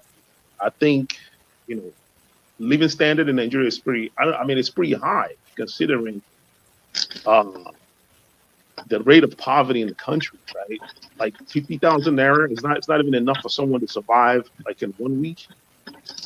It's pretty dire, and it's a dire situation. But let me go back to my earlier point, right? I was thinking most of us in the diaspora, right? I was thinking how we can mitigate the issue of brain drain. Most of us can go back, right, to bring our expertise back to the country. But I think we can all come up with a problem, a solution, right? In certain areas. Like personally, I think in the area where we can invest our money on, our resources on, it's in education, right? Not necessarily by building schools or whatnot. What I propose is we can do some kind of contests, right? Where we can encourage schools. We can pick 2 schools and do like math or physics contests for them. And I think something like 200,000 naira can pay for the logistics and actually pay the prices for like the person that comes first, the winner, and the runner-ups, right? Okay, we can do that, and I think we can do that if we can do that to use it to encourage education in our country, right? I think if kids see stuff like that, they'll want to study sciences. They want to take math serious, and I think the more intellectuals that we have in our country, the more we'll be able to actually evolve our, our productions, right? Our manufacturing and all that. Okay. So yeah, okay. and So, yeah. Okay, I think you made your point. I just want to say something. He wasn't discussing from the point of suggesting a minimum wage. He did a poll, and by the scores of the poll, he was discussing at what and how. I can put it online for people who want to check it out to see. Okay, but having said that, let's move on. I can see Jabun. Yeah, Jabun. Then we'll come. Thank you. I just wanted to, obviously, this is the first time I've spoken today. I want to say good evening to everybody, good afternoon, wherever you may be. I want us not to miss what Eccentric last omitted. I many times have put ideas forward as to solutions. And ideas are very difficult. I'm understanding ideas aren't easy to fathom, from just a small idea to bringing it out into a viable, understandable, communicatable point. What I find very illuminating as to what Eccentric was saying, especially in the terms of education and in terms of diaspora and in terms of how do we fit into working towards a solution. I really don't want us to drop ideas that are spoken. There may be a seed, but I think many of the ideas that come through, we need to tap into it and feed and water that seed in order for an idea really to emerge before all of us. So when speaking about things like teaching and education, and the fact that the diaspora can't just pick itself up and plonk itself in Nigeria and create a solution, I've many times put to the panel that we in the diaspora are actually the key, and we are not doing enough outside of Nigeria. And it would be nice for us to find ourselves fighting from inside Nigeria. Me personally, that's my feeling, and that's my planning. In terms of education, and I know I've just jumped in, it's really, I don't want us to miss what Eccentric just said. That's why I'm jumping in. The idea of communicating education to our country can happen through the internet. And there are really many practices that it doesn't matter what you know. What you know and what you've experienced, what you have expertise in is teachable. It's transferable. And we can do it over the net. It depends on us. I don't like to be frank, and you've heard me say this many times. When we come here simply to complain, simply to rehash all of the hegemony that's going on in our country that oppresses everybody, to talk about our pain, and our pain is real. However, the ideas are more, they're more expensive to us, they're more useful to us. The ideas, we have to start examining ideas. What my man has just said, we can't, I don't think we can just flip over it. If we flip over it, we miss the context of why we're here speaking. So I really implore everybody. I know many of us have doubtful minds. Many of us have too much fear and suspicion in our spirit. But if that's your position, it's fair enough, and I understand it. But we should all allow people who have ideas to begin to expand on it, and for people to buy in and share in it. What Ovie has said earlier, I was listening before coming on board, and I came on board because I've seen heavy hitters. I'm seeing heavy hitters on the stage, Shamo. You know, I'm seeing man like Masca, I'm seeing man like Ovie, I'm seeing man like Ferreira. You know what I mean? And we've been hosted by the prince himself, KJ. What the hell? Make they come on board now. Make they share my, because these are the kind of audience I enjoy. These are the kind of panelists I enjoy. These are the people that I believe if we knock heads off and we knock heads properly, something will come out. And me, I'm waiting for the day for a seed to open and appear with a green shoot and begin to expand itself. That's my hope here. I'm not here to just receive all the barrage of complaints. Me, I just have to phone my mom and I would have all the complaints in the world about Nigeria that I need. I don't need any of you to tell me about anything that's going on in Nigeria at all. No, let me, okay. I'll come back. I'll come back. Thank you, my brother. I've never met you before. I'm glad to meet you. Eccentric. You say a lot. Thanks. Okay, thank you. That idea we'll probably discuss further, but let's just hear everybody's thoughts. Bumi is backstage, so Bumi, I can see you. As soon as I get an opportunity, I'll bring you in. Put me in backstage so that she can come in. All right, thank you for that. Yes, Hemen, can you go ahead? All right. Good evening, everybody. Good evening. Yes. And greetings to the people on the comment section. Actually, I think what brought me to the platform today is because of I heard what Ovie said while he was giving his heartfelt opinion, his hearty opinion about the use of the youth, the coming together of the youth, and also demanding the older generation to be the brain work based on their experience in order to put the youth together and drive the good narrative forward. And I think that is just where we just have to start.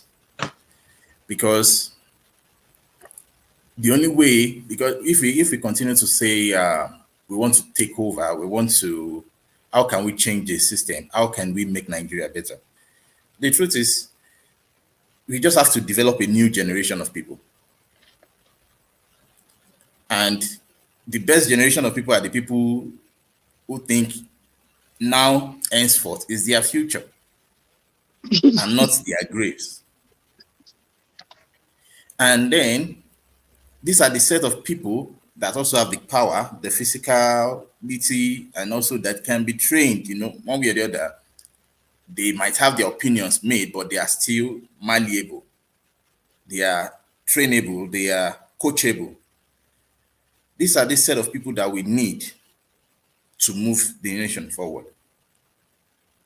But if you look at the way, the last time, there was this last meeting we had that we are asked to suggest what solution would we want to see to solve this Nigerian problem. And I said, for me as a person, I would have appreciated a Peter Obi to have a new set of mindset, to see how he can, from within himself, because the youth have vested a lot of power to him, kind of distrusted him based on his approach, based on his story, and they feel okay from where perhaps he can grow forth.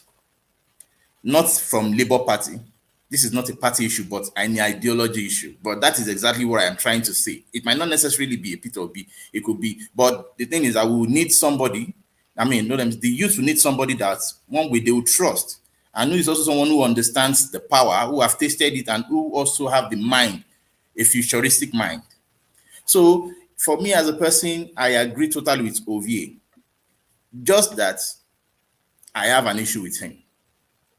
When it was time for politics, he always say, all not politics.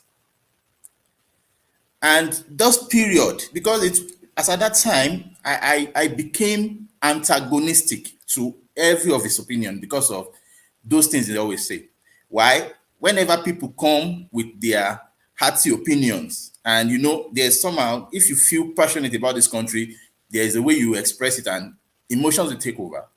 He will always find a way to to water it down and dilute it and make you feel like, oh no. But this is just to him anyway. I'm only asking him that now. I hope he can see why people can be emotional and passionate about whatever they believe in. So, but henceforth, I think, and as we have suggested, the ideas, that is just what the youth needs. As Centric said, maybe it's like, he suggested that if people can put in monies together and then perhaps begin to sponsor some good meritable programs in the country that will foster the youth to also gear towards the ideology of labor, of merit, of work, of study, things that are positive. Now, look at if it even means some universities, for example, they are first-class students, or just those kind of a thing. Because if you look at what is happening right now, even in the university system, for example, you realize that those who score who get the first class, they are even their gifts, for example, it is not even encouraging. You hear some gift, you hear maybe 50,000 first class, or they just give you a piece of paper, and that is all you hear, all these things. So this is where we need to correct the mindset and make the young feel like, if you put in the work, there is higher chance that you get a good answer, that you will be favored, that you have the good connections to even the plethora of the diasporans, Nigerians who are doing well everywhere they are, and they can network. Okay. Henry, this is just also can I ask a question? Henry, hold on. Yes. I like what you said. The youth now should look. Can you say that any young person now who is about to enter a secondary school, or leaving a secondary school or going to university in Nigeria, I haven't seen his brother or sister or uncle having graduated for the past 5-6 years, is in the street walking and looking for a job, doesn't even have a job, can't do it. That person will be encouraged to get to the point where this educational excellence will be showing. You think it's possible in that society? Sincerely speaking, I know it is difficult. It's practically impossible because that is the mindset that the system has already wired into everybody now. And the ease of even I'm coming, sir. And then just suppose that also with a person who you see who just went to sing one song, and then the millions are following. Who will you and he didn't go to school, and he's jumping up and down half naked everywhere, whether it's a man or woman, doesn't really bother. Do you think education can get that leverage you're thinking about in Nigeria? The thing is, it's not going to be, all our solutions won't solve a problem even in 5 years. But gradually, they are going to, it's just like water on the rock. You won't see the path in the next 10 years. But after 20-30 years, you begin to see, this thing is doing a serious damage. And you can see its path on that particular rock. Okay.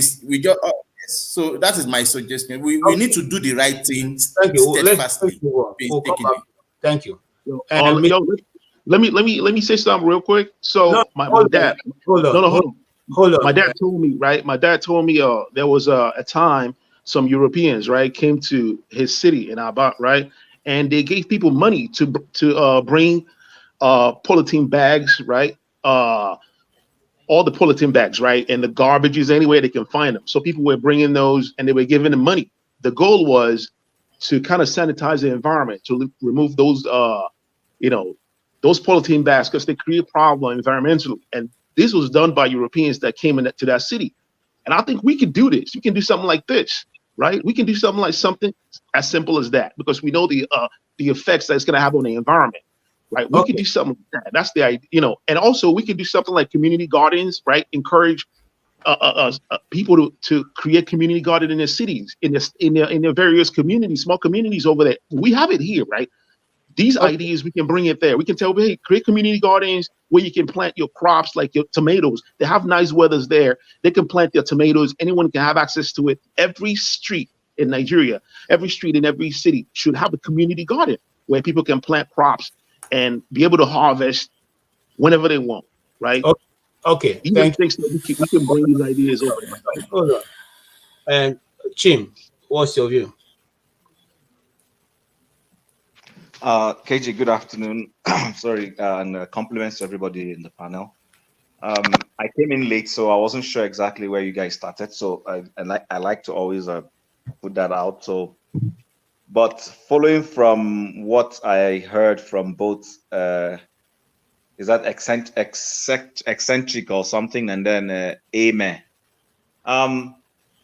If you ask me, I would think my views have always been that the issue of the mind, you know, the value system that we have as Nigerians, that's one of the places we need to start changing. I'm very high on if we have a government that is sincere and genuinely wants to do something constructive, that the office of the national orientation has a pivotal role to play. So I think it was Ehime, or was it you that asked this question now, and it triggered something, which triggered something earlier in the week on Friday for me, and I'll share that here. I have worked for brands that have sponsored some of these events that you're talking about, where, you know, to put it in a mild form, somebody wears pants and comes and gets 5 billion. I know what you're saying, so I just wanted to put it up in that way, and I hope hopefully people understand what I'm saying.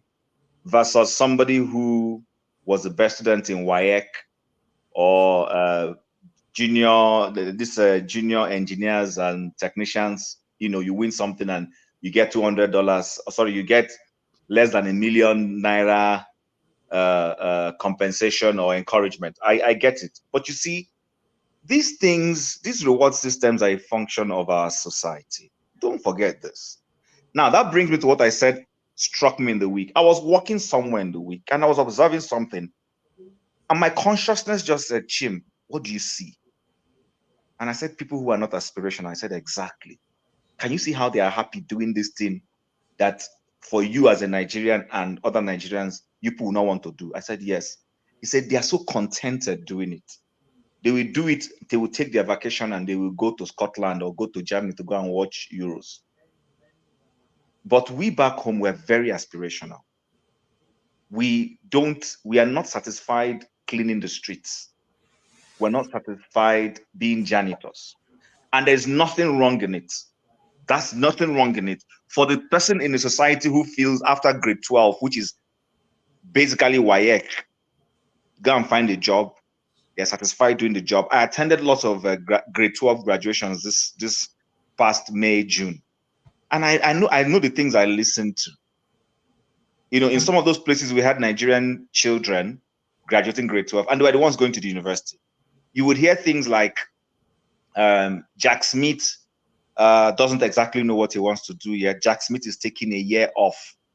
Jack Smith will be going to help his father in the farm before deciding whether he wants to go to college or university. You will hear Mary Jane wants to take the time off to travel the world because she's not sure what she wants to do. Then you will hear Olugbenga Adesami. Olugbenga just gained admission to the University of Waterloo, where he's going to study microengineering. I'm just making up things, but you guys understand what I'm saying. But this is the system they grow into. Their system tells them that there is time. You can take your time and go do what you do. So there's a value system. Our value system is different. And that because of that value system, that's why you see those who have skills, musical skills, might, in the pursuant of that musical skill, decide to throw away the moral part. They'll go to Big Brother Nigeria, Big Brother Africa, and the likes of those events that some of us feel is just a useless thing. You understand? But that's where the money is, because the value system speaks to money.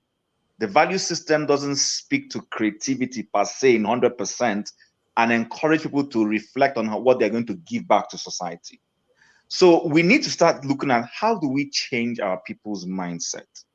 I shared a bit of it yesterday. I wish I had spent more time on the channel yesterday when they were talking about, I think it was a forefather brought up the idea of how to change this whole idea of our military men and police calling other people bloody civilians. And I said, it is not those military people that are the problem. It is our political class that is the problem. They're the ones who created those things. It's not even the military boys.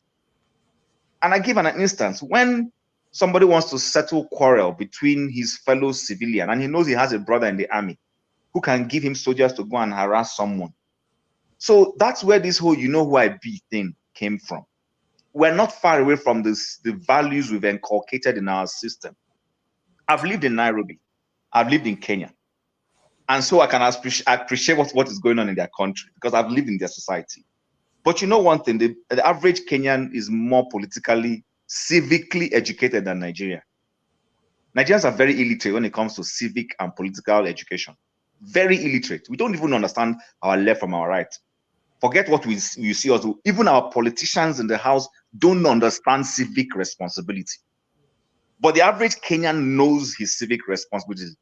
So it's not only, and that is why you can see that their police, to an extent, can afford to even submit. Yes, there were some breaches when they battered their people. I agree. I'm not, but on a large scale, they know the rights of their citizens. Their judges can take decisions on behalf of the society and damn the political group.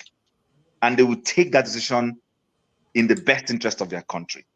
So the average Nigerian needs to go back. We need to go back and start learning a lot of things, unlearn and then relearn until we unlearn some of the things we've learned. I listened to a whole Senate president talking at a function where he should have been talking to the minister to say, Minister, if the senator representing FCT is complaining, I would like two of you to go have a sit down together and resolve it. What did you hear from the Senate president's mouth?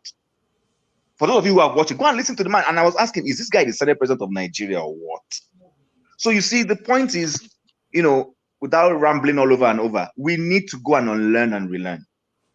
There's a lot of garbage we Nigerians have packed in our brains with respect to how things should be done that we need to go and remove and start learning the proper things. So I think that's where we need to start, KJ. Thank you so much, Chim. The case of the Senate president is like when you carry a jester to go and follow you to go and ask for the hand of a girl in marriage. Of course, you know what a jester is going to do. So he will not leave his character. He will display it there when the food is offered. So I think, you see, Nigeria lost it when Akpabio emerged as Senate president. I mean, I would say that without, any apology to anybody. We don't know what the Senate is all about. To make it worse, we brought in a jester to come and be the Senate president. Yeah, Righteous Man, are you there? Or should we do Bumi before you come? All right, yeah, you go ahead, sir. No, let me allow Bumi. After Bumi, then I will go. Okay. Bumi, you've been listening to us. You followed the discussion so far. We want your touch on it. Oh, the Bumi disappeared. Okay. Okay, maybe that something went wrong with her. All right, so we've been able to go around, talk about these issues. So now, move to so do I need to beg? Do I need to beg first before you get to my turn? Since I don't understand. Since Bumi is no longer there, yeah, go ahead. KJ, go ahead, Righteous Man. I'm coming to you. Can I take my shot? Yes. Okay.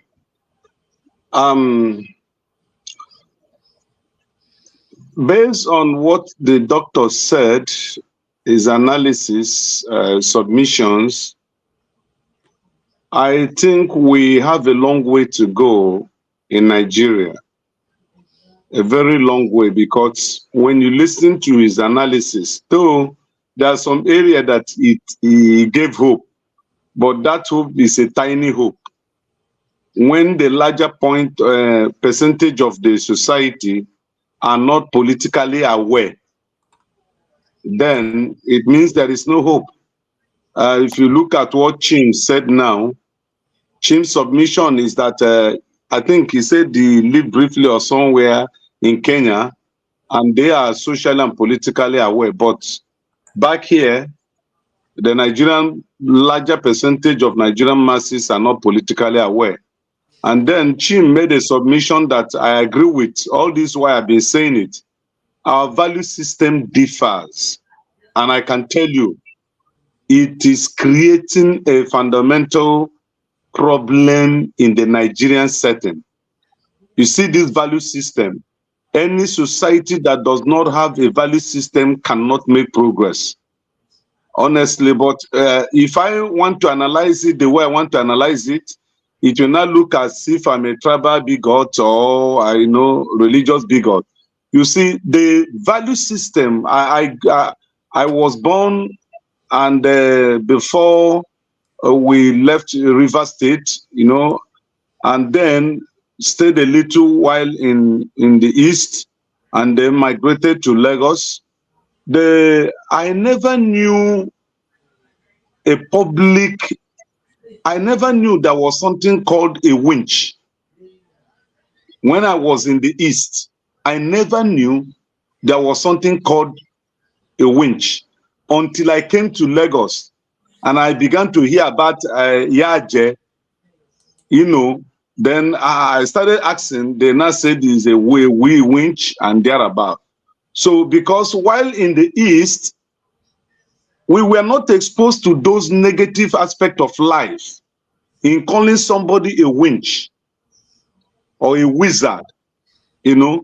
So the system, the value system of each of the region or each of the tribe in Nigeria is so, it differs so much that we need a leader who can bring all Nigerians together and let them see themselves as one family of a black man, you know, then begin to rearrange the systems that have been working against us. Because I was asking one person question on radio, I think last week. The president set up a committee to enhance his economic policies. And the people he brought into this group, one of them was the person who was crying a few weeks ago that his refinery, his oil business had been sabotaged, that we have great mafians in the oil industry than anywhere else you can think of. And then he happens to be one of those called upon by the president to, you know, to pilot the affairs of the economic policies of this present government. Now, when you look at the money, 2 trillion that was budgeted, you look at how that 2 trillion were shared among different sectors, you begin to ask yourself a question. This regime, do they actually have a vision for Nigerians, for a better tomorrow? Now, for example, they allocated 550 billion naira for support of threat, is it threat support or whatever? Okay, general threat support. General threat support have no identity. It's just like trader money they were sharing during Buhari regime. You know, going to market, giving people 5,000 naira and thereabout. Now you are budgeting 650 billion as general trade support. To who? Who will share it? How will they get the money? Then on security, I mean on agriculture, you budgeted about 350 billion. So you can see that the readiness to alleviate and change the country from the present condition and situation of things is far from the present regime. And so Nigeria is in a really big time crisis that I don't know if I call the Nigerians in diaspora to engender the move that will lead to the liberation of the state captured by the few elites and politicians in Nigeria. I don't know whether I'll be making a mistake by saying so, but I think. All right. Thank you, righteous man. Thank you so much. Ovie.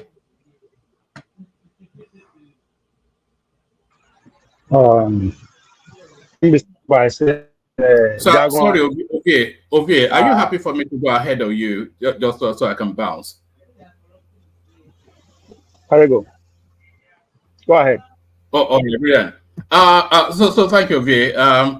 I just couldn't help. I wouldn't normally come in this later, but I was just listening to all these psychedelic thoughts on how you're going to change the world, this revolutionary zeal and all that. So, all quite amusing, you know. As I was saying to your guest, power only changes hands at the center. That's how power changes hands. Power changes hands at the center. You know, you will cite Arab Springs, the goings on in Kenya, those are anomalous situations. Power only really, all this left of center, kumbayaism, and let's rally together and go get them. It's all very cute, but power really only changes at the center. And if you are coming from the far left, that's fine. But you have to gravitate to the center stage, still holding on to the ideal of your leftist zeal in order for you to seize power. So if you are looking to effect a change, if you are looking to pressure the center stage by educating the populace so that they are more aware, and then using that as a baseline to effect better governance from the center stage, that's good. But if you are actually looking for power, then power only changes hands. It's a century-old count. It's never been any different. So I'm not quite sure. It's all very cute. Oh, let's get together and go and get them and all of that. It's all cute, but power only really changes hands at the center, and that is how it works. So I just wanted to infuse that. I wouldn't normally come on this late, but I was a little more than let me help you with that. Don't go back. I'll ask you a question. Don't leave. Let me respond to that. Don't leave. Go ahead. No, it wasn't. He was at the conversation. I think. No. No. What you make a point. I'm not saying what you said is wrong, but it's not complete. It's not complete. Yes. What's the missing bit? Power only change at the center. You're 100% correct. Competition only happen at the center too. That's what you don't know. So when competition happen at the center, guess what? They have to come and look for allegiance with the majority, which is the public, right? So the power changes hands via competition. Somebody has to win at the center, and the only way you can win is to ally with the people. And the only way the people will gain is for them to come together and actually put their own bid forward.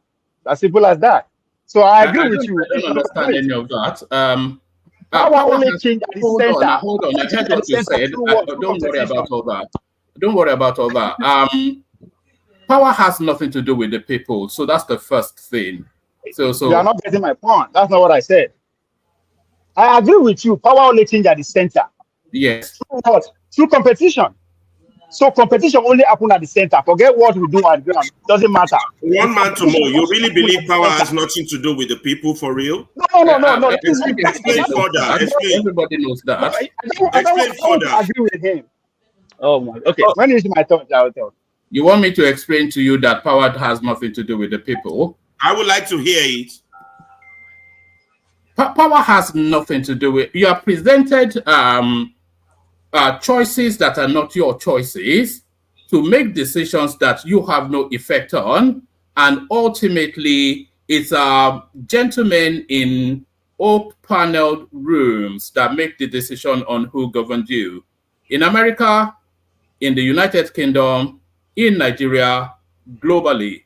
So the kumbayaism from Che Guevara all the way through is never really affected. It's very good for the optics, and that rallying call and hoopla. It's just I wouldn't really come in, but I couldn't really believe what I was hearing. This. One man, hold on.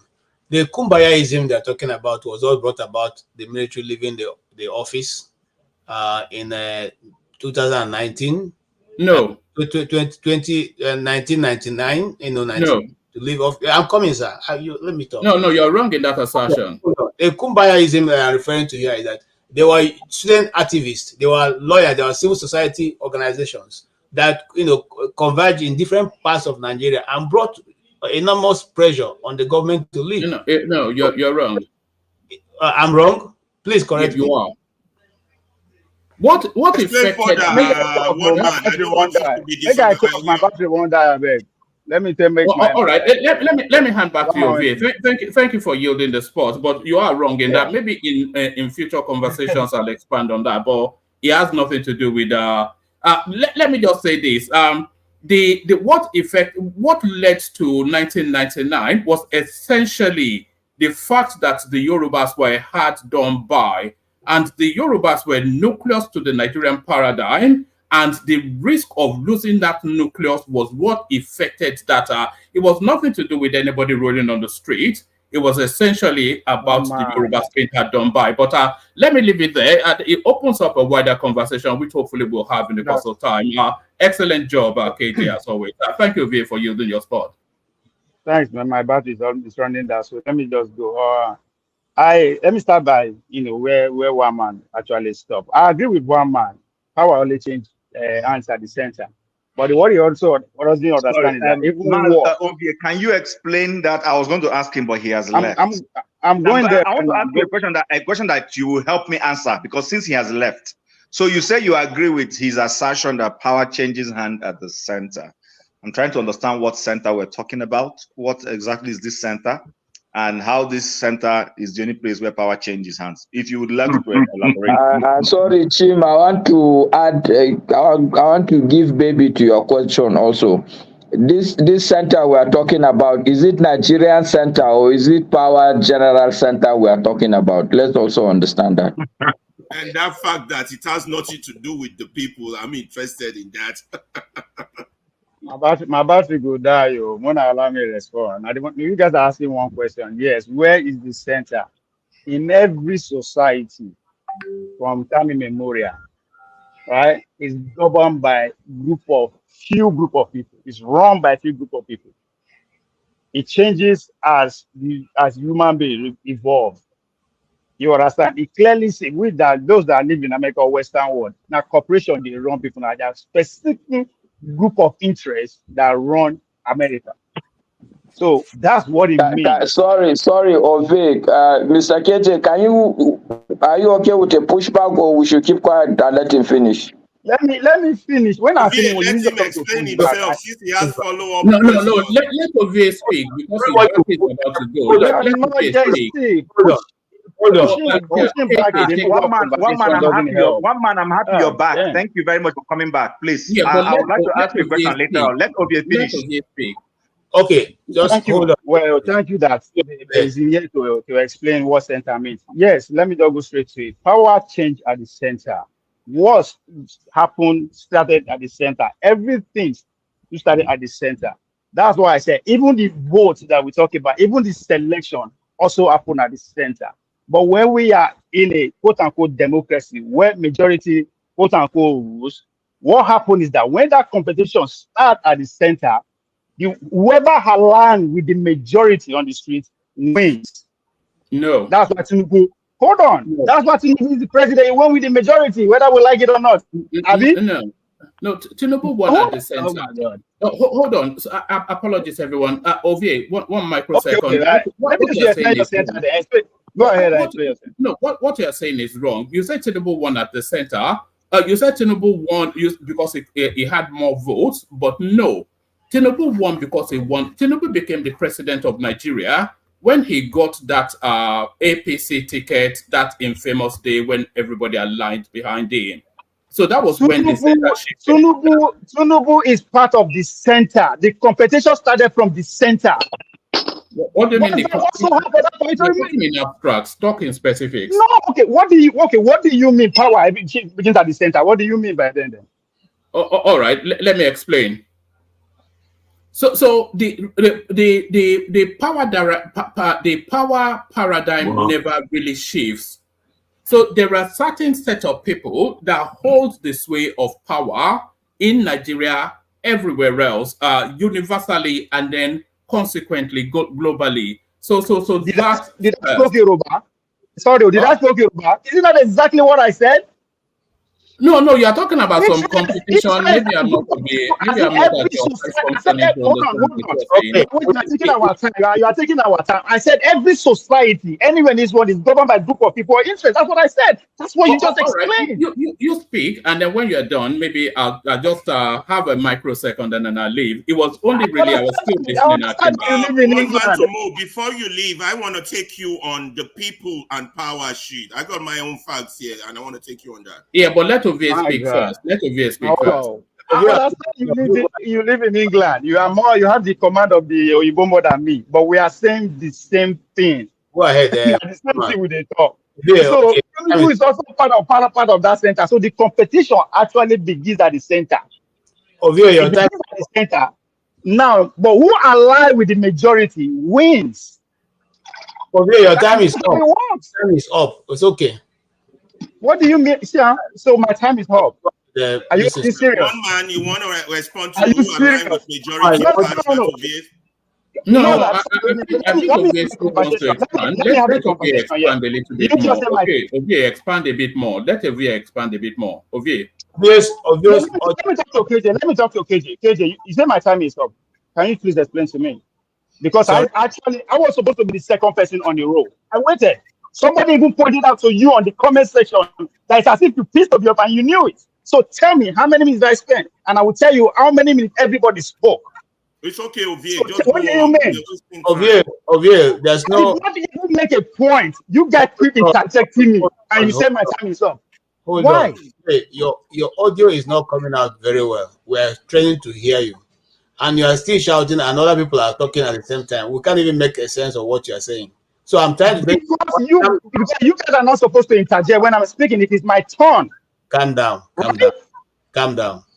Calm down. Calm down, please. Go on. Now, you can go ahead and talk. Calme-toi, monsieur Ovie. Calme-toi. You know, you guys can't go, man. No, Ovie, carry on. I think Ovie has a point to make, so let's hear it, Ovie. Goodness me, man. This is protracting. Okay, let's go ahead. Yeah, okay. One man wants to, or Ferrari, you want to ask a question? Yeah. I want to take one man on the power at the center and has nothing to do with the people concept that he pushed. This is the belief of Nigerian elites, and this concept is absolutely wrong. It is true power happens at the center. Global phenomenon. You said, well, let me the make global my point. so one man, sorry, hold on. Ferrari, no, let me make hold on, I'm with you. I'm with you. One man, please. You're going to have to listen. Don't interject. Let people speak. Okay. All right. So you alluded that power happens at the center. It's true. Those who are in the corridors of power, and that is the concept is globally, but in Nigeria, power happens in the center, but conflict starts in the center. And whoever has the majority, I can give you an example, will now eventually have that power. Now, let me start with the Roman Empire. The dispute between, I got my examples here, it's only 4. The dispute between... I only have about 5 minutes, so don't take me on longer time. The dispute between Caesar and Caesar and Brutus were involving Mark Antony. At the stage of the coup, Brutus had power. But the moment Mark Antony addressed the crowd at Caesar's no need for all this power now. immediately switched. Okay, that's just one. Listen, just listen. Second He example. listened to you. Why can't you listen to him? That's It's going on a long and winding road. It doesn't matter. All you have to do is listen. Jagun, please be quiet. Please, thank you. A second example, apartheid. You understand? The people were there waiting for the center to have a fracture. And as soon as the center had a fracture, power switch. The second example, the Russian Revolution, the French Revolution, the American Revolution. There is no power without the people. So don't come here and push that Nigerian ideology of the Nigerian ideology. Okay, yeah, it is. And the Glorious Revolution also. In Nigeria. Hold on now. Hold on. I'm about to finish my sentence. You're asking your question. Okay, KJ. Yeah, it is only in Nigeria that the elite foolishly believe that all power is centered on them. But they will right, that makes no sense. Just give it up, my friend, man. You're not making sense. Out as soon as the people are enlightened enough. Why don't you just let it be a conversation? Don't do thumping or okay, go on, I'm done. Don't do hooplas and hoo-ha. Don't hoo-ha. You haven't been listening. You haven't afraid there, one man. I don't like talking to you because you're a fucking idiot. However, in this, I like to keep quiet. And you haven't been listening to what's been said. And then you're telling him how to speak. That's not for you. All you have to do is hear what he's saying, and then you respond. The rest is rubbish. All right. I thought we were going to have Here we go. Commentary. You're going to make all kinds of commentary that don't speak to the subject. Speak to the subject. I'm going to need you to moderate your language and don't use that. As I said, we don't need your clarification on how to speak. All you have to do is speak your own. Speak your own. Fucking asshole. No. Don't do that. Please. So let me go to what Ferrari is saying, and then I'll bounce after that. I thought we were going to have like a no, don't bounce after that. Let him bounce as quickly as possible. Appeals from this guy. What's the next guy? Having a conversation very high on greed. I'm going to shut you guys down. You're going to force me to remove people to backstage. I don't want to do that. Please, let's control ourselves. Ferrari, one man, the question has been put to you, and you clearly heard it. Please go ahead and give us your response. Yes, all of those, because I was only really trying to pause Alaba, only because it was going to go on a prose. So deliver it in sonnets, not in prose. We don't need the long verse. Yeah, so because I get the thrust of where you are. All those XYZ that you listed from Rome to all the way through to your travels through Europe and wherever else. Junior. What's that? I say you're Pastor Junior. Go ahead. No, that's the biggest insult of Maska, I'm a big fan of yours, so I'm not quite sure why. I'm not here for fun, so I don't suffer fools gladly. Go and write it down. My fan or not my fan, I will not suffer fools gladly. All right. If the language gets a bit too colorful, then I might have to. You can disagree with that. You can disappear if you want to disappear, but just make your point. Guys, allow him now. Allow him. Let him make his point instead of commentary. But allow him. We can't keep doing this. One man, can I quickly ask a question and then? No, don't ask him any question yet. One man, I still have a question to ask him. One man, please address Ferrari. Then we can each ask you a question. I will address Ferrari, but let me just say this first. All this I think I cannot say somebody that's a youth here, so they're all grown-up adults. So let's keep the language to the level of our maturity. So what about not commenting on how people speak? What about giving people their license to speak their own, and then you speak? No. Thank you. So let me just go to what Ferrari was saying. I was only really trying to pause you. I was only really trying to pause you because you were going on a long and winding. You were going to start listing examples after examples when the essence. No, it's because you don't have patience to listen. That's why. Jagun, come on. Let him speak. Jagun, let him speak. No, it's the weed, isn't it? Why should I let him speak when he's speaking rubbish? I know. Just let him speak for now. I've not said anything yet for you to establish that it is rubbish. Well, that's what I said. Imagine how much time you've taken, and we haven't heard anything. So I complicate that. And speak to the point. You moderate this platform so that we can have orderliness. I'm going to be forced to move back. Please. Let me just. There's still a question. Your question, Alaba, I was only really trying to pause you because you were going on a long and winding, and I already had the essence of what you were saying. So all of those examples that you cited, they are anomalous to how power changes. So those are anomalous to how power changes.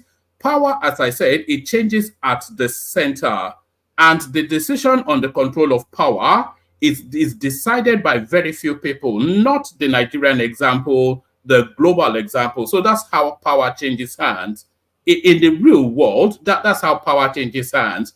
So in spike situations like this Bolshevik revolution, etc., that you were citing, yes, that's a force of mass to effect change. But those instances are often few and far between, and ultimately, globally, or overwhelmingly, the way power changes hands is at the center. It is the decisions of the jostling within that center space that changes power. I hope it's not too vague to be understood, but I think it's clear enough. One man. Can I then ask? What? No, Olumide, no. Some of us have been here. I actually triggered him coming back. He left, and I said I wanted to ask him a question. Unfortunately, he has left. Then I'm sure he heard it and he came back. So you're going to let's ask question. Let's allow him to talk now. One man. My question is, and I'm still not very clear. I want to understand what this center really means, and I'll tell you why I'm asking that question. While I understand the other context you put around it is making sense to me now, I want to really understand this center properly. That's why. So I don't know if you understand my question. I do. Okay, so please, if you can educate me, I want to understand who is this center? Where is this center? All right. Let's use Nigeria as an. You see, power has always been, there always has to be somebody in power. So that's the first thing we establish. So however it goes back, somebody ultimately gets in power. And then when that person gets in power, there's a power structure around that power. And that power structure around that power never lets go of power, irrespective of the leanings within that power structure that power gravitates to. So that's to abstract the concept. So let me narrow it down. If you go I disagree. With what? No, please let the sentence come to an end, please. All right. Right. If we go to the Nigerian example, the Nigerian example, for instance, there are power structures within the north. There are power structures within the southwest. There's some power structures in the southeast, but the southeastern power structures does not really affect the power. This is not an ethnic something. I'm just speaking to the realities as I understand it. I may be wrong, but there are power structures. We saw that play out in Abiola. We saw it play out again with Tinubu. So those structures are there. There are power structures within those spaces that control the Nigerian. Sorry, one man. Jim's question was to the point. Where is this center? You are rambling yourself. Where is this center? The fact that you do not understand it does not mean that I'm rambling. Jim, do you understand? Jim, you understand? I'm asking an educated person. Why can't you understand what you're saying? If you can't understand what you're saying, you're rambling. Doesn't mean that rambling is more to your limitations than anything else. It's how you communicate. The way you communicate needs to be well versed and audible. So if you're communicating and somebody's telling you that he doesn't understand, it's for you to perfect your information, my friend. Don't make things upside down because you live in an educated world. Thank you. I want to move on. Yeah, man, move on. KJ, please. The only contribution I want. No, we're not enough. That's not. We're not here. That's my only contribution. No, we're not enough of it. Okay, let's move on. Let's move on. Thank you. I appreciate everybody's contribution, and we're not here to discuss power. Another day we can discuss the issue of power and power base in Nigeria. I quite understand all those. The power in the north, I know where it is west in the Sokoto Caliphate. We all know that. So please let's move on. Why is he always stammering? Tell me, why does he always stammer when he doesn't? He's not a stammering person. And then why does he, when he speaks, why is he speaking like he's singing? Why do they have to? Audibly, it is awful. Hearing him is disgraceful. His pontification of education and of authority, it's all prank. I don't even know why we accept him on the show. He's got nothing to do with us. All right. He's a smart child. No, I've never met how they talk because normally when he comes on, I don't speak at all. But in this time, when he's coming on the platform to direct everybody how they should speak and what things be, I mean, it's a slap in the face. You're supposed to. Anyway, when you go on that way, you make it difficult for me to be able to take a stand. I apologize, my brother. Of anybody from the platform, please. Okay, we have had a very useful discussion today. Well, I have about 10 minutes to round up this broadcast. So we have other things lined up, but I don't think we can get into all that today. So we may probably just end in the next 10 minutes. So I would like to take everybody's final comments.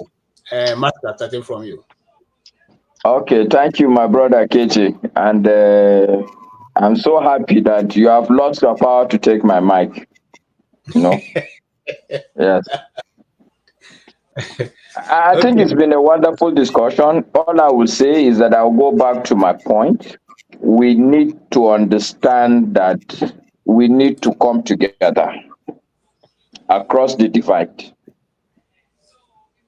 And when I say across the divide, I mean Yoruba, Igbo, Hausa, Fulani, Muslims, Christians. We need to understand that there are people who are oppressed and that there are a set of people who are oppressing us. The set of people that are oppressing us, it's so evident that they sit and meet together. If you go to the National Assembly, it's across the board. And they sit and share money without fighting, without saying that we'll give only Igbo or we'll give only... Look, they are smart enough to say that, okay, president will come from this place, Senate president will come from this place, and they will have a way. Of course, they do their small wrangling, but they don't let it get out of hand. If you start going too much, they say, off your mic. We all know that in Nigeria. They say, off your mic. Off your mic. So we need to, and another thing I would like to say, we keep saying government should consent. No, I think each one of us should begin to talk to each other. The same way I'm preaching to 1, 2, 3, 4, 5, 6, the same way I'm preaching to 7 people now. That in my opinion, I think we need to band together. We need to come together. It doesn't mean that we all see things the same or we have the same objective. But we need to understand that if we want to achieve anything substantial in the country, we must shelve our differences for now. That does not mean that we are not different. We are. I mean, have some and by all ramifications. I'm proud of it. Okay? But that does not mean that I can't talk to KJ if he's an Igbo man. Yes, I said Pansad, I will not answer his question, not because he's an Igbo man or because it's simply because I want to also use my small power to teach lesson to people. It's not just because we're on the same panel, you talk to me anyhow. It's not every time I'll give you that opportunity. So, but at the end of the day, all I'm saying, let's work together, please, gentlemen and lady. Well done, Bumi. Thank you. Thank you. Thank you. Man. Can we let it just continue? I'm still trying to gather my thoughts. Okay. Master, can I ask you a question? No question. No question. I beg, KJ, I want to talk to Righteous Man. I beg. Yes, ask Righteous Man. This is going to derail us. So. Yes. We are not on any rail. That's the truth. We are on 10 minutes rail now. That is KJ's 10 minutes. It can be 30 minutes. You know all this. KJ is a Nigerian, pure Nigerian. You will see. We'll be here for the next 30 minutes. Go ahead, Righteous Man, quick. Master, good evening. Well done, sir. Jonathan said about us. So, me about how we're going to handle Jonathan. Okay, let's talk. You have my number now. Let's talk. Let's plan for him. Don't worry. We'll plan for his downfall. Thank you. Let's move on. Janaba is not on the I would like to go next, KJ, please.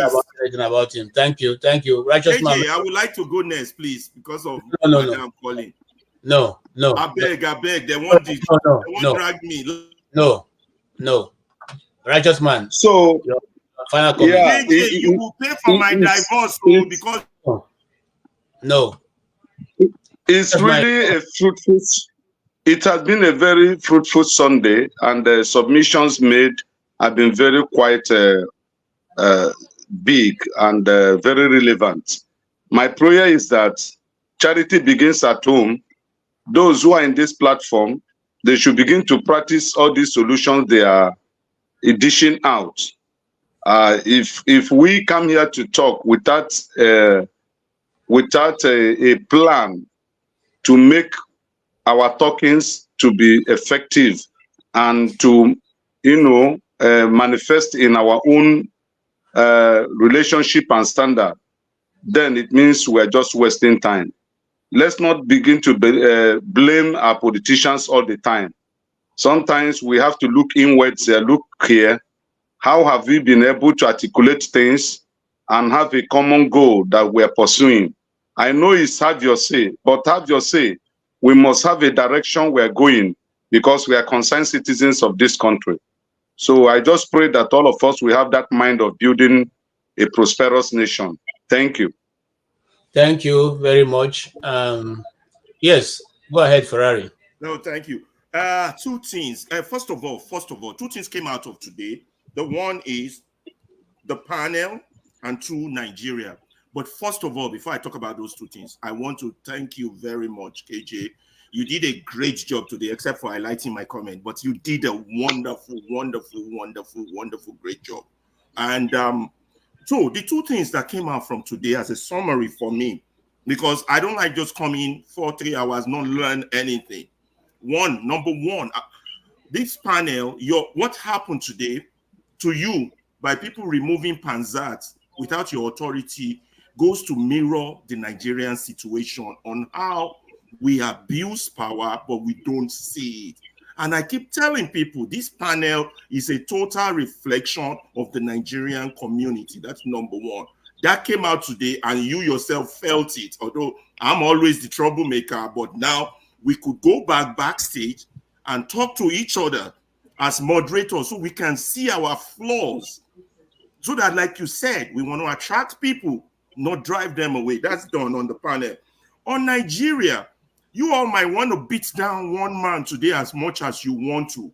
But today, he asked the most important question. Before I go to what he did, let me praise the effort of Malcolm Fabiyi, a great man, a great Nigerian, educated Nigerian, an elite, a well-to-do, a professional, a good man.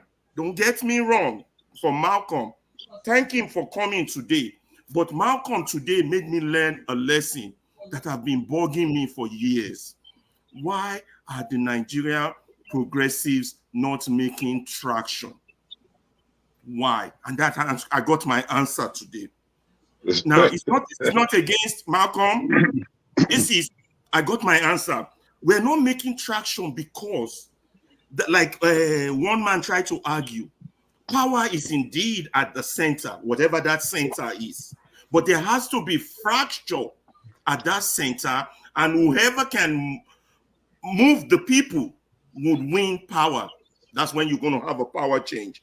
You understand? So what I realize is that even the so-called progressives in Nigeria are in one party. I don't want to use the word party. One accord with the ruling class in terms of thinking. So I learned that today from today's conversation. The ruling elites are together, even though they are in opposition or opposed. You understand? And that's why we're not getting traction. So until there is fracture at that center, and it will only happen among the elites, because the elites are the ones who push political ideology. If Malcolm believes our democracy is okay, I believe we shouldn't be criticizing Tinubu. That's where I want to end it there. Thank you. All right. Thank you. Jim. Okay, thank you very much. So I'll try and make it quick. One, so the whole idea of power being at the center and changing Nigeria, it's like I'll go back again to what I said, and I'm not going to shift from that. We need to do a shift in our minds. Now, while I understand that a few of the things that Ferrari mentioned that what's his name, one man was agreeing with, might be occasional things that happen. See, that center he's talking about, where I think he was missing it, and unfortunately, because of the way we got a bit disruptive, we didn't let him. I was going to ask him with this question.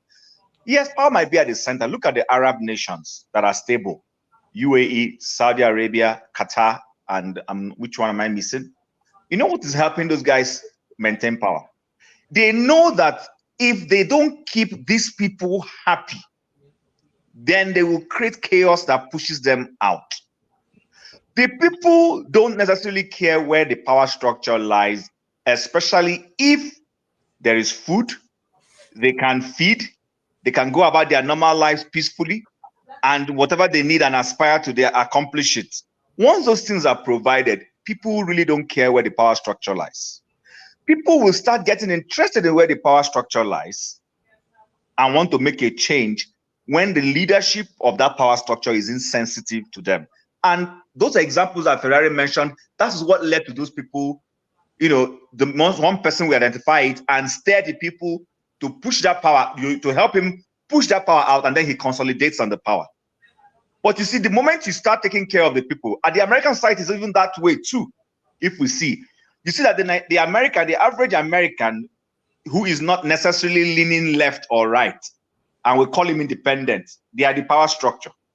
The moment some of these things, the economy is no longer favoring them, or there's some policies they don't like, guess what? They swing towards the next other person who seems to be closer to what their ideals are.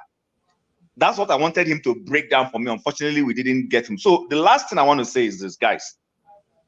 I keep repeating this, not because I'm a peaceful man, but because I'm trying to be reasonable.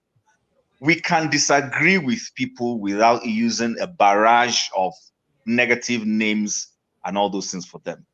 I learned something. KJ is the only person who probably will identify this because we come from the same location. They say when you want to, what's the word? You want to expose someone, you know, you take him through his father's land, expose him there, and then show his shame, literally. You know, I would have loved to interpret it in Igbo language. Unfortunately, I can't do that right now. The point I'm trying to make is this. When people who are not typically used to our group come, let's let them. Even if the person is idiotic in the way you perceive him to be idiotic, let him land on that idiocy. The moment you start cutting him in, it's like throwing a stone. A madman throws a stone and you throw a stone at him. People will start wondering who exactly is the madman between you and the mad person. So I think we need to start learning some of these things. Like I said in the morning, there was a short program that Show and Electricity did, and I said something. I said our problem as a people is not just our leaders; it is us. But the issue is this: because we're not taught how to negotiate, we're not taught how to discuss. The average Nigerian is always into a fight, constantly, rather than listening. You understand? Other people sometimes, even when they are fighting, you see them, they are jaw-jawing. They will disagree. We all saw how Sunak respected the new incoming prime minister. I mean, I watched that video where he called him. He says, even though we may share different perspectives, he said he's a decent man. This is a person who has just knocked him off prime ministership. He called the man a decent man.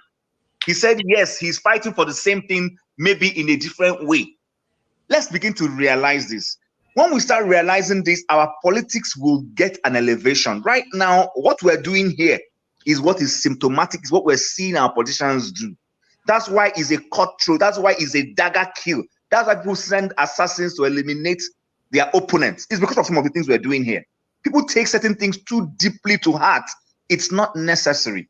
Disagree with somebody, see the person tomorrow, drink beer with him in peace. Once you're not able to put your hand in the same dish with somebody you don't share views with, then there's a problem.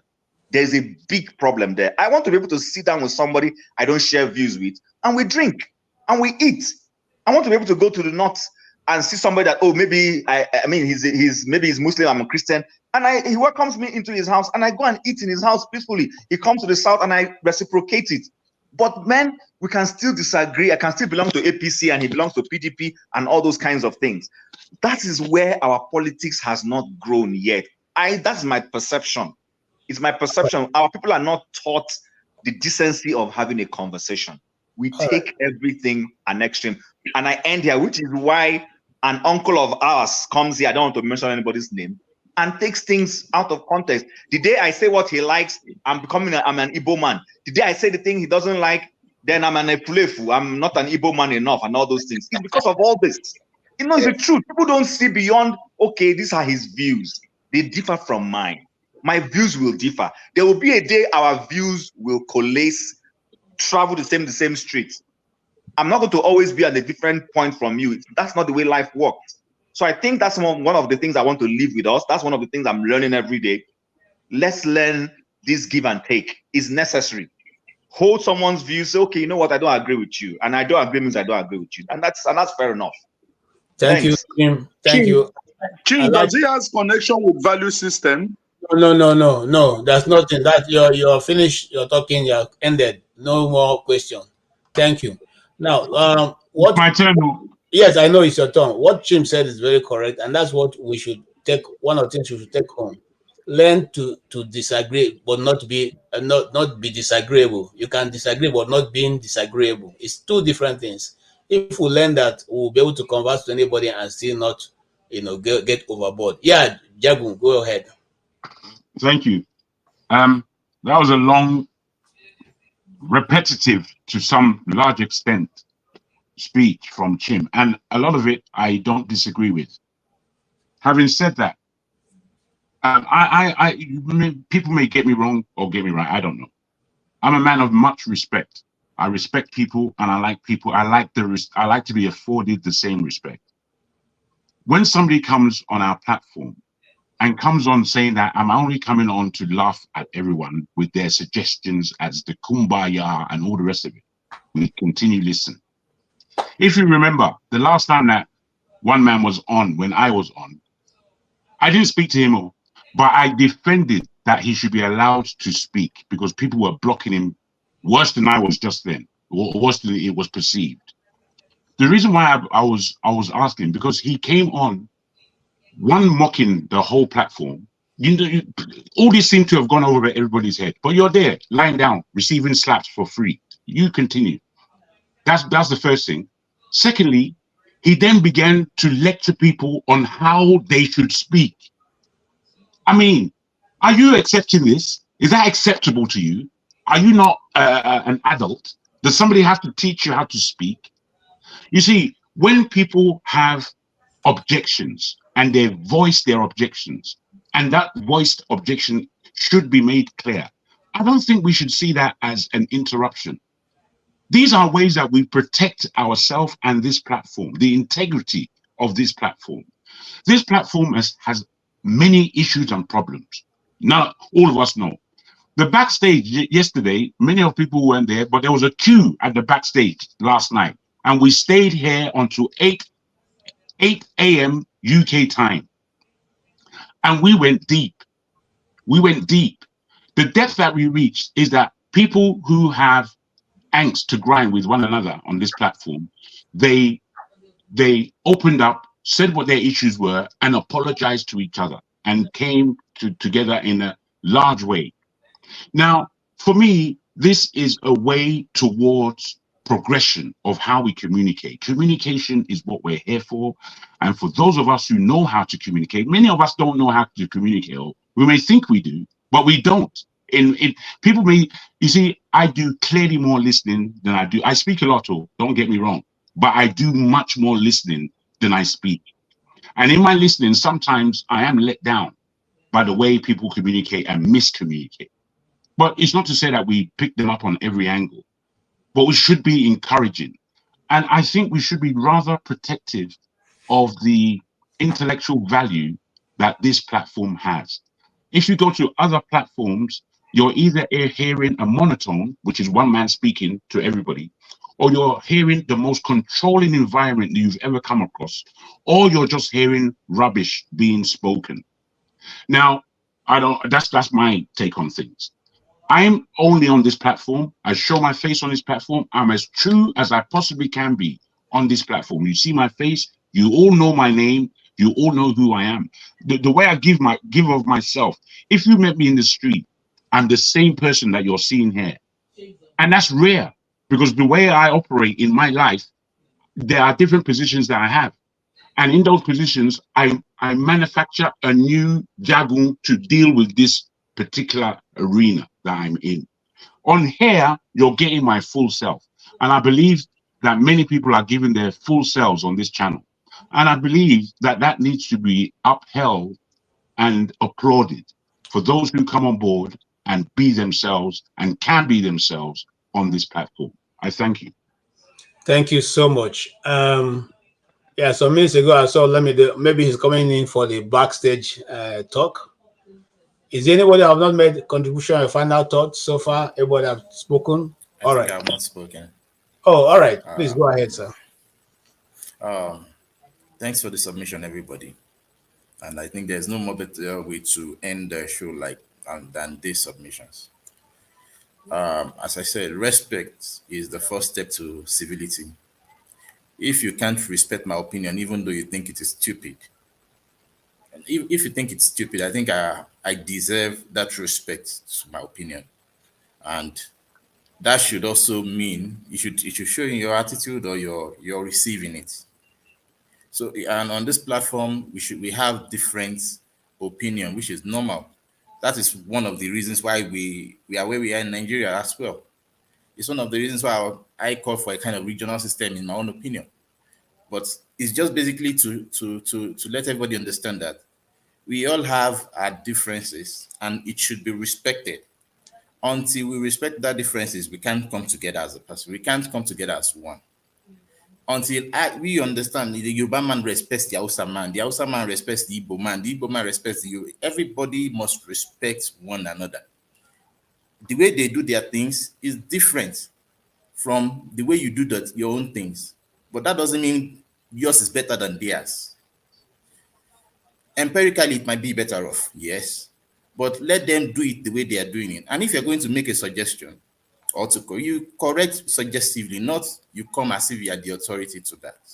So I appreciate Jagun's statement. I appreciate the way he fought one man, because I think he got it wrong in that regard to make the intellectuals on the platform feel like they were speaking stupid words. And I think Chim rightfully ended it well. Like, we should also still learn to accommodate ourselves. And because I feel if we didn't give audience to what he has said, because you can imagine, after he spoke his words, like 3-4 persons came up to ask him questions. And not that we don't understand what he was saying. I think there was no need to ask questions. Some questions you just have to keep to yourself and let it be, and let it just flow like that, so that we can have the conversation. So that would be my suggestion.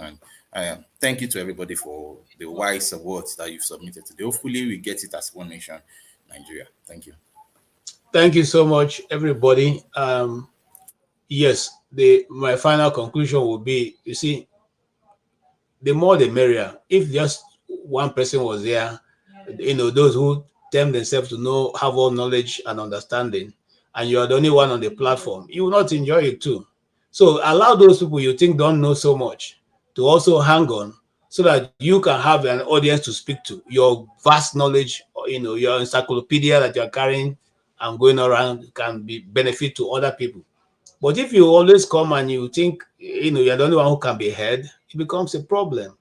Today, we have listened to a man who has spent a lot of his time in doing research and doing all kinds of work, especially in the area of West management and all that, who is a true Nigerian, who has been in the streets, in the street protests and, struggle for the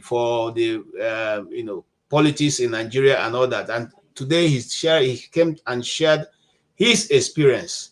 Sometimes when you want to compete to people's experience, sometimes I don't understand what you're trying to say. You're not there when they were fighting the battle. So you can only learn from them.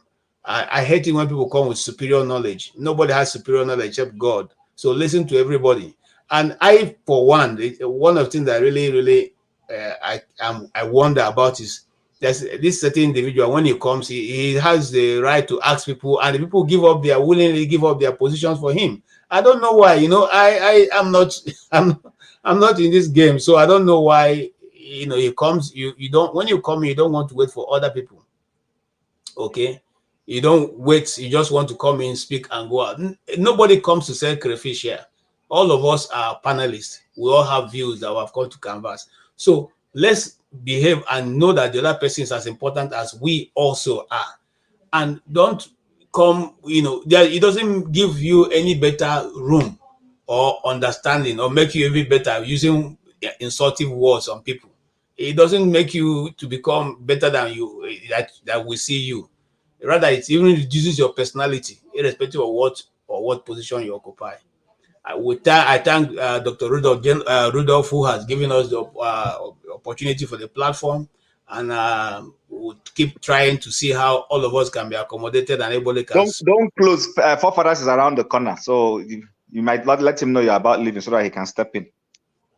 Well, I've already done that, but it's not seem to come in. So, except you, Chim, want to take over? I'm not inside the main distance though. But I saw his chat. If he's available, let him come in. Otherwise, okay, you can shut down. Yeah, because he can hear me, and someone is asking me a question on the platform. I thank all those people who have been on the platform with us all this while. So many of you have made so many very useful comments, asked useful questions. The guy asking, I didn't remove Panzer. I didn't remove him. Someone removed him from the backstage. It's not me. I don't. So the reason being that they felt maybe probably he was being. I won't do what I will not. I won't do some of what I will not do to myself. I don't like being removed, so I will naturally caution until it gets to the point of removing him. But it didn't get to that point today. And sometimes, as a moderator, we allow those banters to go on because it gives those of you who come here to look for what to laugh about, what to shout about. We just give you the opportunity, not because we cannot control it. We just want you to be happy, so that those people who are gentle people like us, who want civility, will also after a while stop it, so that we all can get back to normal. That's the purpose, not just because we couldn't control or we're out of control. Thank you so much. Forefather, if you're listening to me, I'm giving you the next 1 minute. If you don't come in, then I have to shut down because Chim will not take over. All right. So thank you, everybody. It's been a wonderful discussion. Are you going to leave it for backstagers? Because backstage, I'm only going to go off the streaming, and then the backstage will be open. Okay. All right. Thank you. Thank you, everyone, and have a blessed night. Well done, KJ. Thank you.